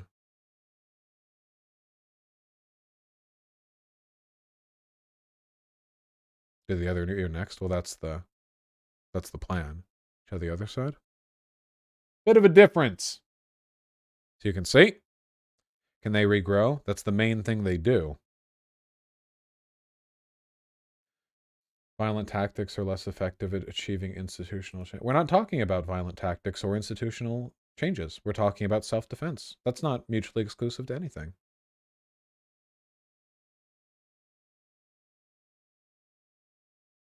If you did tunnel piercings, there'd be nothing to regrow. I'm afraid it doesn't work that way. Lily Orchard doesn't seem to be a fan of Vosh. Oh, Lily Orchard hates me. Which is fine, right? Wait, Lily Orchard's official Tumblr. Somebody really needs to kill Vosh. Oh, okay. Well, that's a tagline. Hold on.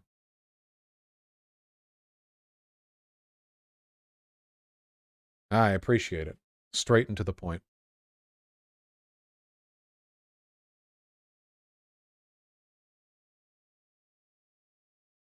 What happened to free speech?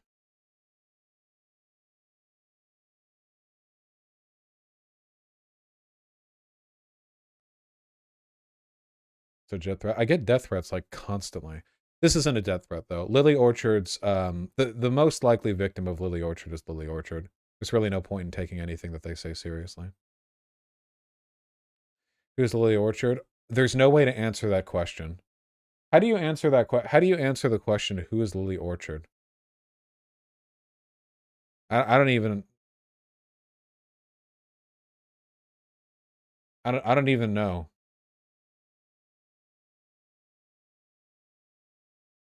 This is why you pack heat though. I pack heat every day in case Lily Orchard. Who isn't Lily Orchard exactly? Oh yeah, female bad empanada would be a good one, I think. She's a psychopath, yeah. And didn't she do some like pedo shit with like the My Little Ponies or something? Or was that somebody else? Some like story. That was her? Okay, yeah.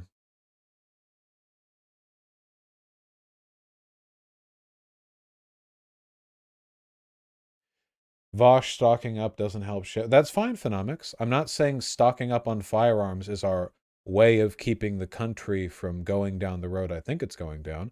I'm just saying that's good in case it does go down that road. I still advocate for institutional reform. I'm literally like gearing up for canvassing. You know, if I didn't like, you know, care about the institutional, you know, safeguards, I probably wouldn't do that. She's the one who says Steven Universe is racist because it has characters who are coded non-white. Isn't having characters that are non-white less racist than them all being white? Oh, is it because they're all coded? But there are tons of non-white humans as well in the beach town, the beach town, beach city.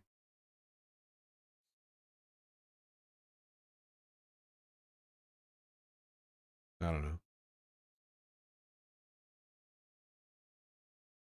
It's because when two black-coded characters fuse, they're basically an uncontrollable animal monster. You mean Amethyst and Garnet? They didn't turn into an uncontrollable animal monster. They turned into Nicki Minaj.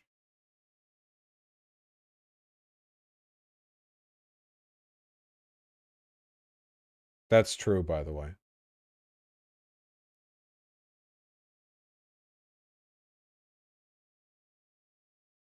Every other fusion isn't like that. Well, all the fusions are flawed because the relationships are flawed. That's the point, right? The fusions are meant to be a representation of the relationship dynamic of the people who fuse together. So flawed fusions mean a flawed relationship. That's why Garnet's so stable.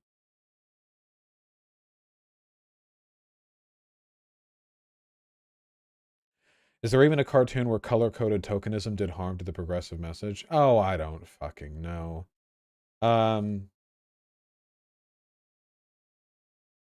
Bismuth was bad, if I remember. Well, they did the thing where it's like, oh, Bismuth is actually bad because she's too violent about wanting to kill the genocidal overlord. The problem is the show's still fundamentally liberal, so when Bismuth is like, I am enthusiastic about killing the tyrannical galactic overlords who have killed billions of people. Billions charitably, trillions is probably more likely. And then Steven's like, no, we can save them by asking them nicely to not kill trillions more people.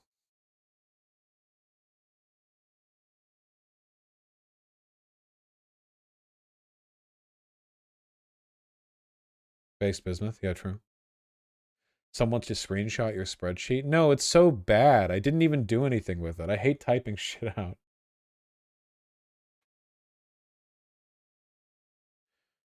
To be fair, Steven is a child. Yeah, well, so are the people who made the show, I guess. Wait, is this real? Wait, Horsme. Is Horsme in chat? Is this real?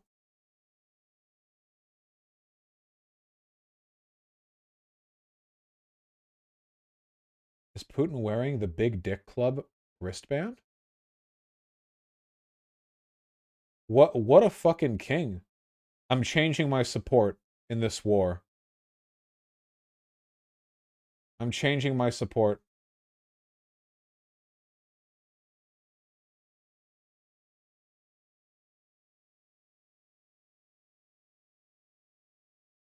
Okie dokie anarchist. I don't have qualms with anarchism because anarchism apparently exists exclusively inside my own mind. I thought anarchism was a political philosophy based around like personal freedom, self-actualization, and the dissolution of hierarchy. But then I go online and all the people who call themselves anarchists are arguing about whether or not it's like oppressive to build sidewalks or something. And yeah, I don't know. So I don't know. Maybe listen. I'm an anarchist insofar as I subscribe to the anarchism that exists within. All right, in my heart.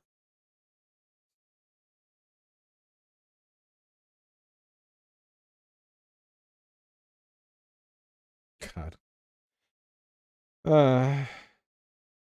I want to know, do you think addressing killology is a viable avenue for change? Oh, God. I think that institutional reform of the police isn't far enough. Okay, this might sound fucking crazy, but at this point, I would literally be in favor of the dissolution of every single fucking, like, police department, every police precinct, like, in a gradient across the U.S., like scheduled, like area by area, and having it rebuilt with new hirees, with like a federal supervision or something.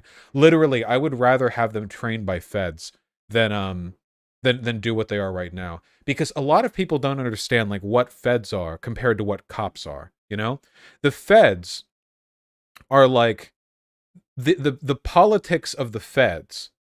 Feds, yeah, like the FBI. The politics of the feds are like protect America and that's it. Like if they think Black Lives Matter is anti-America, then they'll fucking kill them, okay? If the Black Panthers, you know, they'll kill them. They'll kill them all. You know, feds love it. They love doing this shit. If it means protecting America or whatever they think protecting America is, okay? But the interesting thing, and this is very important to remember, okay, is that the feds, generally speaking, are competent and rational. Generally speaking, I'm fully aware of everything the CIA has done. Thank you. But when it comes to internal operations specifically, they have those two things going for them, okay? Now, keep in mind that rational and competent can be bad if they're directed against us. Like you could say the same thing about a lot of tyrannical organizations. You get me? This isn't a defense of them. What it does mean, though, is that they're a bit more predictable. And the problem with cops is that they're psychotic. Cops right now are like lunatic street thugs. They're like, it's not just that they're incompetent, and it's not just that they're overwhelmingly prejudiced and right-leaning, it's that they're incompetent in a scattershot. They're incompetent in 50 directions. It's multiple layers. It's this whole fucking... And when the federal, you know, when the feds, when they did a review of Ferguson's policing and found like, yeah, this is the most racist shit in the universe, basically. Like, they've done stuff like that before. You know, the FBI has said, yeah, white supremacy and cops is a big issue. The FBI considers modern U.S. policing a threat. And how could you blame them? The FBI wants America to remain a liberal democracy in the function that it is right now. Again, they're not the good guys here, but they want the status quo. But cops don't want the status quo. Cops want their boots on the neck of black people. So the feds, that's why they went after Trump, you know, that's why they go after racist police departments. It's because they consider these things threats to the status quo. And I genuinely feel like some kind of, you know, like gray suit, institutionalist, federally backed, you know, like suit and tie, bureaucracy based policing system would be better than what we have right now with the police. You know what I mean? You get what I mean? Like I would rather have like these soulless gray men who work with the feds rebuilding the police institutions than I would have them like in their current trajectory. Oh yeah, cops are crazy corrupt. And don't get me wrong, the feds are too. I'm just saying like this is a choose your evil situation. And yeah, I would prefer that. An important part about the feds being the one to do it, though, is that the feds are like the only people the cops can't touch. Who else is going to independently review local police departments and do like this big purge and rehiring of people who can be threatened by cops? People who live in that city, in that county, in that state, who have to who can get pulled over, who can be stopped, you know. But the FBI, well, they're not going to stop the fucking FBI, you know. The ATF have never done anything right. The ATF, well, no, the ATF have done things right. You're just thinking of like what, Waco? Like, I'm not saying I'm not saying they do shit that's perfect. I'm only saying that the cops are so bad, that I feel like we're looking for viable replacements here. Yeah, Waco discourse is wacko.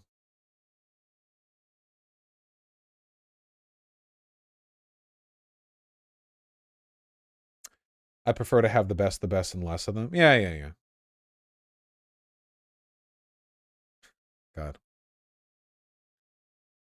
I love you all, you know that?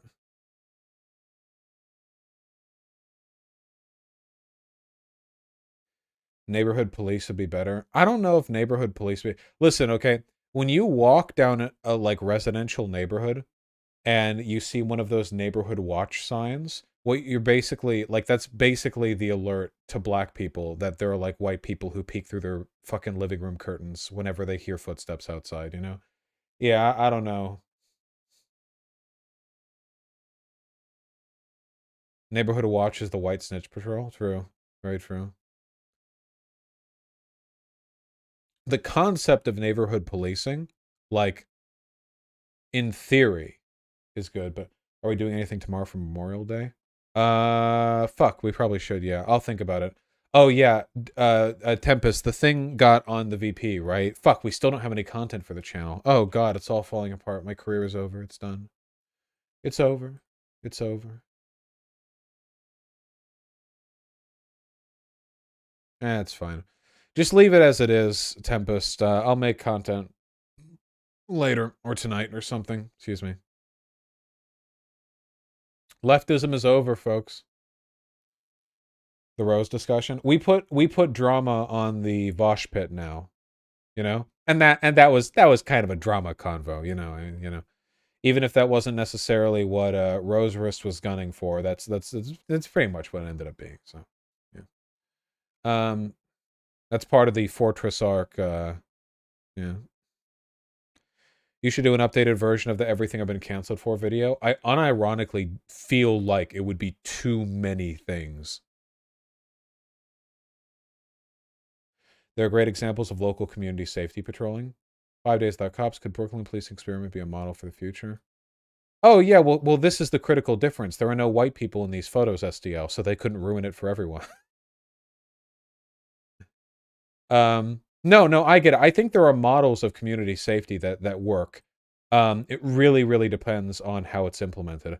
Actually, I think I could be totally wrong on this, but I have a feeling that one of the things that would make community safety patrols effective would be a distrust of the police, right? Because, like, it seems like Neighborhood Watch is like snooping out your front window to snitch to the police if you get scared by anything. Like, say, for example, a person with 1 drop of melanin in their skin breathing somewhere within a mile of your house. Whereas the community safety patrols would be like people trying to introduce an alternative to police, which has failed them, right? This is why community watch tends to be in richer neighborhoods, not poorer ones, even though richer neighborhoods are already much safer than poorer ones. You know what I mean? You're really not doing... I'm about to end Phenomics. Also, Phenomics, you love my arguments. Why would you pretend otherwise?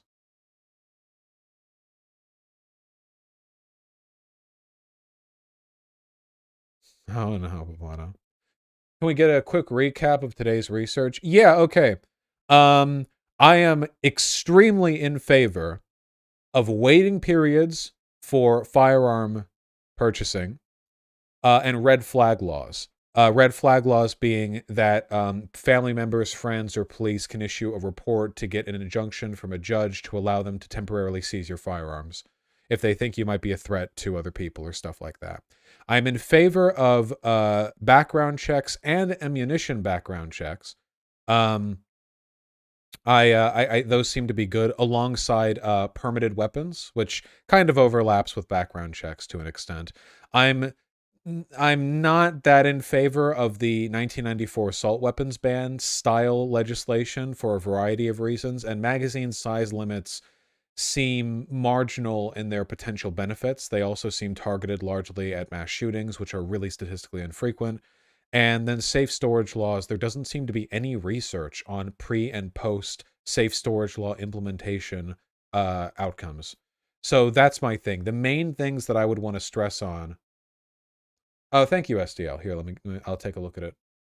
The main things that I want to stress, though, are waiting periods and red flag laws. Jan Telecon, mass shootings are infrequent relative to the general shootings. Like in terms of mass shootings, it's like 1% of firearm deaths. Why against the assault weapons ban? Because I don't know if the reason why it worked was because of the assault weapons ban or if there were other factors involved. There's just not.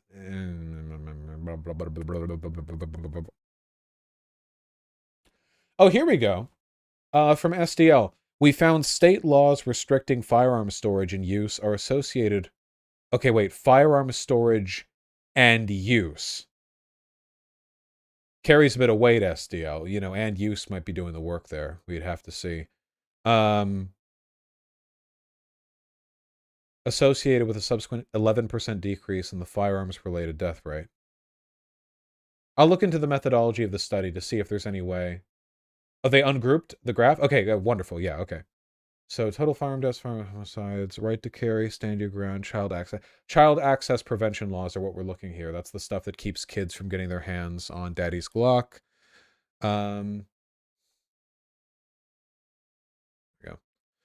Here we go. Child access prevention, right here. Risk ratio, total firearm ratio, careful reference. Firearm deaths, firearm suicides, and firearm homicides right here. Okay, how could firearm homicides go down so much? Domestic violence. That's why.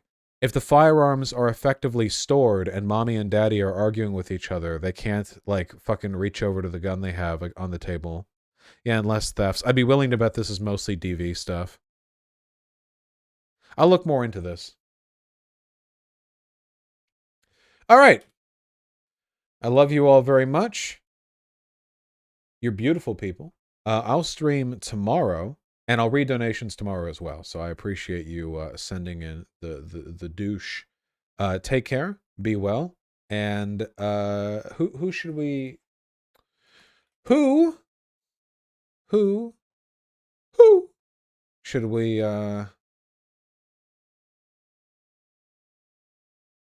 What about Knowing Better YouTube? Yeah, let's do Knowing Better. Knowing Better is a cool guy.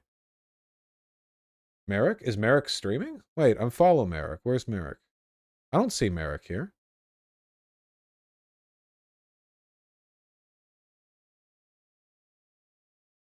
She's about to? Well, I'm ending stream now. Wait 30 seconds, Mr. Vosh.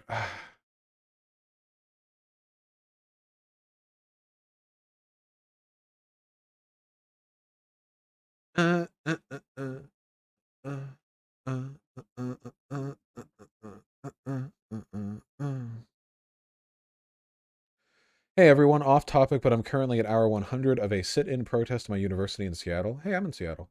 Because they chose to reaffirm a homophobic rule preventing queer people from working on faculty or staff. Really?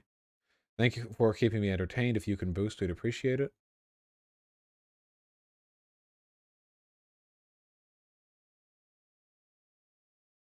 Huh. HSP was brought in just with homophobic protesters. Well, best of luck.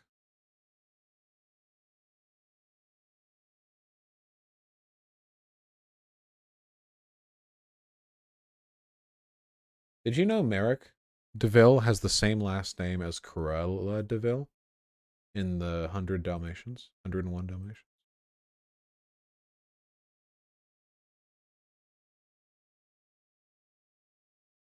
All right, I'm sending you over. I love you. I'm going to go eat food. Take care, okay? Oh, and also make sure to spend time in the second, the second most important Vosh subreddit, Vosh V, because we're probably going to get fucking DGG rated the entire goddamn day. So have fun with that. Good luck!